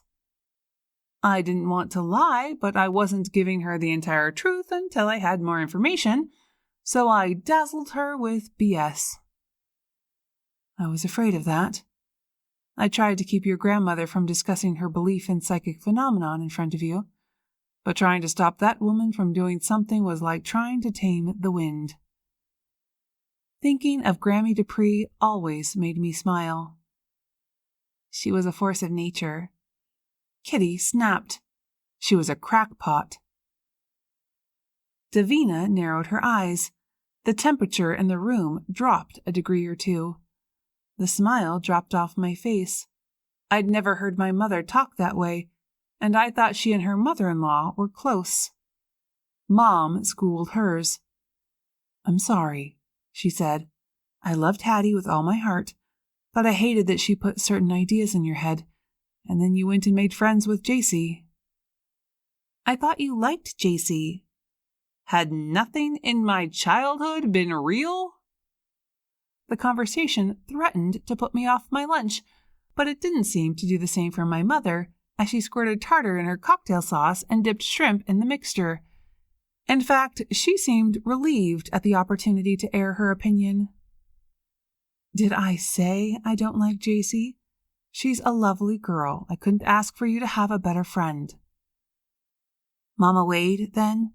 She's been nothing but nice to me all these years. She treats me like one of the family." Head tilted, she gave me a slight shrug. "Leandra is largely harmless, and she agreed to let me set certain boundaries if I would allow you to spend time at her house. If you'd have come home with stories of seances and ghosts, you wouldn't have been allowed back." So it was okay for our entire family to use and benefit from her herbal remedies as long as she didn't talk about her personal belief system in front of me? Got it. I tossed an uneaten shrimp back into the basket with more force than I intended. It bounced back out and landed on the table. Up until that moment, I'd have described my mother as a progressive woman, a woman willing to open her mind to a wide range of thoughts and possibilities. Her next words changed my perception of her. Maybe forever. Ghosts do not exist. Lucy Bennett knew that when she talked me into borrowing Hattie's Ouija board and ruined my Sweet 16 party. I glanced over at Lucy, now known as Davina, but she'd poofed. I envied her the ability because I'd have liked to do the same. Are you telling me you staged a protest in front of someone's place of business over something that happened at a party when you were 16? Way to hold a grudge, Mom. Don't do that. It's dismissive of my feelings. You weren't there, you don't know, and I don't want to talk about it anymore. So saying, Mom pushed back at her chair, pulled some cash out of her purse, and tossed it on the table. Wait. I followed her out, winced when she slammed the car door, and in the silence she seemed to want, drove her back to Shady Manor. She exited the car, went into the tent without looking back. Cut her some slack. Davina appeared beside me without warning. She's acting from a place of fear. I'd hoped for a chance to mend that fence, but I guess I ran out of time. Can I assume you haven't told her about... She waved a hand to indicate herself. All of this? No. Dejected, I shifted into reverse, backed out of the space, and slowly headed home. If that's how she really feels, I don't see how I ever could. I wish Leandra had never done her mojo on me. My life has been one ghost after another ever since. What if you didn't have to tell her because it was no longer a problem? I stared at Davina so long, I lost track of my driving and had to swerve to keep from ditching the car. What's that supposed to mean? The temperature dropped a few degrees. It means if you get me to the right side of the veil, I'll close the door behind me when I leave. Pulling over, I turned to give the psychic my full attention. Close the door? You mean stop ghosts from bothering me ever again? Davina nodded. You can't. It's impossible. I told her about the sacrifice I'd made for JC. I already made my choice, and I'd do it 1,000 times again to save my friend. 1,000,000, really. But I knew what I was doing, and that my decision wouldn't be reversible. Well, I say it is. The temp dropped a few more degrees. What will it be? Do you really want to give up your gift? In the secret heart of me, a seed of hope germinated. I really think I do. I confided something I'd never said to Leandra because it would have weighed too heavy on her. Ever since Hudson, I felt as if my seeing ghosts has somehow weirdly drawn Death's attention. I know that's probably not true, but what if it is? Because Mooselick River wasn't a hotbed of murder and intrigue until I came along like some harbinger of doom. Once the confession started coming out, I couldn't stop the spate of words that revealed my worst fears. Like, what if my ability to see ghosts turned into some self-fulfilling prophecy that affected the whole town? I went on in that vein for a bit longer.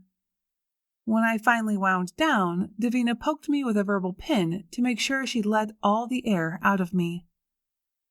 Someone certainly thinks an awful lot of herself. Okay, fine, I'll accept that. But don't you think the timing is a little suspicious? I've done the math. There have been more murders here in the past year than in the last 20. And since I have been involved in some way with every single one of them, that makes me the common denominator. It felt good to say these things out loud. Better still to have someone with more experience to listen. By your logic, then, I'm responsible for a number of kidnappings, and I'm the reason kids wander away from their parents in crowds.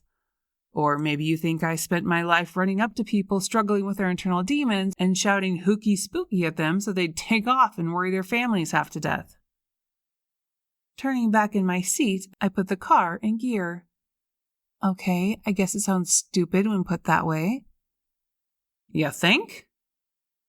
My thoughts crowded in with visions of 2 possible lives, one filled with shivers and drama and ghosts looking over my shoulder as I rocked my babies to sleep.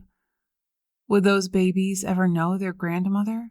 Or would my mother turn her back on me, or worse, march in front of my house with angry signs? Sorrow over a loss I hadn't yet suffered crawled up into my throat and sat like a lump of clay waiting to be molded. A second vision of life beckoned, one without spirits flitting through it, one where I didn't have to explain to my children that their mother saw people they couldn't, one where cold spots in the house just meant one of the windows needed caulking, one where my mother was a presence in my life. How could I choose ghosts over family? How could I turn my back on ghosts who might need my help? Caught up, I forgot Davina was still in the car when we pulled into my driveway. It's okay if you decide to let me close the door. She broke my reverie. Is it though? Won't I be letting down the dead who need my help? But will you? Davina asked. What's that supposed to mean? There are many paths to the light, she replied, and that includes the ones who we choose on the earthly plane. I hate when people make cryptic comments, even dead people. So why are you asking for my help then? Why don't you take another path if there are so many? Fading at the edges, Davina laughed. Did I actually ask for your help? Or did I offer a trade of services? Think about it. You've got me all confused, and now I can't remember what you even said. But she was gone. Ghosts.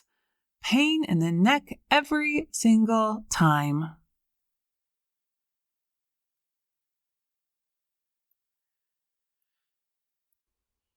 Chapter 19. A resounding crash pulled me out of the book world I'd been in, right at the best part, too. Also disturbed by the sound, Molly launched into a series of sharp barks as she raced between my spot on the living room sofa and the door leading to Catherine's workshop/storage rooms. Drew? I called out as I rose and headed down the hall. Are you all right? As if he could hear me with the door closed and the dog barking, I whipped the door open and called out again. I'm okay, he answered, his voice coming from behind one of the walls that divided the space into cubicles I'd been slowly clearing out for a full year now. It's nothing. It didn't sound like nothing. I finally found him in the pottery studio section, attempting to stabilize a shelf full of Catherine's hand-thrown bowls that now leaned toward the back wall. Several of the bowls had slid down to become wedged into the space between. If Drew let go now, the shelf would shift and drop the whole mess. Hang on. I squeezed past him, began rescuing the bowls and setting them safely aside. One of the smaller specimens hadn't been so lucky, and lay in pieces on the floor. How did this happen? Drew hesitated for a moment. I thought it might be fun to learn how to throw pottery. Okay. I injected a question into my tone because he seemed embarrassed by the admission, and I didn't understand why. In my early months here, after reading Catherine's diaries, I'd had the same idea.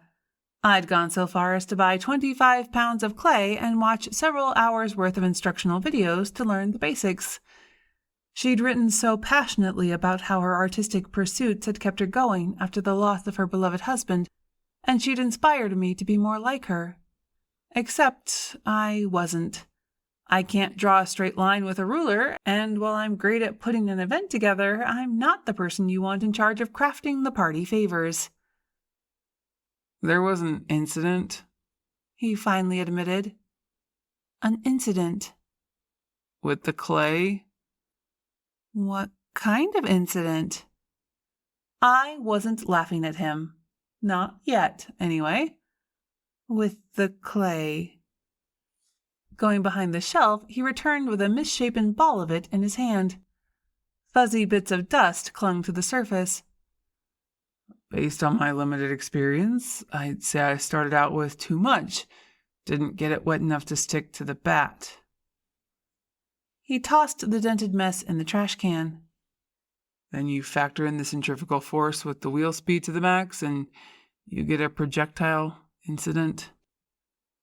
So what you're saying is you turned on the wheel, tossed down the clay, and it flew off and knocked over a shelf. I'd call that an oversimplification, but basically accurate. He turned his face away to hide the flame of shame. I had to get away from him before I lost it. Well, I'll let you get back to it then. Remember that scene in Ghost? He said to my retreating back. I waved over my shoulder and kept going. Men, no matter what they do, they're thinking about sex. Not that I minded or anything. Chapter 20. Is she here?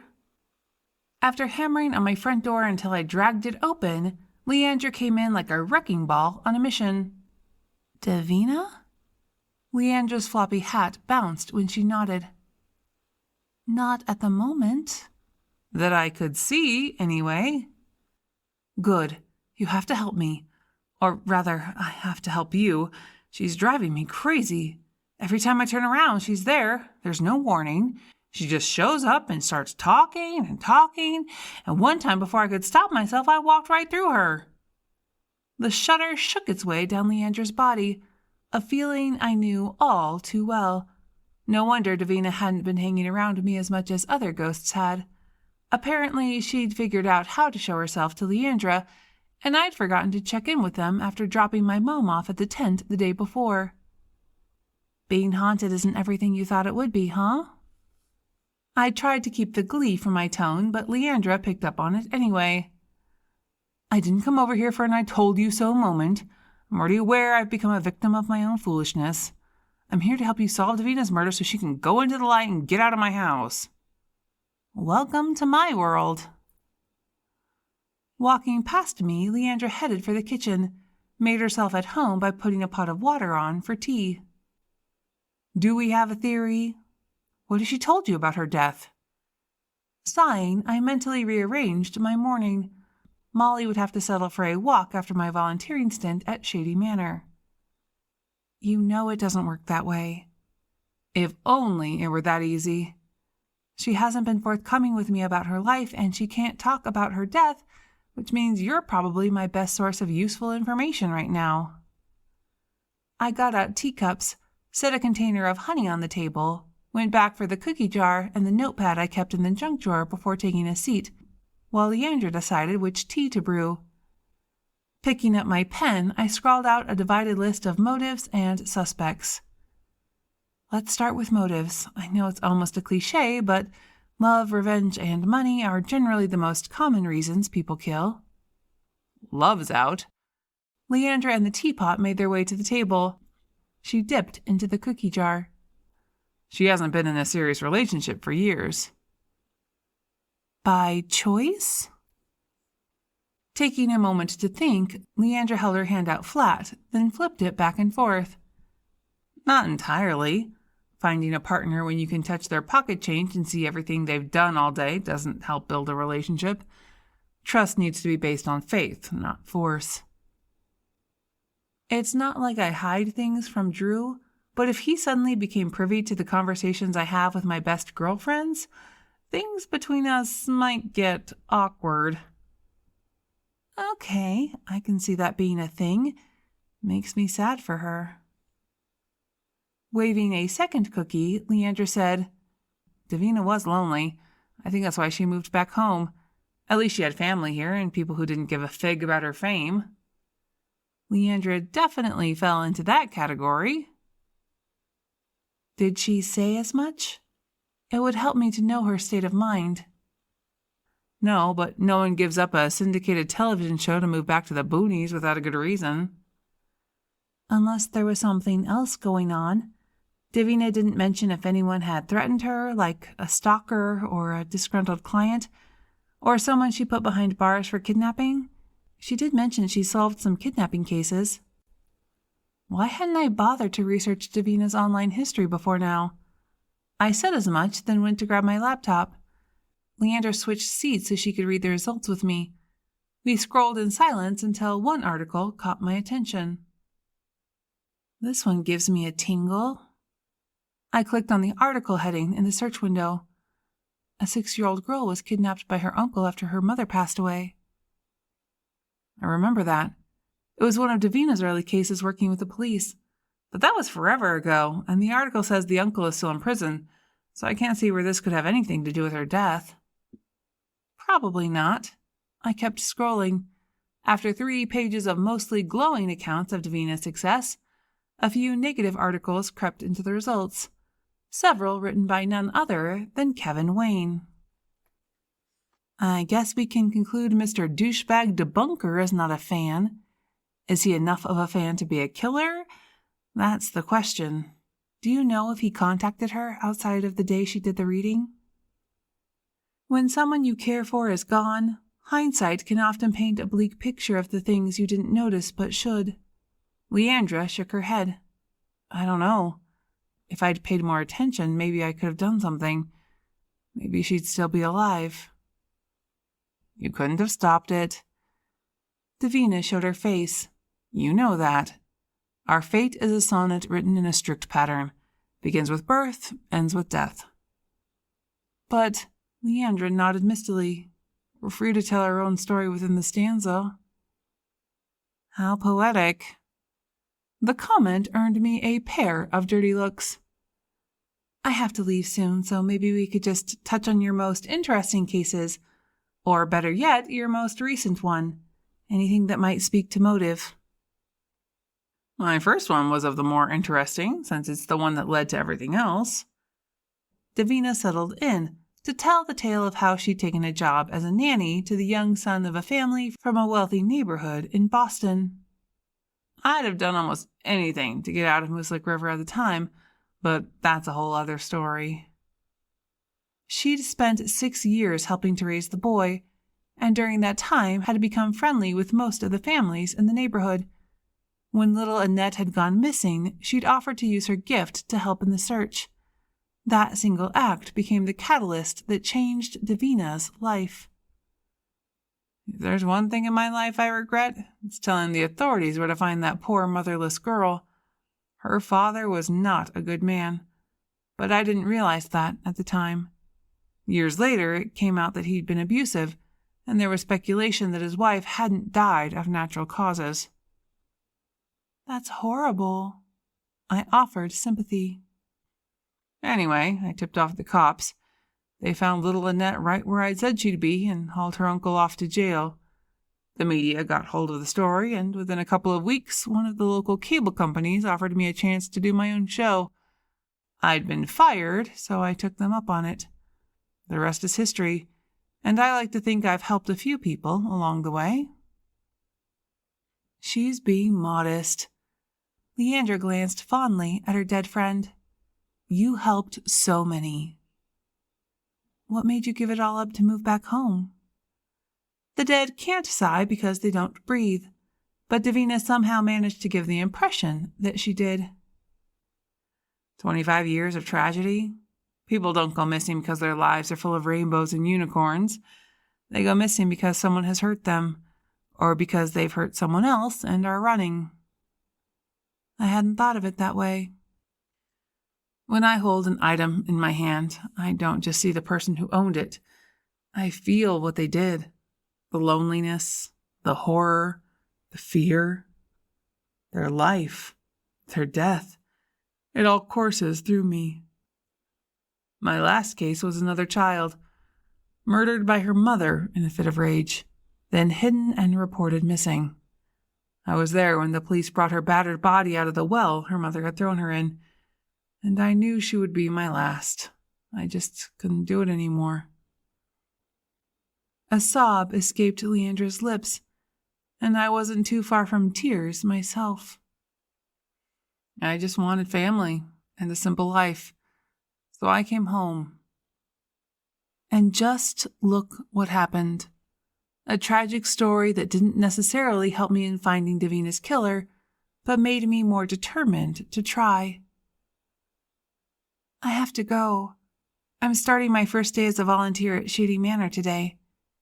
You stay as long as you need, I told Leandra. We'll talk later. The pall of Davina's story followed me all the way out of town. Chapter 21.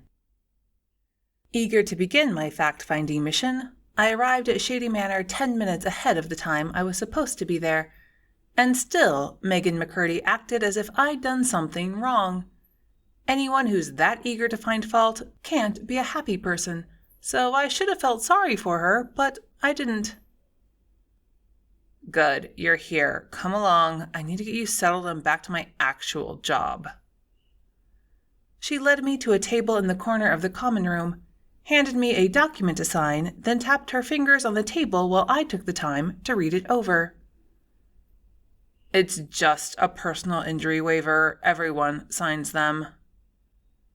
I never sign anything without reading the fine print. Not anymore. Of course you don't. Read away, I've got nothing but time. I read extra slowly and took my time signing away any right to sue the organization if I suffered from an accident while volunteering.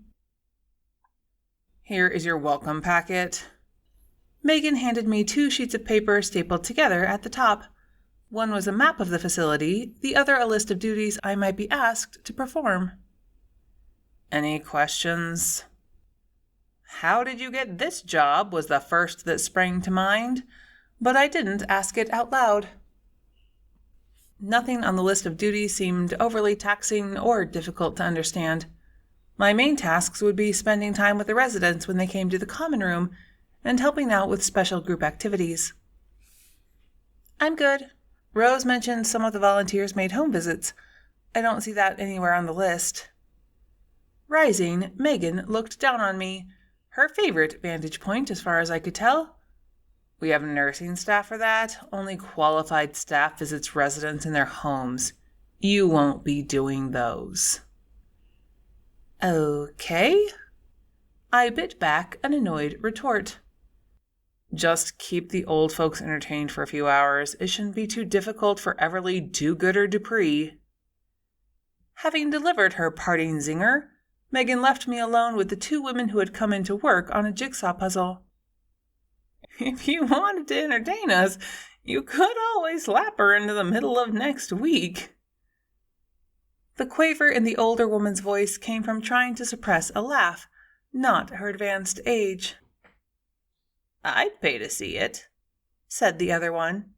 Is do-gooder really your middle name? I walked over, took a seat at the end of the table. Sometimes it feels like it should be. I'm Everly. Edna Gallant, said the one on my right. Irma, said the one on my left. We're sisters.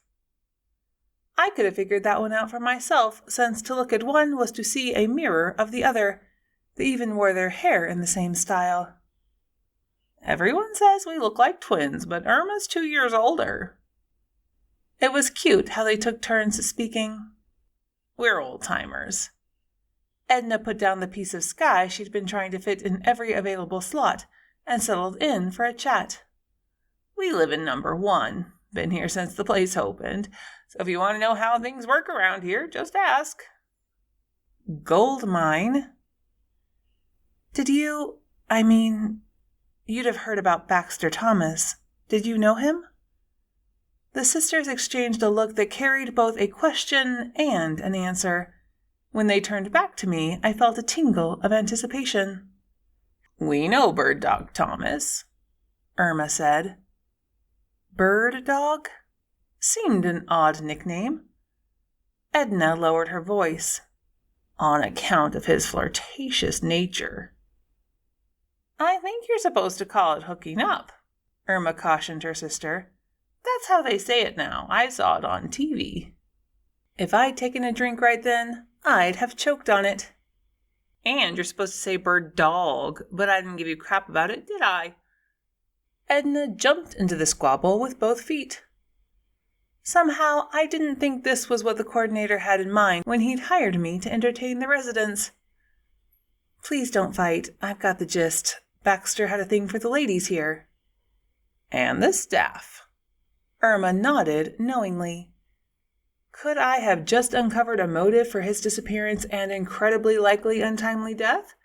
It seemed like a reasonable theory.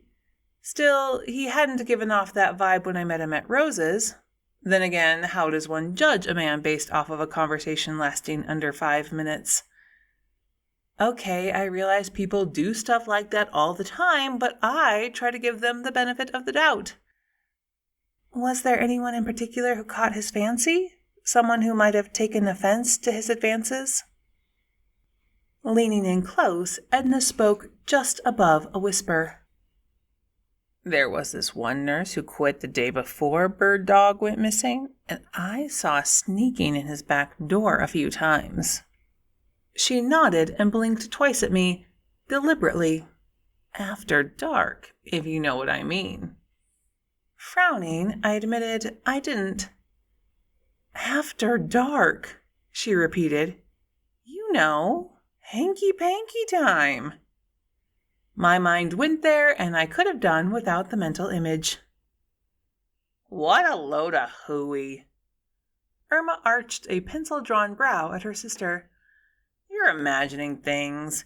You know good and well we can't see Baxter's back door from any of our windows. Did I say I was looking out our windows? Scowling, Edna wagged a gnarled finger in her sister's face. Just because you roll your red carpet up at dark doesn't mean I'm ready for bed, and you can see Baxter's back door from the nurse's break room window. Horrified, Irma's mouth dropped open. What were you doing in there? Residents aren't allowed in the break room. You're going to get us kicked out of here. Nobody saw me because I'm careful. I go in there all the time. They have the Snickers in the vending machine, and I like a nice piece of candy when I'm watching Jeopardy in the common room. That's even worse. Irma's voice went up an octave. You're not supposed to have sugar. I eat what I want, and I saw what I saw. Nurse. Edna snapped her fingers with an almost papery sound. It was the one with the flippy-sounding name. What was it? Willa or Wendy? Wanda? It was Velma. Irma pursed her lips. Can't have been. Velma's not a flippy name. We had an aunt named Velma. Our aunt's name was Alma. Really? Edna wrinkled her nose. Are you sure? Good grief, Edna, are you off your meds or is your memory entirely shot? Auntie Alma was your godmother. Look! I snatched up a puzzle piece, fitted it into place. I found one. Anything to distract the sisters from arguing. If I wanted to learn anything useful, it might help to not get fired from my unpaid job for starting a ruckus on my first day. We passed a companionable hour with the puzzle before Irma declared it was time for their nap. Will you come again? Edna made it sound like return volunteers weren't a thing. That's the plan. Then maybe we'll see you again sometime. After they'd gone, I wasn't sure what to do next, so I went in search of Megan to ask. She wasn't in the empty office, but there were voices coming from the open door near the end of the hallway, and as I got closer, I heard some of the nurses talking. They've got me pulling doubles twice this week. A shift here and then one at Prime Care. The man's voice sounded strained. They really need to hire more staff before more residents get misplaced. I know, a woman's voice responded. But with the way things are going and losing Velma out of the blue, I'd put my name in for something at the hospital. I'd rather not have to travel as far, but I can't deal with this place much longer. The last 2 weeks have been hell. I swear it's like the residents all went off their meds at the same time." Feeling like an interloper, I stopped lurking and made a bunch of noise to signal my approach. "Hi, I'm Everly Dupree. It's my first day as a volunteer." To my surprise, the 2 nurses were not alone. "Welcome, Everly. We met the other day." Buddy rose to shake my hand, and Lily smiled at me. "This is Turner Bowden, and that's Gail Sampson. They're the rock stars of the nursing staff here." "Nice to meet you." More handshaking. "Megan McCurdy told me to make myself useful, but didn't really give me a lot of specifics, so I was wondering if there's anything I can do to help." Turner Bowden's welcoming smile twisted a little at the mention of Megan's name. A typical reaction. "What did she tell you to do?" "Hang out in the common room and make nice with the residents, but I get the impression not many of them spend time in there, and I would like to be useful." "They used to." Gail brushed a lock of mouse brown behind her ear. Both nurses looked tired and pinched around the eyes. "Well, things have changed recently." I wondered if the changes coincided with Megan's promotion, but didn't feel it was my place to ask. "I can't imagine how stressful this Baxter situation is for the staff." Since any small-town scandal tends to be gossip-worthy, a discussion of Baxter's possible whereabouts followed. The only clue I gleaned from it was one of the residents had seen him walking toward the main road on the day he'd gone missing. "They should have kept looking for him." Gail shuddered. "I can't bear to think of that poor gentle soul lying dead somewhere. Damned shame." But he heaved himself to standing when Turner announced break time was over. "We should be heading out anyhow." Lily followed suit. On the way by, she reached over to pat Gail on the shoulder. "Don't lose faith. Davina Benet said Baxter was fine, and you never know, he could come back on his own. Miracles happen every day." My first day of volunteering ended with being asked to unpack boxes of supplies and sort them into appropriate bins. Not an unpleasant task by any means, and one made better by the view out the window of the fire exit door. Framed by a riot of yellow leaves, Rose stood with her back to me, feeding the ducks and geese that paddled in the blue water of the pond. The simple beauty of the moment struck me as picturesque enough that I propped the door open and stepped outside to snap a shot on my phone.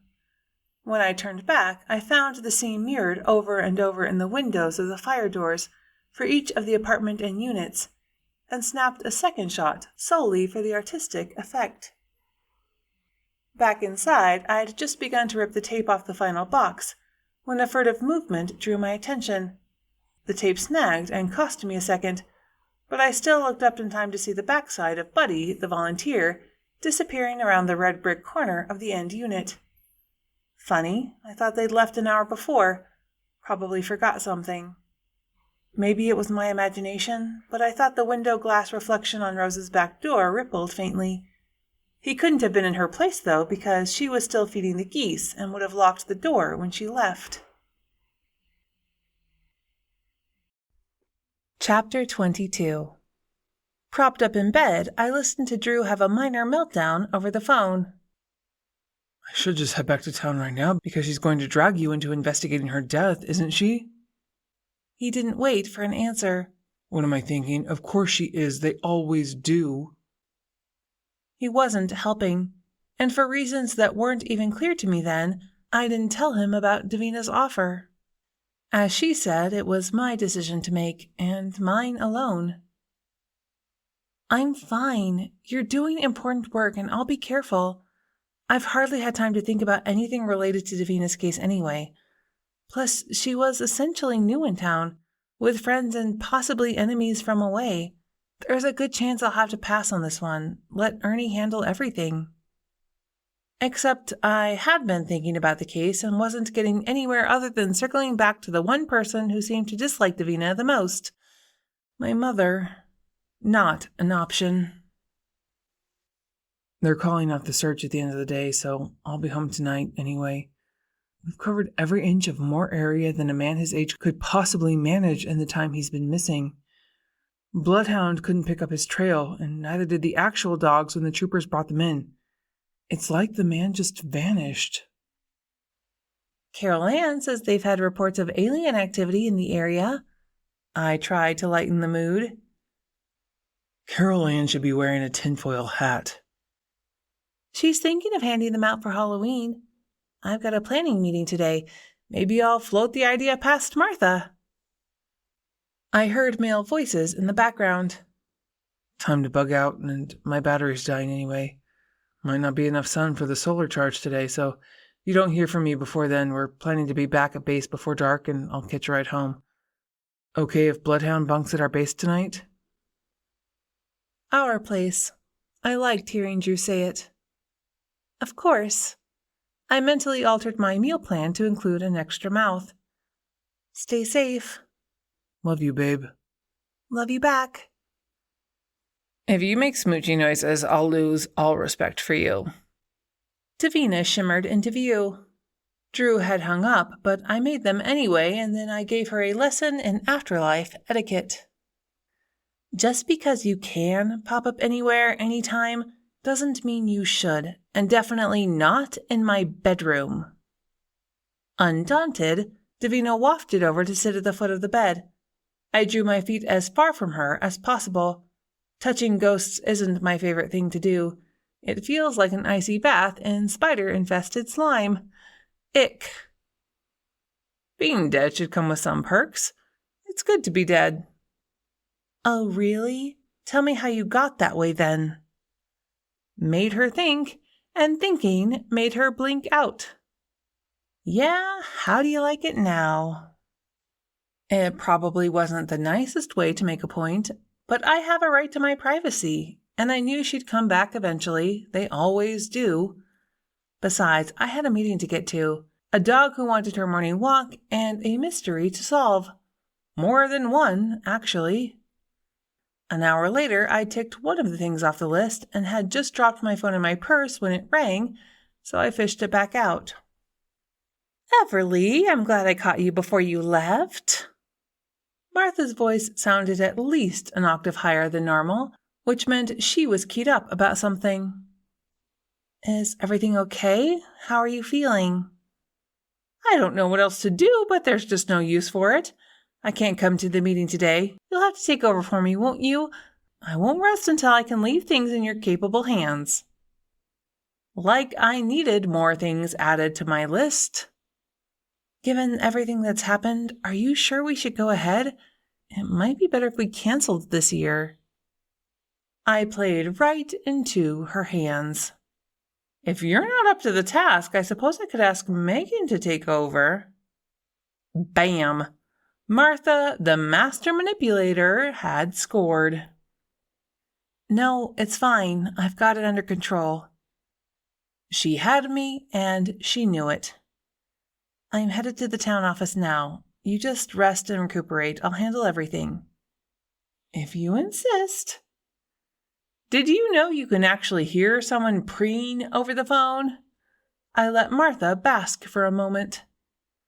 But only if you step all the way back and let me take over the entire event with no more meddling and no more grandstanding. Let this day go down in history, I thought, as the day Everly Dupree rendered Martha Tipton speechless. I mean it, Martha. With Davina's death and Baxter's disappearance, Mooselick River hasn't been shown in its best light in the media. We need to do some damage control here, not crank up a spotlight to highlight every flaw. We need a weekend of wholesome entertainment that kids will want to relive every year. An event they'll look forward to. You're right, I suppose. The admission came hard, but bless her little heart, Martha knew when she was beaten. Damn right I'm right. We'll build on last year's foundation by doing something similar, but with one or two additions to make it fun for the whole family. I repeated the same speech to the assembled planning committee when I arrived at the town office and waited for Megan to roll her eyes and make a snide comment. I think you're absolutely right. Megan's eyes shone with uncommon goodwill. toward me. It felt like a miracle. It didn't last. I was against bringing in Davina from the start. Inviting the paranormal into our town was a bad idea. We don't need to be the next Salem, and we definitely don't need TV-level notoriety in Mooselick River.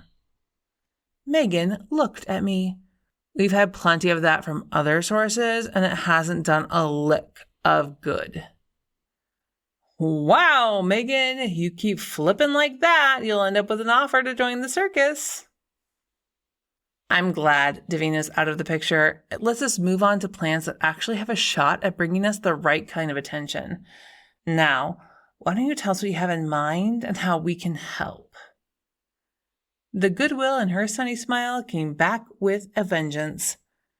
The next thing I knew, Megan was treating me like I was the new Martha and could do no wrong. Her personality twisted so many ways it made my head spin, and that crack about being glad Davina was gone moved her up a notch on my mental list of suspects. Not to the top of the list, because killing over a town festival didn't strike me as the strongest motive. I needed to keep Megan close. It was the only way to determine if she was just a born suck-up or if she truly harbored devious intentions. Also, not trusting her intentions didn't mean I couldn't pass along some of the work. I laid out my plan, gave details on what I'd already set in motion, and handed out assignments. Bess Tate eyed me with suspicion. Martha agreed to this? How did you get her to do that? Blackmail? No. Why did the truth sound like a lie? You can tell us. We'll keep it amongst ourselves. I don't have anything on Martha. She asked me to take over and I did. That's all there is to it. Bess snorted and fluffed a few of her salt and pepper curls.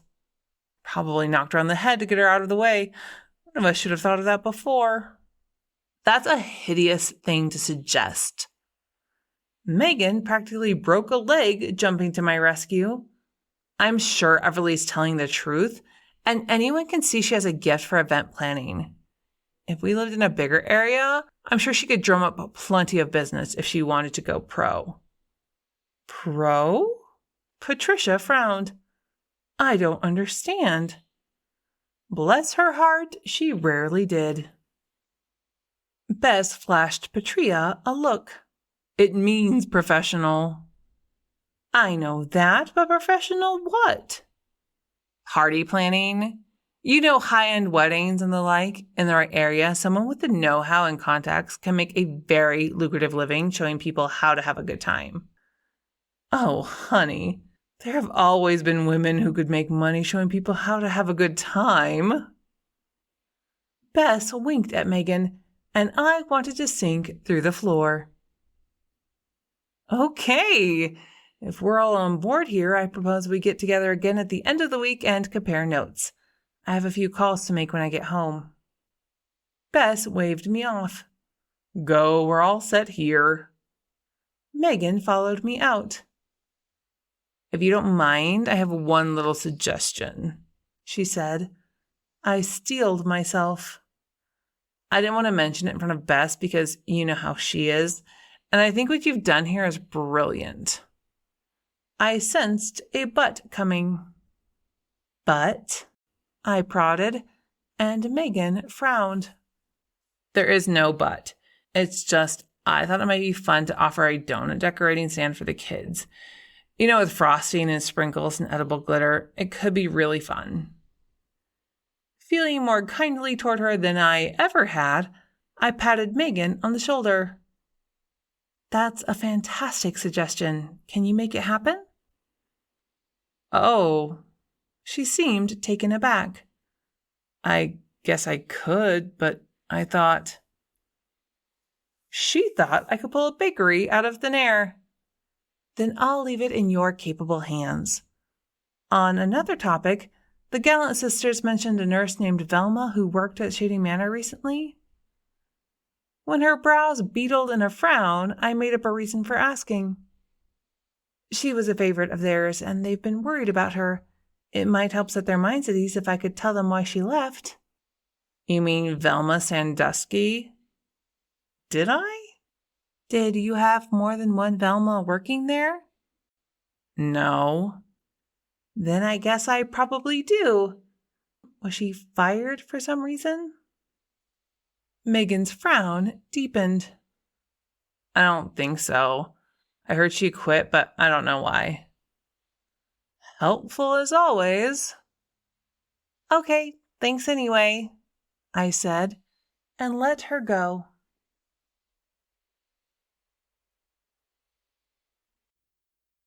Chapter 23. It didn't take a genius to figure out Kevin Wayne wasn't having a good day. Even someone who couldn't see the ghost hovering over his left shoulder could tell he was off his game. His hair stuck up every which way, his clothes had that slept-in look to them, but it was the eye twitch that really gave him away as he approached me at the front desk. If he hadn't spent half his day acting like a mansplaining douchebag and the other half immersed in a systematic attempt to discourage paying customers, I might have felt sorry for him. As it was, I shrugged internally and maybe even winked at Davina when she gave me a thumbs up, then twisted her hand to flick his ear. Kevin might not believe in ghosts, but he wasn't entirely immune to them, because he flapped a hand to flick his ear as if trying to dislodge a pesky bug or something. I had to bite the inside of my cheek to keep a straight face. Is there anything I can do for you, Mr. Wayne? Find you a shoehorn to help pry your head out of your ass? Ghosts can't read minds, I don't think, but I could be wrong, because it seemed like Davina followed my thoughts pretty well. Or maybe sheer mischief drove her to whisper in his ear. He flinched. Did you hear that? Hear what? I feigned concern. Are you sure you're all right? I didn't hear anything, and we're the only ones here. Thanks to you, all the other guests checked out, you consummate jerk. The ghost debunker lifted a shaking finger, pointed at me. You're doing something to make me think I'm hearing things. I don't know how, but you are. I laughed. Like throwing my voice? Sorry, if I had that kind of talent, I'd have gone on the pageant circuit when I had the chance. Alas, my only talent lies in my organizational skills, not terribly entertaining. This time, when Davina whispered, she was close enough for me to hear her say, I do believe in spooks, in a passable cowardly lion impression. It took everything I had not to hold back a snort. As ghosts went, she was my favorite one so far, and there's a sentence I never thought I'd say. Kevin flapped his hand again, flicked his ear so vigorously it waggled. Inside, I died laughing. Outside, I maintained an expression of calm concern. Maybe I did have some acting talent after all. Would you like a complimentary bottle of bug spray? It's organic, a local product made from essential oils. I reached under the counter for the basket Mama Wade had dropped off earlier in the month.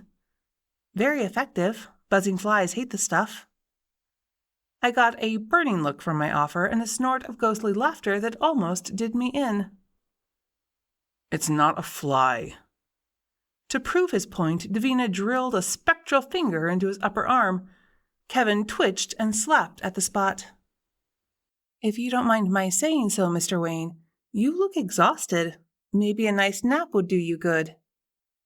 Indignant, he puffed up. Children take naps. I'm a grown man and I do not need a nap. Suit yourself. My shrug was meant to dismiss him, but he didn't leave. Finally, I leveled a look at him. Is there something else I can do for you then? Behind Kevin's back, Davina made a face, mocked his sneer and the condescending way he cocked his head. I developed a tick in the corner of my mouth. Yes, you can look up the number for the local code enforcement officer. That's the man whose job it is to ensure buildings like this live up to a set of measurable standards. The man? It was my turn to mock his insufferable tone. Whose job it is, in this case, happens to be a woman. I jotted down a number from memory and handed him the slip of paper. Let him pull that attitude with Jenny Sandler and see how far he got. She could pound him into the ground with her bare hands and not break a sweat. That tidbit elicited the slightly widened eyes that came along with a mild shock, followed by another sneer. Can't say I'm surprised. One had to assume as much given the complete lack of adherence to the proper building codes here. Those guidelines are in place for a reason and should not be circumvented. He finally pushed me past my breaking point. I can assure you this inn passed every inspection without a single violation. But if you're not comfortable here, you're welcome to find accommodation elsewhere. I'd be happy to carry your bags down whenever you're ready to leave. Is that any way to speak to a paying customer? It was when that customer seemed hell-bent on smearing the inn's reputation in any way he could manage. But I swallowed the insult that wanted to fly out of my mouth and schooled my expression into one of calm helpfulness. It didn't hurt that Davina switched over to blowing in Kevin's ear, the ghost equivalent of a wet willy. Every time she did it, his whole body twitched. The man was tedious in every way. If there's anything I can do to improve your stay, you only have to ask. An entire hive of honey couldn't be sweeter than my tone, but it didn't seem to appease Kevin one bit. Unless you can soundproof the walls before bedtime, I really don't see how you can do anything to improve my stay. Now he mocked my tone. Maybe if the walls weren't paper thin, I'd get a decent night's sleep instead of being kept up all night by the chatterbox guests in the next room. Guests? I cocked an eyebrow at him. In the next room? Didn't I just say that? Davina began to laugh. For my benefit only, I supposed, since Kevin didn't so much as flick a glance in her direction. She shook her head, a gesture I took to mean I shouldn't bring up his status as the inn's lone guest. I've got plans for this one. I'll see what I can do. See that you do. Looking smug, Kevin spun on his heel and headed back up the stairs, with Davina trailing along behind. Every few steps, she gave him a poke in the backside, making him goose-step the whole way up. I held back the giggles until he was out of sight. 5 minutes later, and looking a bit more put together, he came back down, tossed me a scathing look, and left by the front door. He's decided he's suffering from low blood sugar, so he's going to the diner, Davina said. I considered following him over there, but I thought convincing you to toss his room for evidence would be a better use of my time. What evidence? Ernie has the murder weapon. I don't know. This crime-solving stuff isn't really my thing. How do you usually go about it? Most of the time I bumble around until someone tries to kill me, and that's usually the murderer. It's not an exact science. I feel much better now. Sorry if my sleuthing skills don't come up to your expectations. This ghosting business wasn't part of my life plan, and if you think about it, you're partly to blame for my being stuck in this situation. How do you figure? Ghostly indignation sent a chill through the air. Easy. I waggled a finger at her. Leandra wants to be just like you, but she wasn't born with the same level of innate talent, so she spent a lifetime dabbling in things she doesn't fully understand. She knows just enough to be dangerous with her oils and herbs and whatever it is she did to force this ability onto me. Ultimately, that makes all of this, I circled a finger to indicate our situation, your fault. A moment of stunned silence followed the accusation. You really don't have the first clue, do you? What's that supposed to mean? I demanded. In lieu of an answer, she waggled her fingers over her shoulder on her way up the stairs to Kevin's room, leaving me no choice but to follow. Ghosts, I muttered. Can't live with them, and they won't just die and leave you alone. I heard that, Davina sing-songed. I wanted you to. I imitated her tone. Is there something about the afterlife that turns people snarky? You didn't strike me as the cranky type when you were living. Dying tends to remove the internal filters, I suppose. She still hadn't answered my earlier question. I can say whatever I want, and there's nothing you can do about it. I find it quite freeing. I find it quite annoying. I used the master key to unlock Kevin's room. I think you're a bad influence. She could have walked through the wall, but Davina chose to sweep past me instead, close enough to give me a dose of ghostly chills and head-to-toe heebie-jeebies even a burning look in her direction couldn't dispel. You can just tell him you came in to clean if he comes back before we're done. A shade or two darker than lemon and sprigged with roses and forget-me-nots, the wallpaper in the yellow room seemed lit by the sun even on a cloudy day.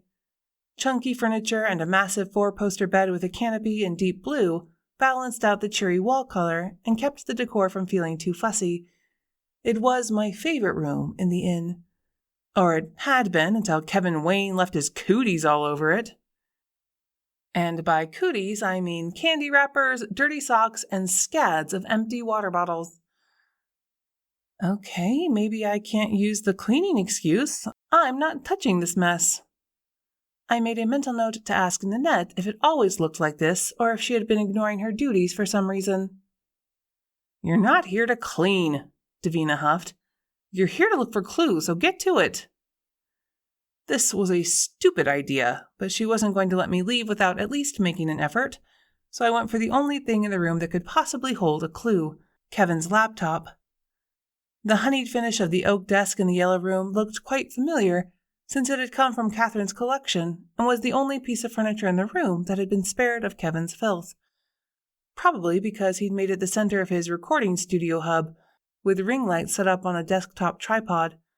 Behind the desk, he'd added a portable screen to serve as a backdrop. To my everlasting surprise, his notes about Davina were still on the screen when I popped the laptop open. Oh, now that's interesting.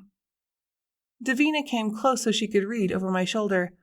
I shivered against the chill but kept reading. I wanted to be out of there long before he came back. Kevin had been investigating Davina for years. He'd made a comprehensive list of the cases she'd worked on. Names, dates, the subjects' ages, and known family were all color-coded by outcome. Green for those missing who had been found based on information Davina provided, yellow for those who had returned on their own, and red for the unsuccessful cases. Green far outstripped the other colors, but what drew my focus was the final column in his spreadsheet. What do the asterisks mean? The temperature around me dropped a few more degrees. Those marked the ones I didn't find in time. The girl you told me about. Davina's final case had been the green highlight and the asterisk. I didn't realize it happened 2 years ago.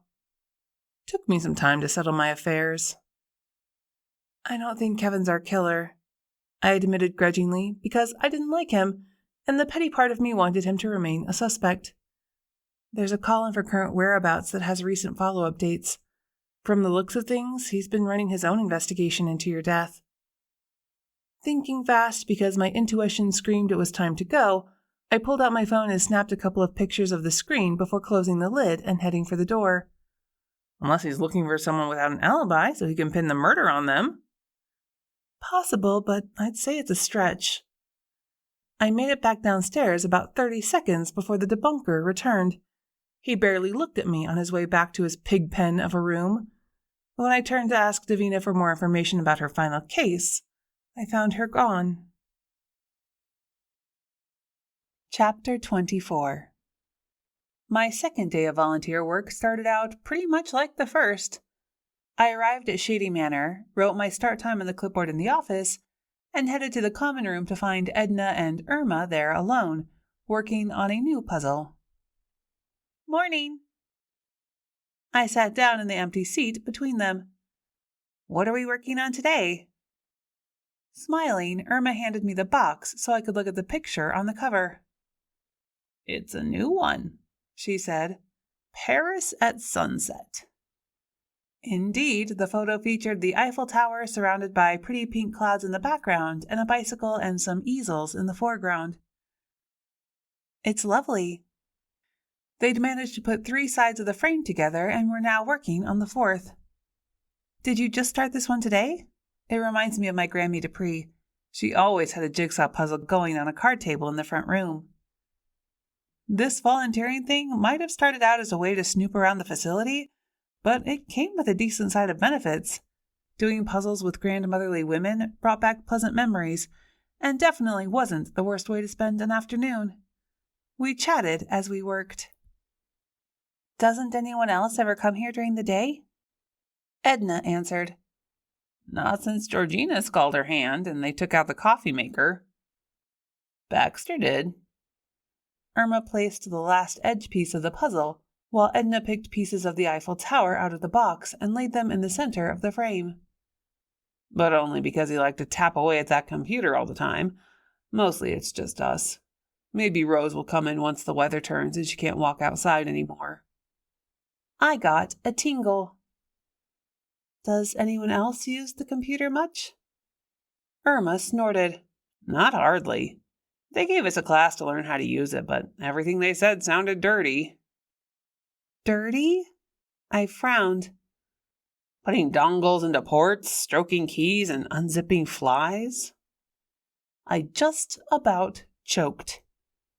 You mean keystrokes and unzipping files?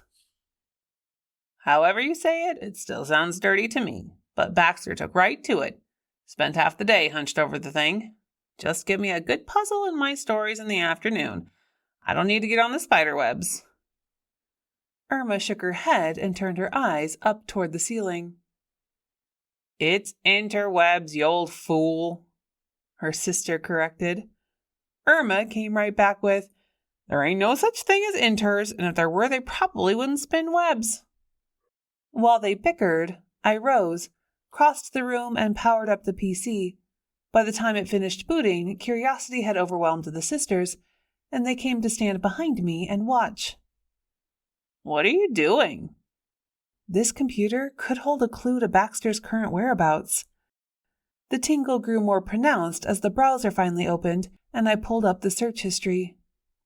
What's Viagra? Irma pulled a pair of glasses from her cardigan pocket and read the screen. Edna huffed and blushed. It's something men take to help them in bed. You mean a mobility aid? I had to bite my lip to keep back a snicker. That was one way of putting it, I supposed. Innocent as a babe, Irma said, I hope if it's leg lifters, he ordered the rigid ones. The floppy kind don't work as well. Stop talking, Irma, her sister ordered. I heartily agreed. The rest of Baxter's search history ran along similar lines. Where was a good place to eat that wouldn't break the bank? What was the most popular men's cologne among older women? Pet peeves in dating? That type of thing. He'd been serious about getting his groove on by the looks of it. He'd also spent some time on social media, but he'd taken care to log out of each account at the end of his sessions. I scanned through saved passwords but found none, so I couldn't log into his accounts. I could, however, search for him from my own Facebook account, which I did, and discovered he'd been smart enough to take advantage of privacy settings that hid his friends list. As a last resort, I scanned through his public posts for clues, and though I still felt the tingle, it was clear I'd hit another dead end. Still, it gave me a better sense of the man's thought process. He certainly didn't search like a man with dementia, but that could have been a mistake on the part of whoever called for the silver alert. Did Baxter suffer from dementia, do you know? Edna frowned. Not that I ever noticed. He always seemed pretty sharp to me, but he wasn't one to talk about his health. Okay, I give up. Shall we go back to puzzle making? Might as well spend another pleasant hour with the sisters before tackling some of the other chores on the volunteer list. I'd just decided to continue coming back even after I got to the bottom of whatever was going on at Shady Manor, when Irma leaned over and stage whispered to her sister, "Make her go away." Edna flashed me a look, her brow furrowed in resignation. Irma, this is Everly. You remember her from the other day when she visited, and we liked her. No, I don't remember and I don't like her. You tell her to go away. Irma's voice rose in pitch, the shock of it practically nailing me to my chair. When I didn't leave as she had asked, Irma stood and rushed from the room herself. I'm sorry. I'm not sure what I did to upset her so badly. You didn't do anything. Irma's having one of her bad days is all. Edna's hand shook when she patted mine reassuringly. Bad days? I repeated. Leaning close, Irma confided, They put her on anti-anxiety pills for it when we moved in here, and she did really good on them until the last couple of weeks when the episodes started up again. I don't want them to send her away. Her voice shook. But I heard the nurses talking the other day. They'll put her in prime care if she gets any worse. Is there anything I can do to help? Edna shook her head so hard her curls bobbed and stood to leave. No, I'll go sit with her until she calms down. She'll be okay. Her throat worked as she repeated, She'll be okay. I wanted to put my arms around the frail woman and tell her everything would work out, but I didn't know her well enough for that, and there was no guarantee I was right, so I let her go without doing anything. I hated myself for it. Chapter 25. The third time I wiped invisible dust off the kitchen table, Drew came up behind me and put his hand over mine to stop the frantic movement. What's going on? Nothing, I lied. I just want everything to be nice. No. He took the dish rag away from me, threw it in the sink. It's more than that. It's the first time we've had them to dinner since my place became our place, that's all. He'd find out soon enough that there was more, but I wanted to wait until the right moment to drop the bomb. The right moment had probably already passed, but that wasn't something I could change now. If I didn't tell him about Tibby's trust soon, I'd have to come up with a convincing reason to explain why it had taken me so long. This was good news, right? My only crime was one of omission, and in my defense, things had been a bit busy lately. So why did I feel like a child with her hand in the candy jar? Molly barked to let me know my parents had arrived and saved me from having to tell another lie. You want to get the door? I need to baste the chicken one more time. I gave him as convincing a smile as I could muster and headed toward the oven while he went to let them in. There's my girl. I thought my dad was talking to me, but it turned out to be Molly who got his attention first. He bent to ruffle her ears and got a sloppy kiss for his effort. What about me? I mock pouted. He laughed, straightened up, and rewarded me with a hug. My dad gives the kind of hugs that can cure even the worst of the jitters. I felt much better after he let me go, right up until I caught a look at my mother's guarded expression and all the insecurity rushed back in. Something smells wonderful. Dad hadn't picked up on the undercurrents, or if he had, chose to ignore them. Probably wise of him. Mom and I weren't exactly feuding, but we hadn't been comfortable around each other lately. What's the occasion? Your mother wasn't clear on the details. Nothing special. We just thought since we're finally settled after the move, it was time to have you over.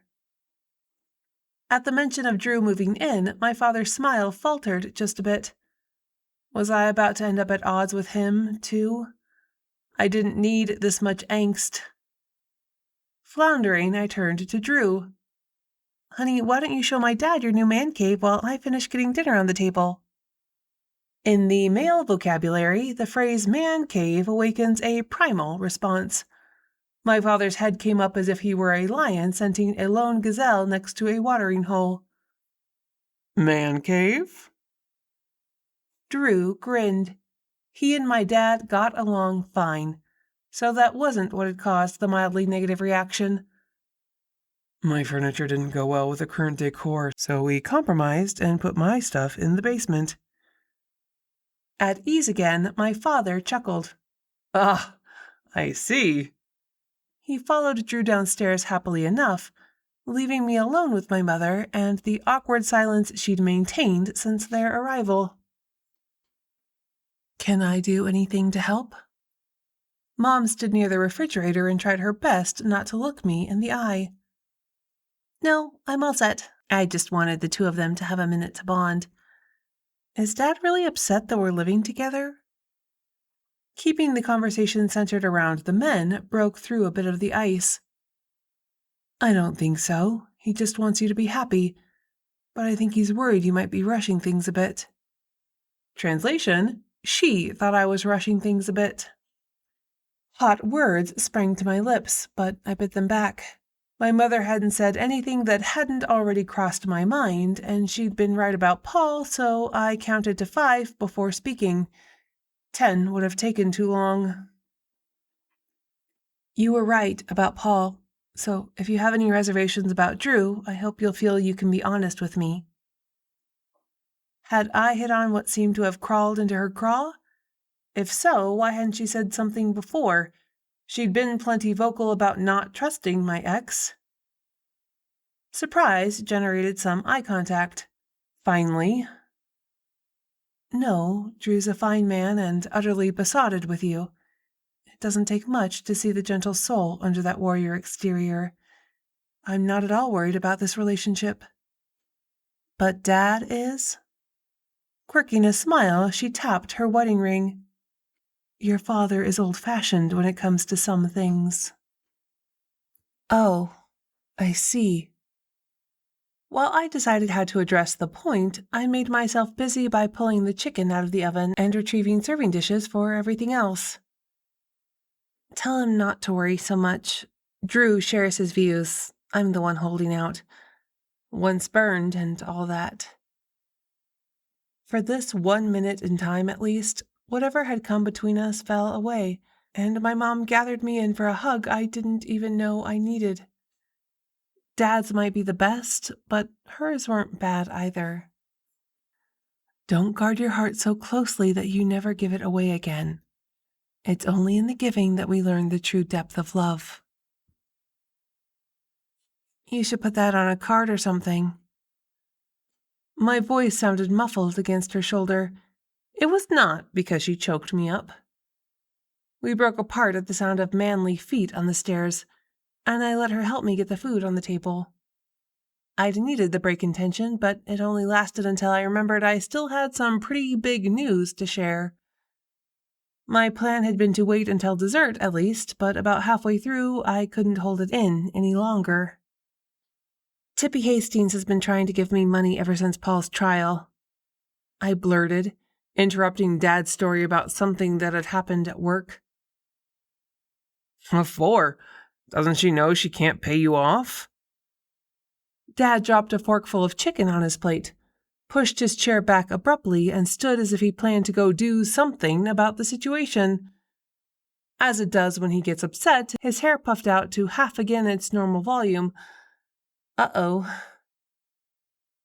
Pay me off for what? I helped put her son behind bars. I reminded him gently. Sit back down, Daddy, there's more. As quickly as I could, I brought them up to speed. I figured Tippy's conscience is her own problem, not mine, so I sent all the checks back thinking she'd eventually take the hint. I am proud of the life I'm making here. I landed on my feet, and I didn't need her constantly reminding me of a painful past. But I was wrong to underestimate her tenacity because she showed up here the other day. Now I had Drew's attention as well. Not because he'd been unaware of the overall situation, but because I'd kept him in the dark about this final piece of the story. Rising, I retrieved the trust papers from where I'd stashed them nearby. With this, I unfolded the paperwork and held it up for them to see with the word trust in large letters across the top. The first thing I did was consult Petria. She says it's all above board, no strings attached. The money's mine to do whatever I want, including refuse the trust entirely. What do you think? Once assured my integrity wasn't up for grabs, my father settled back down. Drew merely quirked a brow and picked up the documents to scan while we all waited for my mother to weigh in. That's a lot of money. Davina appeared over Drew's shoulder. Your ex must have been a real jerk. Great! Just what I needed right now. An appearance from the ghostly peanut gallery. Trying to be subtle about it, I gave her a squinty look and tried to communicate that she should leave with a sideways cut of my eyes and a head nod. I could have danced on the table and begged, it wouldn't have done any good. Paul was a real jerk, my mother answered Davina. Or did she? I couldn't tell because the comment also could have been an appropriate response to my question. Had there been a slight emphasis on the word was? Or was it just my imagination? As my mother continued to speak, I tried to parse her words for subtext. A dirty, lying piece of scum. She was probably only talking to me, but it sure seemed like she heard Davina speaking. So you're saying this is dirty money that I should refuse on principle? I gave up on Davina and focused on my mother. Over the past few days, I thought a lot about Patria's advice. Used correctly, this money could do a lot of good for a lot of people. For the second time, I could swear Davina read my mind when she said, "Money itself is neither good nor evil, but is a tool that can be used for both." She doesn't have to decide anything right now. Drew's hand found mine under the table, squeezed my fingers reassuringly. I meant nothing of the sort. My mother leaned forward, rested her elbows on the table in a most unkitty-like breach of etiquette. In the right hands, money is nothing more than a tool. I'm not convinced that woman even has a conscience because it's one thing her money couldn't buy, but if you say she does, I'll give her the benefit of the doubt. As long as Madeline has no control over the trust or over you, I say screw it. Take the money. Do something good with it. But for heaven's sake, don't give it all away. Do something nice for yourself, too. Again, she'd used similar wording to Davina's, but I don't think I'd ever heard her use the phrase screw it before. That's pretty much what Patria said. Maybe a nice honeymoon abroad. I just about choked when my father offered the suggestion, and the weight of Drew's gaze fell on me. It took everything I had not to squirm. Drew's been setting up a workshop in the garage, Dad. You should go out and make sure he's got the right safety guards on his saw. I uttered the magic words that would buy me a few minutes to recover from the ordeal. We can have pie after. Nice save, Davina said, and wafted out of the way to keep the men from walking through her on their way out the door. But you know they'll be out there talking about it, right? They will, my mother answered, and this time there was no doubt who she was talking to, because it wasn't remotely the correct response to anything I'd said. You! I pointed at her, my eyes wide with shock. You can hear Davina, can't you? All that crap about ghosts not being real and the protesting was, what, denial? For half a second I thought my mother might faint. Her eyes fluttered upward, her face went pale, and when she reached up to push back her hair, her hand shook. You don't understand. Oh, I think I just might. You called Grammy Dupree a crackpot, Mom. How could you? Do you have any idea what it's been like for me ever since Hudson? The mention of his name snapped her out of it enough to consider the reason I'd figured out her dirty secret. Since Hudson what? Did he speak to you? He did more than talk. I thought it was Leandra's meddling with my third eye that made it so I could see him. But all this time it was you passing on your spooky gene to me. You could have warned me, you know. Holding up her hand for me to stop, my mother tried to get her mind around what she'd just learned. You saw Hudson? I nodded hard. Hudson, and then Spencer Charles and Amber Hale, Winston Durham, oh, and let's not forget Dellie Harper or poor Summer Merrifield, and now there's Davina. Guess I don't need to worry about closing that door behind me when I leave. Davina tried to help. Shut up, Davina. Yes, you do. My mother and I spoke at the same time. Davina held up both hands in surrender and vanished. She's gone, I gritted out between my teeth. Does Dad know? Mom shrugged off the question. Why didn't you tell me? Gee, Mom, maybe I thought you wouldn't take it well. I wonder where I got that idea from. I guess we've both been keeping secrets. You think? Tell me about the Ouija board incident, and this time I want the whole story. What if... She cast a glance toward the door. It's a workshop. There's a mini fridge with beer out there and tools sharp enough to cut off fingers. They won't come back in here until we lure them with pie. Now spill. Half whispering just in case the men returned, she told me how she'd just started dating my father when her birthday rolled around. And while it had been Lucy's idea to borrow the Ouija board from Grammy Dupree, young Kitty hadn't put up much of a fight. I thought we'd turn off the lights, move the doodad around the board, and maybe I'd get your father to kiss me. I didn't expect to hear my long-dead Uncle Jimmy asking me to apologize to my mother for him for cutting off her braids when they were kids. The dearly departed do seem to fixate on the weirdest things, though my experience runs a bit different from yours. I only see murdered ghosts, and they won't leave me alone until their killers are caught. But I still can't make a connection between the Ouija incident and the protest. It felt good to talk openly with her about this part of my life. My mother touched her hair again, a sure sign of agitation. I can't tell you how much I regret taking part in that ill-timed debacle. I'm not the one you should be telling, but Davina's not here right now. I know, you're right. A deep breath calmed the worst of the shakiness. The first thing you need to know is my hearing the dead is not something that happens all the time. Not like what you've experienced, apparently. The look my mother slanted at me meant she wasn't happy I'd hidden things from her. If she gave me any guff about it, we'd have a talk about pots and kettles and shades of black. Davina shimmered back into view, put a finger to her lips, so I didn't mention her presence. If my mother's story could shed light on the events leading to her death, the ghost deserved to hear it firsthand. It was easy to blame Lucy for what happened, and became even easier after she rose to fame. But thinking back, I can see she tried to warn me, and I didn't listen. As the tale went on, I learned that Lucy/Davina had been the one to unpack the Ouija board, and as she'd touched the planchette, she'd seen two possible paths for her friend. One where the game went back in the box, allowing dormant ability to remain buried. The other led to this moment, where all three of us grappled with the aftermath when she didn't. Most people have some level of latent ability for psychic phenomena, just waiting for the right trigger to pull that ability out into the light. Davina made my mother jump when she spoke. I didn't have enough experience to understand I'd been shown your trigger moment. Or one of them, anyway. Alarmed by what she'd seen, Lucy tried to grab the planchette away from Kitty's hand. There'd been a minor tussle that ended up in a spitting match between the two teens. Lucy walked away, leaving Kitty to her fate. I'm sorry. I should have tried harder to stop you.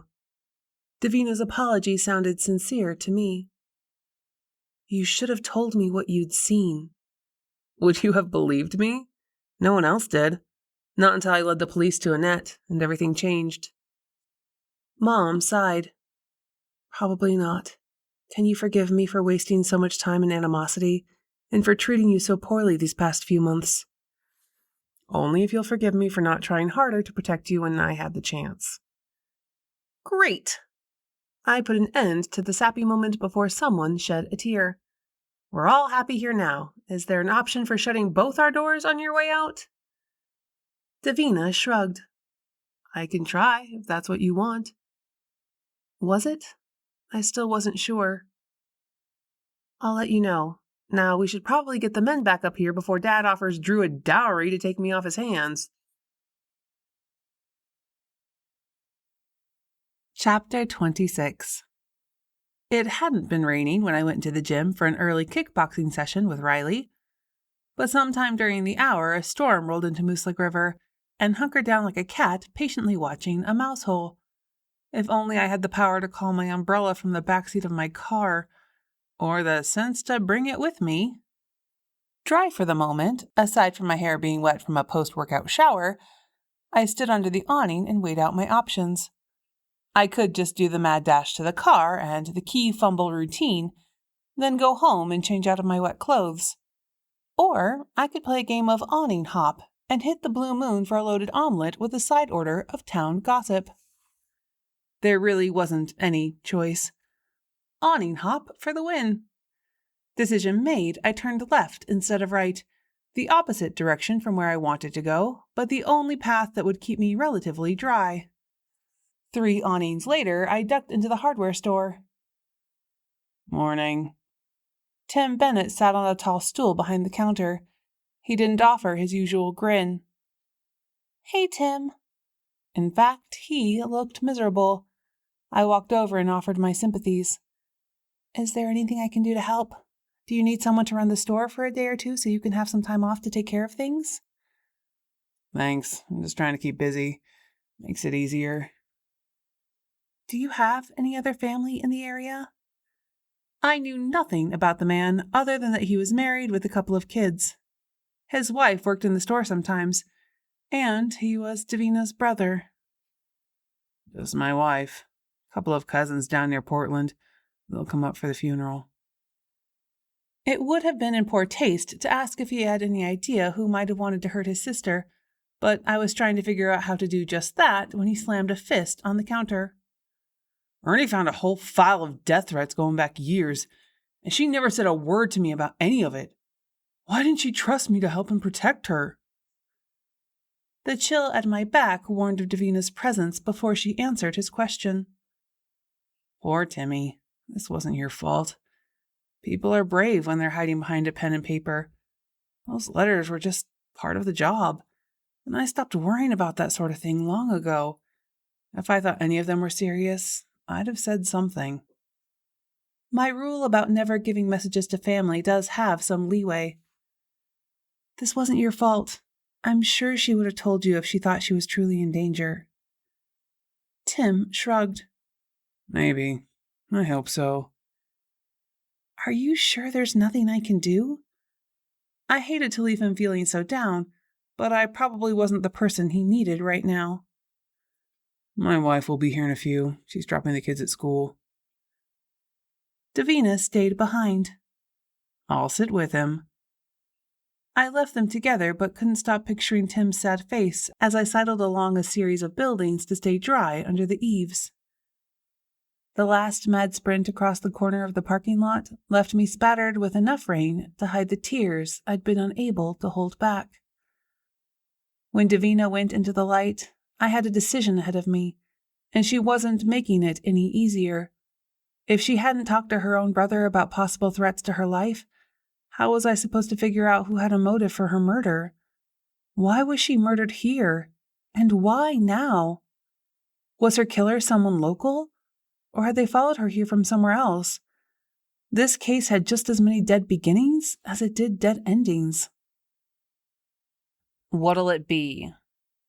Thea Lombardi rolled her eyes toward the ceiling as she startled me from thoughts so deep I barely remembered coming in and taking a seat on one of the spinning stools at the counter. Loaded omelet. Light on the peppers. I raised my voice so Mabel could hear me in the kitchen. Much better chance of getting my actual order that way. I got you, Mabel yelled back.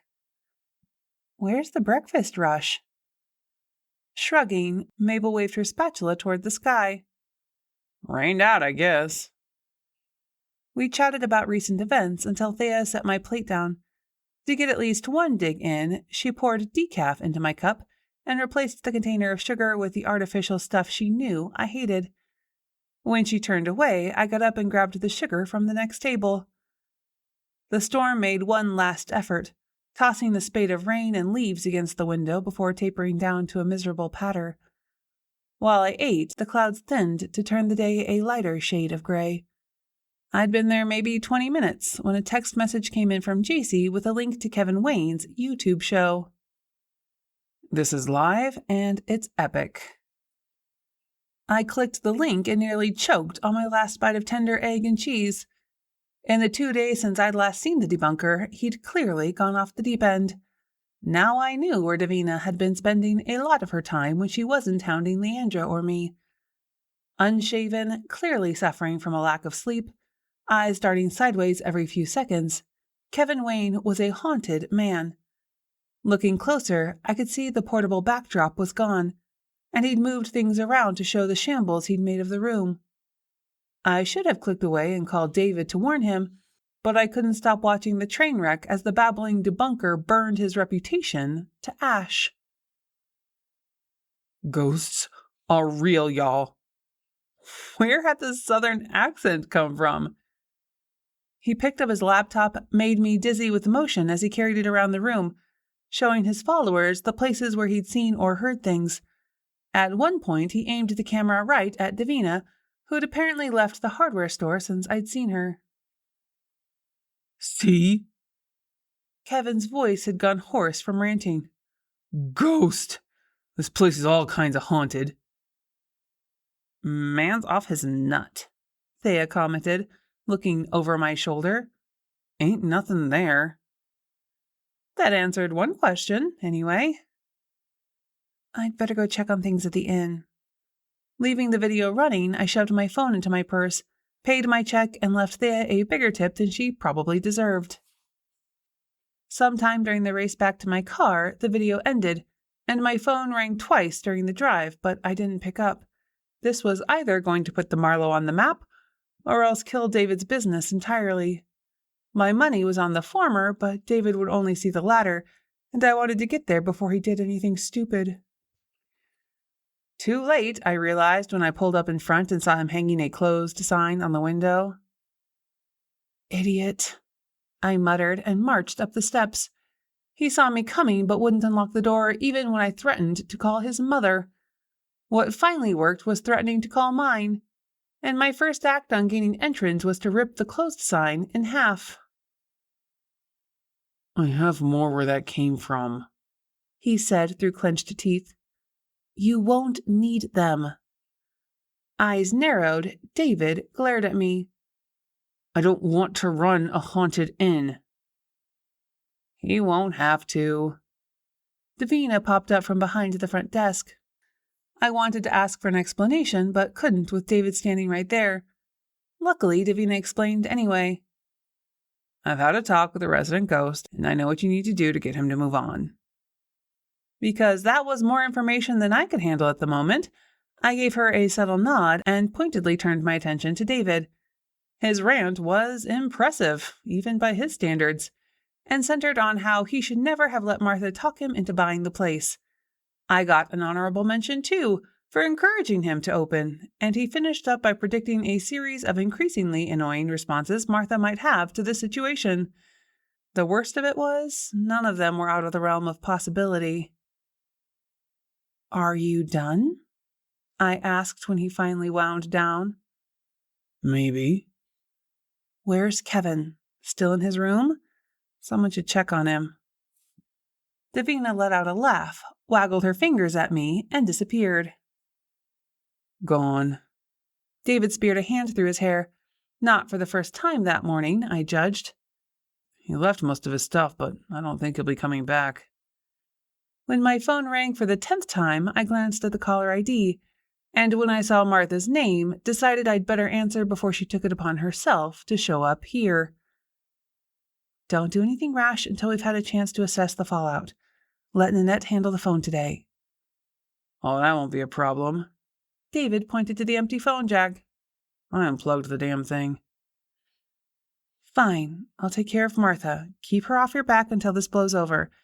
It won't be as bad as you think. I'll be back later.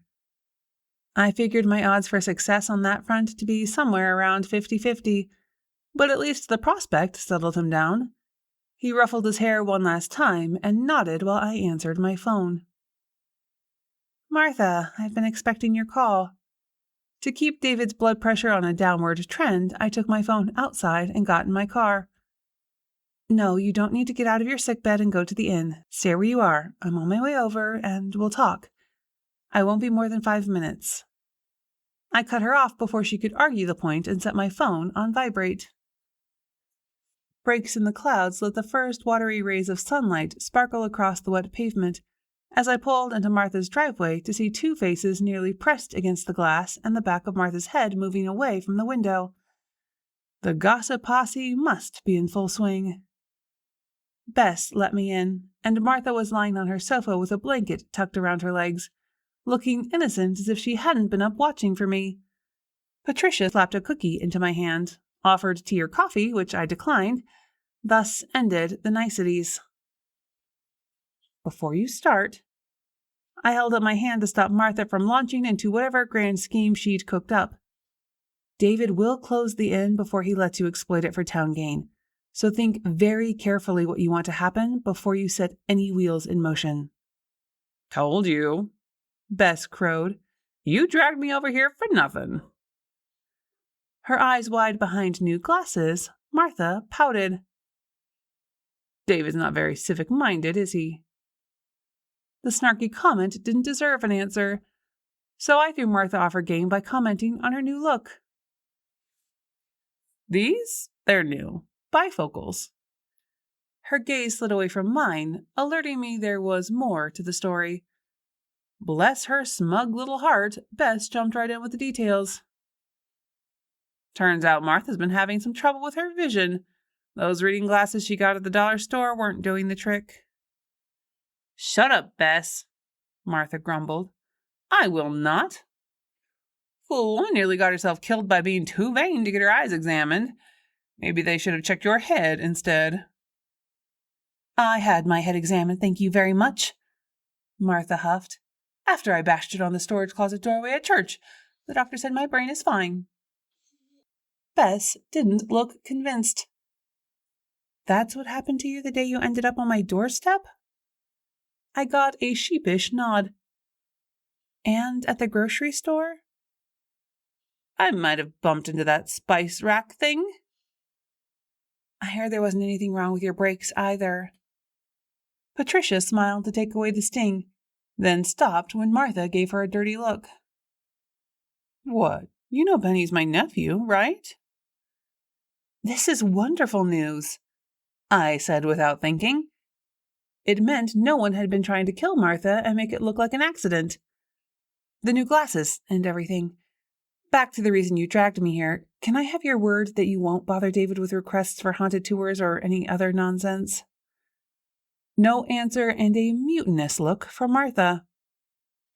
The inn could play an integral part in increasing tourist income in Mooselick River. We need to keep our eyes firmly on the prize, and blowing a great resource just to boost the Halloween event is not worth jeopardizing our long-term goal. Smart thinking. Bess waved a cookie at me.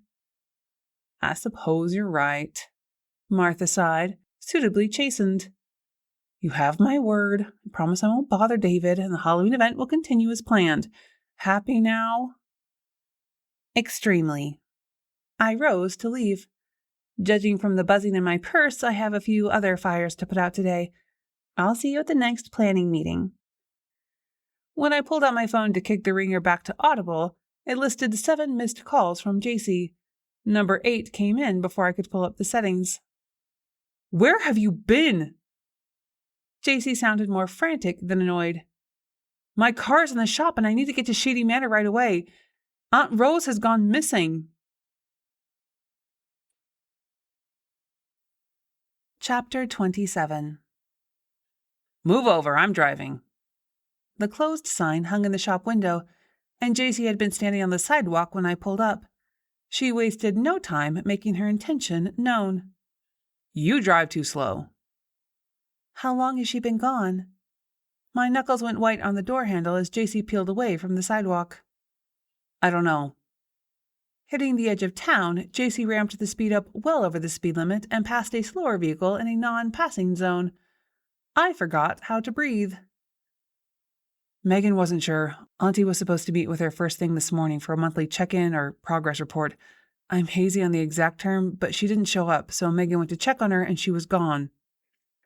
At least the immediate fear of dying in the smoking wreckage of my vintage Buick kept me from picturing Rose lying in a crumpled heap. Or almost, but I pushed it away. Not going to happen on my watch. We would find her, whatever it took. Leandra? On her way. The speedometer climbed up another 5 miles per hour on the last straight section of road before the turn into the facility. You know, JC tried to distract herself from worry. You should let me drive this thing once a month. It needs a good honk now and then to clear the cobwebs out of the carburetor. I know you think you're saying words, but it's all gibberish to me. When she slammed on the brakes to make the turn, I pitched forward. Automatically, JC shot out an arm to hold me back. Sorry, she said, but I didn't answer as we pulled up in front of Rose's place. Waiting on the ramp, Megan McCurdy flinched when JC slammed the car door. I'm sorry. I don't know how this could have happened again. We're doing everything we can to find your aunt. Define everything. Fire didn't exactly shoot out of JC's eyes, but Megan jumped like she felt the burn. I've got the staff out looking for her. She can't have gone far. That's probably what you said when Baxter went missing, and look how that turned out. This isn't helping, Jace. I grabbed her arm, pulled her toward the front door to look for anything that might help us figure out where Rose had gone. Megan stepped in front of us. I can't let you go in there without signed permission from the resident. It took everything in my power not to put my self-defense skills to the test, but I did indulge in a brief fantasy where I kicked her in the head a la Billy Jack. I blamed Drew for the obscure movie reference. We will go around you? Chasey gritted out from between clenched teeth. Or through you. Your choice, and I really hope you make the right one. I'm in the mood to kick some ass. Several tense seconds passed before Megan stepped aside. Go ahead, then. I was about done with this job anyway. Still, she followed us in. Okay. We stopped just inside the door to assess the situation. I don't see signs of a scuffle, so that's one for the plus column. We know Rose's morning schedule. Up at 6 for pre-breakfast meds, get dressed, then it's playtime and feeding the cat, followed by breakfast, more meds, and out for her morning walk at 8. Every day, rain or shine, like clockwork. JC parroted what her aunt had told us. Except for today, when she had an appointment. Our meeting wouldn't have taken more than 10 minutes, Megan explained. It was just a progress check to make sure she felt comfortable here. She would have been able to go for her walk after. We ventured deeper into the living space. JC peeled off to check the bedroom and bathroom, while I went into the kitchen to look for evidence of Rose's morning routine. Dishwasher is empty, nothing in the sink. It's totally dry, too. Not enough evidence to convince me Rose had missed breakfast, but her pill container sat on the table and seemed the next logical thing to check. When I did, I didn't like what I saw. JC, come here. I hadn't included Megan in the request, but she joined us anyway. Look. I pointed to the section of the container that held the medications Rose should have taken with breakfast. I think whatever happened, Rose didn't get breakfast, and there's still food in the cat's dish, too. Cricket. JC spun and scanned the room. When she didn't see the cat, she went back into the bedroom to check there as well. She's not under the bed. Or behind the sofa. I checked the only possible hiding place in the main area. Meanwhile, Megan snatched up the pill container, stared at the contents. This isn't right. She frowned, set the container back down. Do you know where she keeps the bottles? Second cabinet from the left. JC returned from the bedroom. Why? Waving off the question, Megan opened the cabinet, sorted through the contents, and pulled out 2 bottles. Opening the first, she poured the pills into her hand, examining them closely, then dumped them back into the bottle. Brows raised, she repeated the process with the second bottle. What? Dragging a hand through her hair in frustration, Megan tried to school her features, but she couldn't keep the fury off her face. These are not the correct medications. She takes pramipexole for her Parkinson's. Those tablets are white, not yellow. And someone has replaced her pain medication with plain old aspirin. JC put a hand to her heart. I didn't realize she was on pain medication. Is it bad? Bad enough. Megan slammed the pill bottle down on the table, but I barely registered the sharp crack as the wheels in my head began to spin up fragments of memory that whirled and wouldn't come clear. One did, though. Cricket. I got excited. Remember what Rose said the first day I came out here?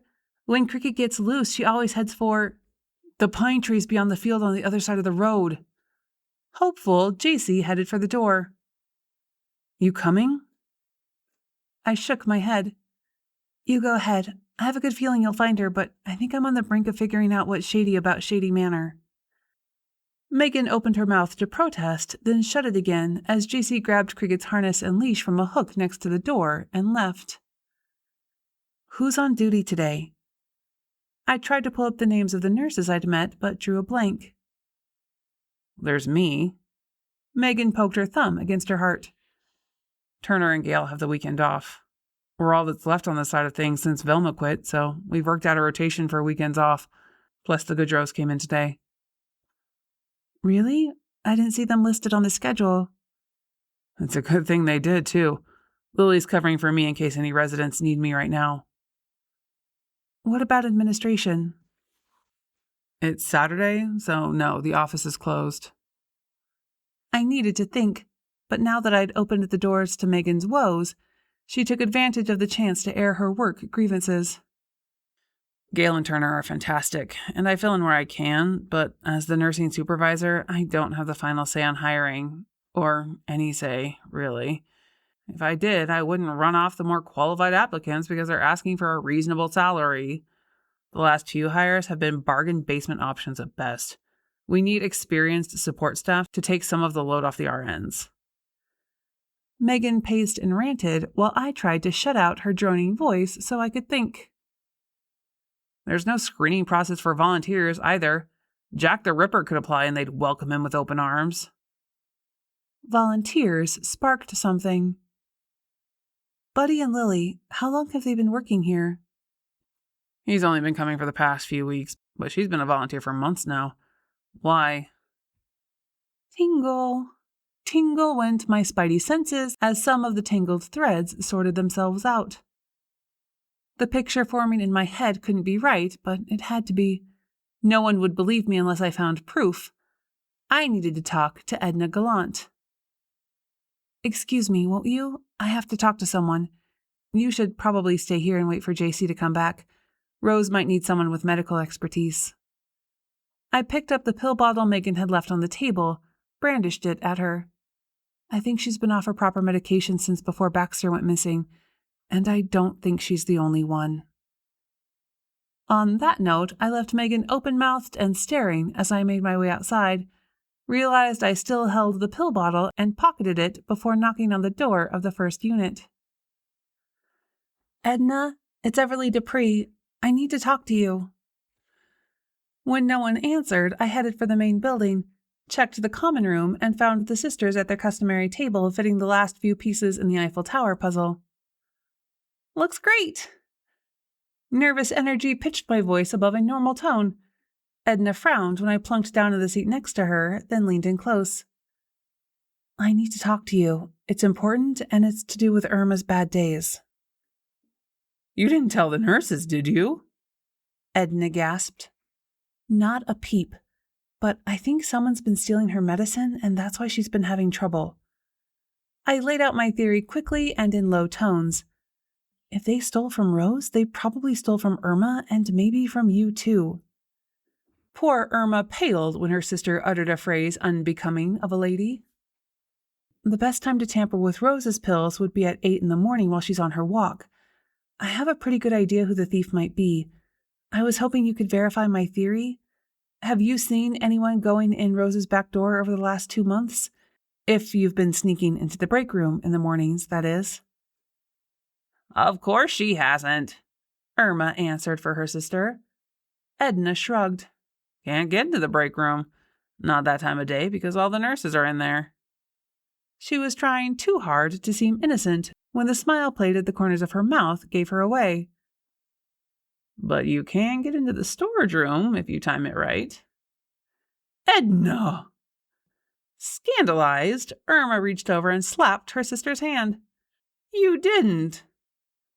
Sure I did. but only since they took away the coffee maker.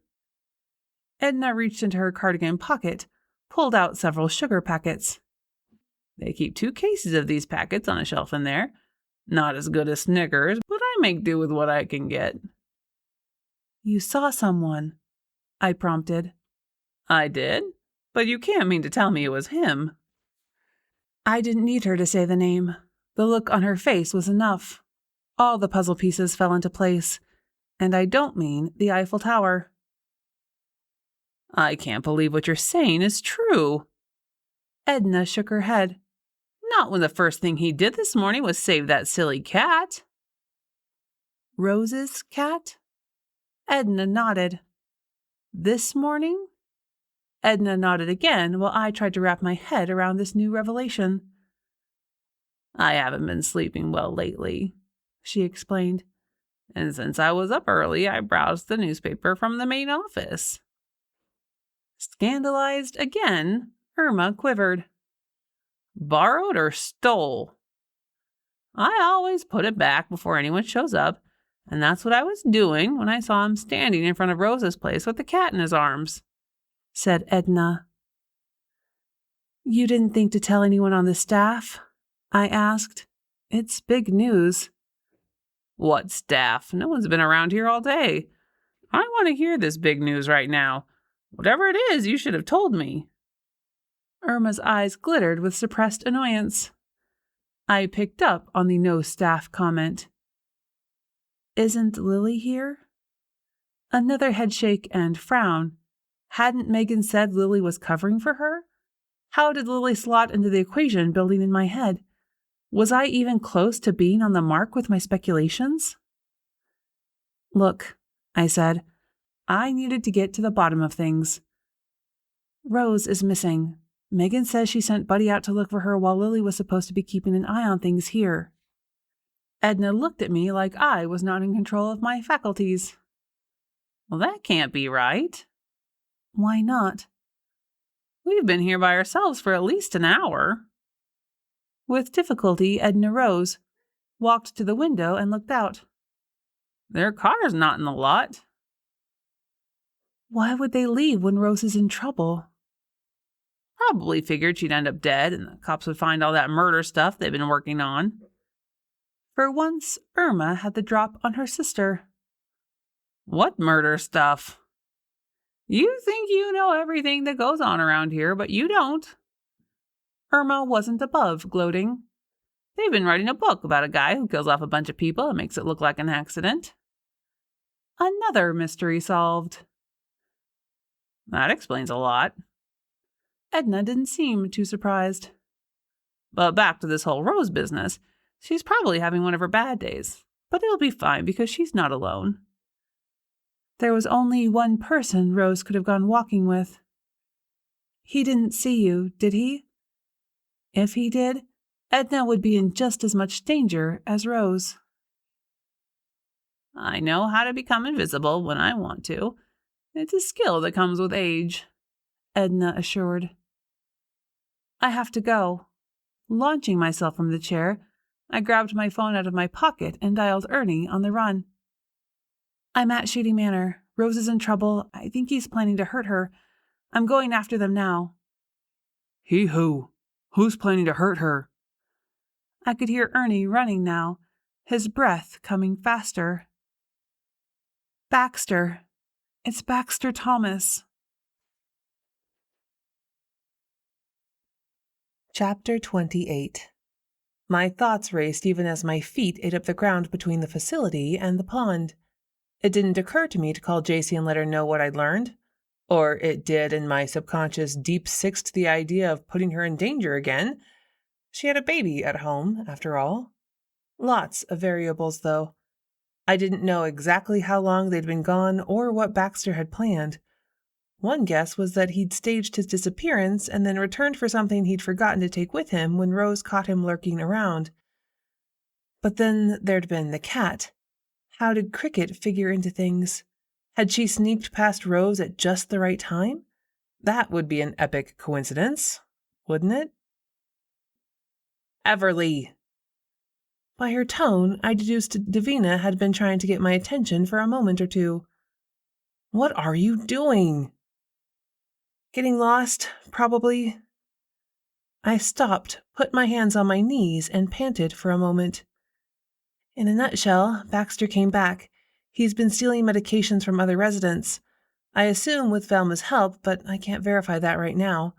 My theory is Rose caught him, and he lured her away to stop her telling anyone she'd seen him.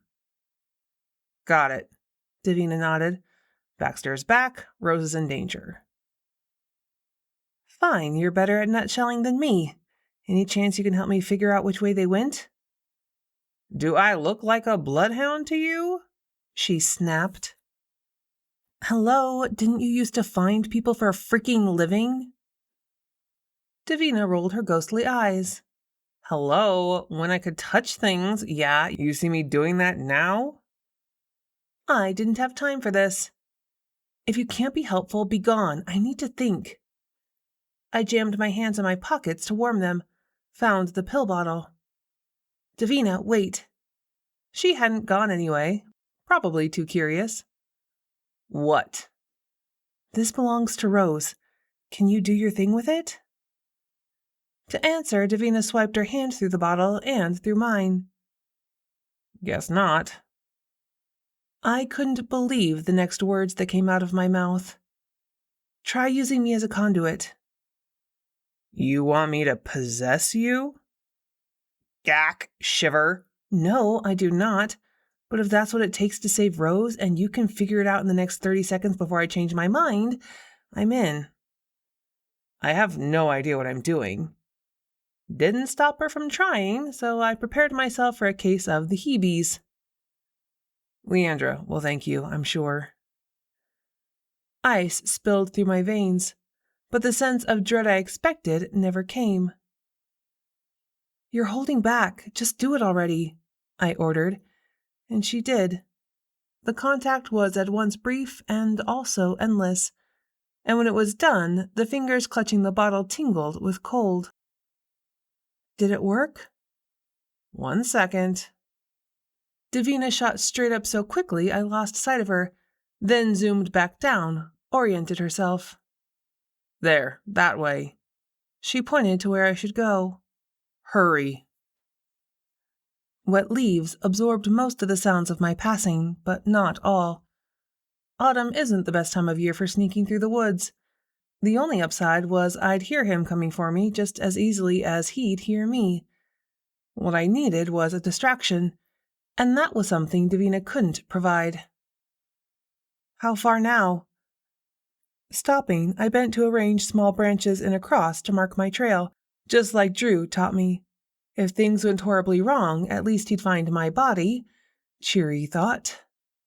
I don't know. Just keep going, and I'll scoot on ahead, then come back and keep you posted.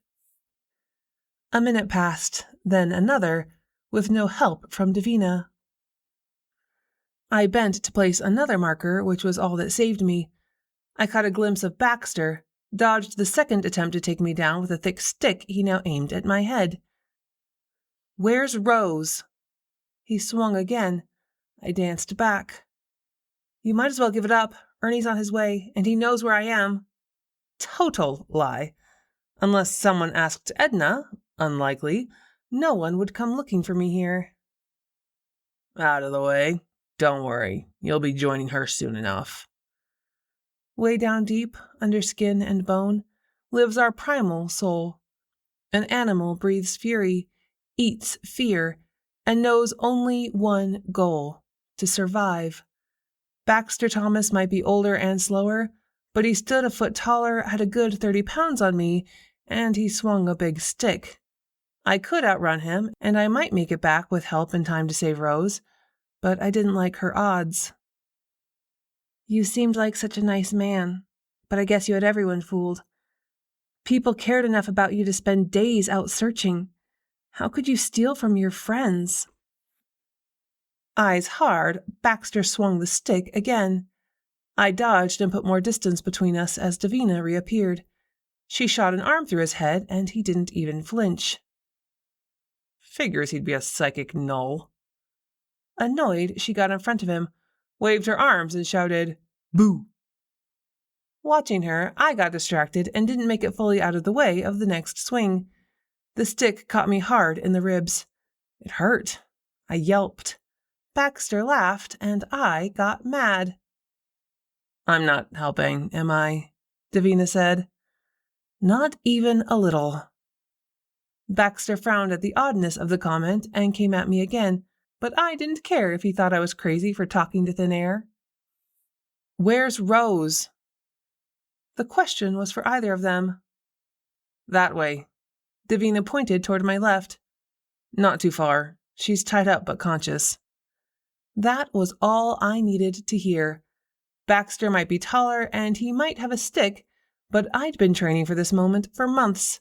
He never saw the moment the tide shifted in my favor. "Come at me, old man," I taunted, and fell into my ready stance. Riley and Drew would be so proud. "I'm going for help." Davina shimmered and was gone. That'll be a fine trick, I thought as Baxter attempted to close the distance between us. "Let's hear it," I taunted as we circled. "Come on, you might as well tell me why you chose a life of crime. I do love a good villain's speech. Was it that your mommy didn't love you enough? Or maybe you just thought you were entitled to take things that don't belong to you?" "I've got nothing to say." "Fine, have it your way. I know what you did, and that's enough. I don't really care why." He telegraphed the swing. I ducked under the stick, came up within striking distance, and landed a jab just below his ribcage. Breath whooshed out of him, but he didn't go down. Not bad for an old man. The stick whistled past my ear. He'd recovered quicker than I expected. I jumped to the side and stumbled over a root, losing just enough balance to take a glancing blow to my left wrist. My hand went numb almost immediately, which probably wasn't a good sign. Better get this done fast before he got another lucky shot. The stick came down again, and this time, instead of ducking, I intercepted, and instead of trying to yank it away from him, shoved his weapon toward him. He wasn't prepared for the reverse maneuver and lost his grip. The stick clattered to the ground, and before he could regroup, I delivered a roundhouse kick that took his balance. My heart raced from the adrenaline, and my breath whistled in and out of me. I barely felt it when he managed to land one good blow on my left cheek, but my training held and I didn't stop until he was down. Feeling completely outside of myself, I yanked the string out of my sweatshirt hood, dragged his hands behind him, and tied him as securely as I could with only one working hand. My left wrist had already swollen to twice its normal size and definitely wasn't numb anymore. Leaving him where he was, I headed out to find Rose. Not too far turned out to be about 30 yards. Baxter had her tied up and wedged partially into the space under a fallen tree. My heart nearly stopped when I called out, and she didn't move. "Damn it, Rose, you better be okay." I broke into a run and, careful of my wrist, dropped to my knees to check her pulse. "JC will kill me if you aren't." "I'm okay."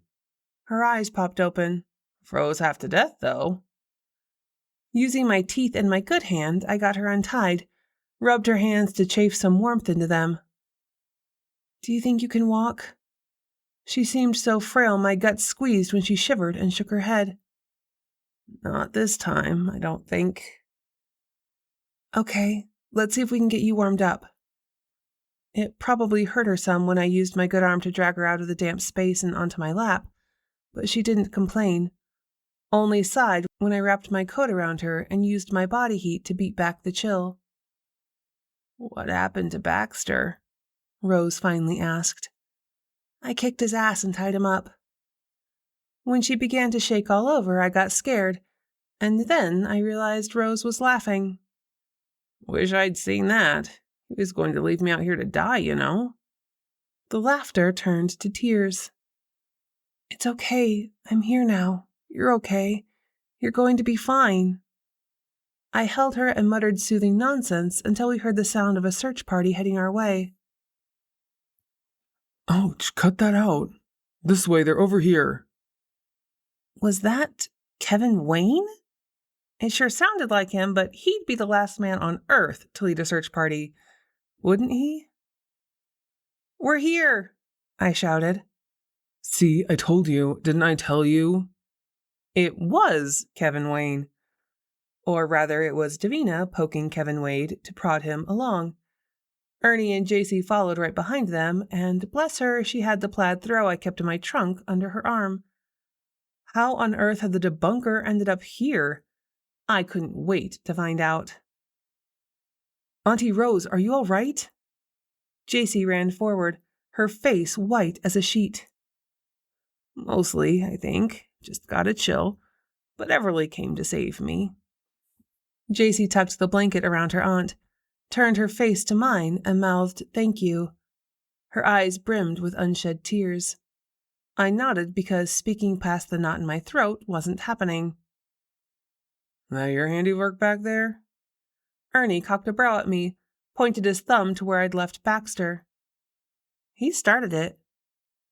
That almost got a smile out of Ernie. Almost.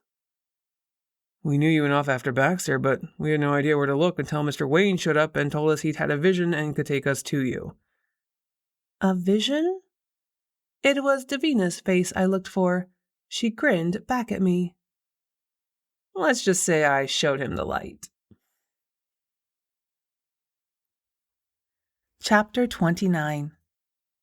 My wrist protested the partial weight of the coffee pot, but I needed caffeine and didn't like my chances in a fully left-handed pour. Plus, the pain reminded me to be thankful I was alive, so there was that. A sticky note on the fridge informed me that Drew had taken Molly out for an early run, so she didn't need playtime, and he'd cleaned up the house so I could rest. Looking around, I concluded he hadn't done a bad job. Maybe I should sprain my wrist more often.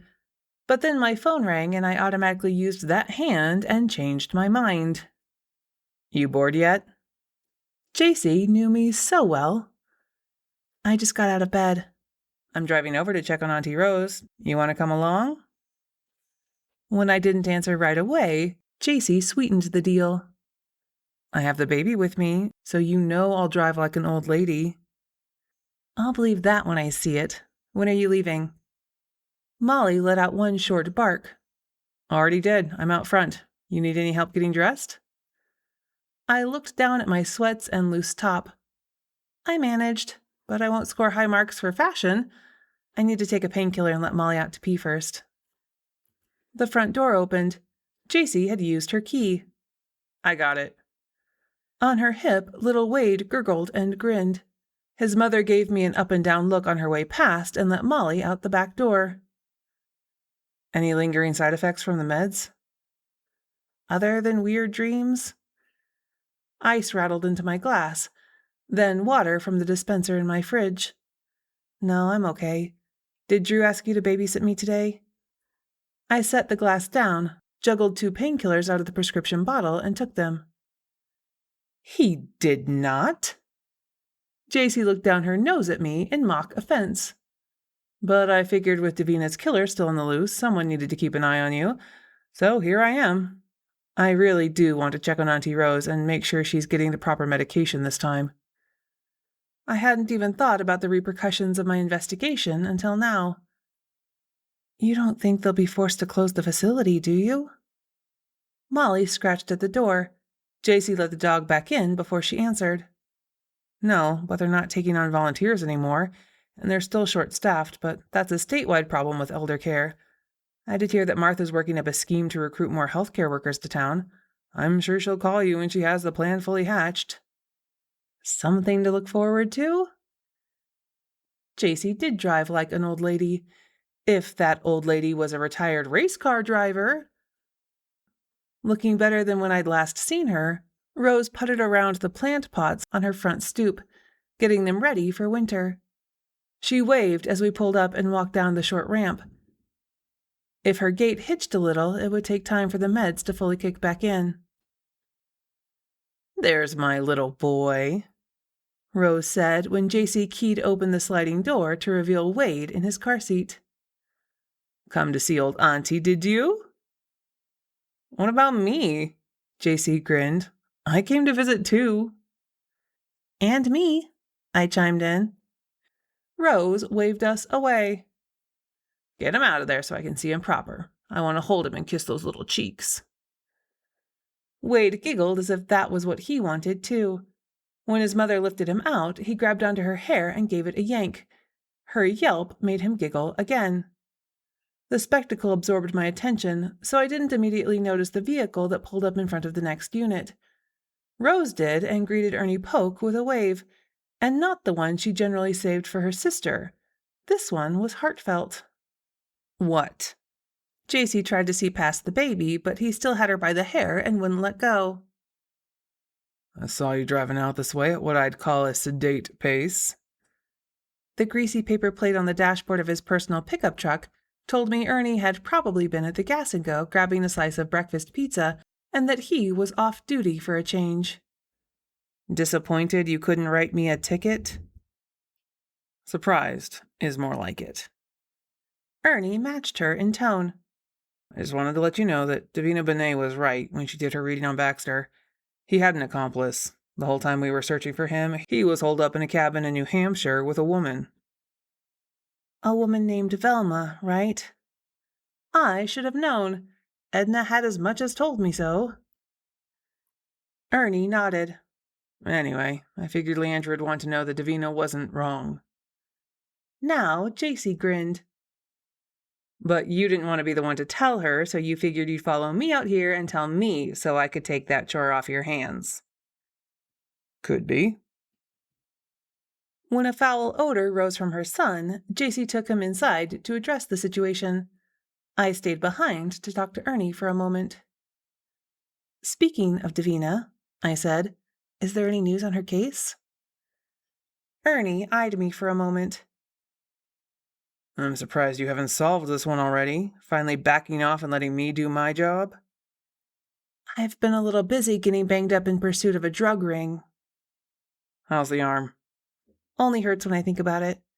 You're not still looking at my mom, are you? She's not in this, and you know it. If he did, he wasn't saying so, but he gave me a nugget of hope. As it happens, one of the techs lifted a partial print off of one of the beads. We're running it now, but you know these things take longer in real life than they do on TV. How much longer? A day, maybe 2 if we got enough for a match and the prints are in the system. Good, my mother could hang on that long. Several hours later, I sat at my customary table at Cappy's for a girls' night. I'm ordering fried everything. Nina set the menu aside. 500 trips up and down the stage in this week finishing that mural. I have calves of steel and buns of titanium. I'm pretty sure I've burned 1 billion calories. What happened to Artie McHardbody? JC's nickname for the smitten art student made me choke on my wine.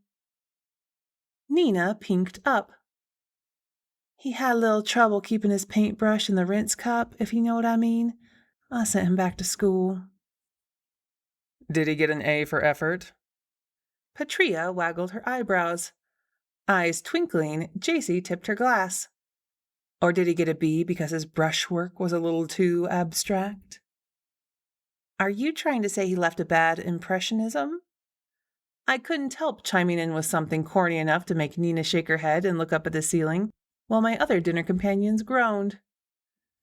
Enough, Nina declared in a mock stern tone. Then she grinned. He fancied himself a neo-romanticist, and while he did exhibit nice form, he laid the impasto on a bit too thick, and his lines were more kitsch than mannerist. I feared that under all that veneer, he was a minimalist, and so I had to let him go. You win. JC did the seated version of the not worthy bow. Nina accepted the accolade with a nod and a graceful hand gesture, which also summoned Miranda to take our food order. Catch me up, Nina ordered. I missed out on all the excitement. JC did most of the telling while I listened and let her version of the facts percolate in my head, in case she sparked a new way of looking at things. Beside me, Patria said little, but I noticed how many times she checked her phone since we'd sat down, and also when she filled her wine glass a third time, which wasn't like her. "Everything okay with you?" I leaned over to ask as quietly as the supper crowd at the bar would allow. "Fine." Her smile seemed forced. "Long day." I made a mental note to prod when we weren't in such a busy situation. If I'd known what was coming, I'd have stopped everything and dragged the truth out of her on the spot.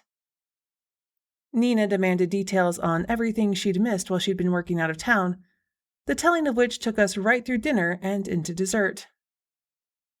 "Here's a wild theory." Eyes alight with mischief, Nina threw her mother-in-law under the bus.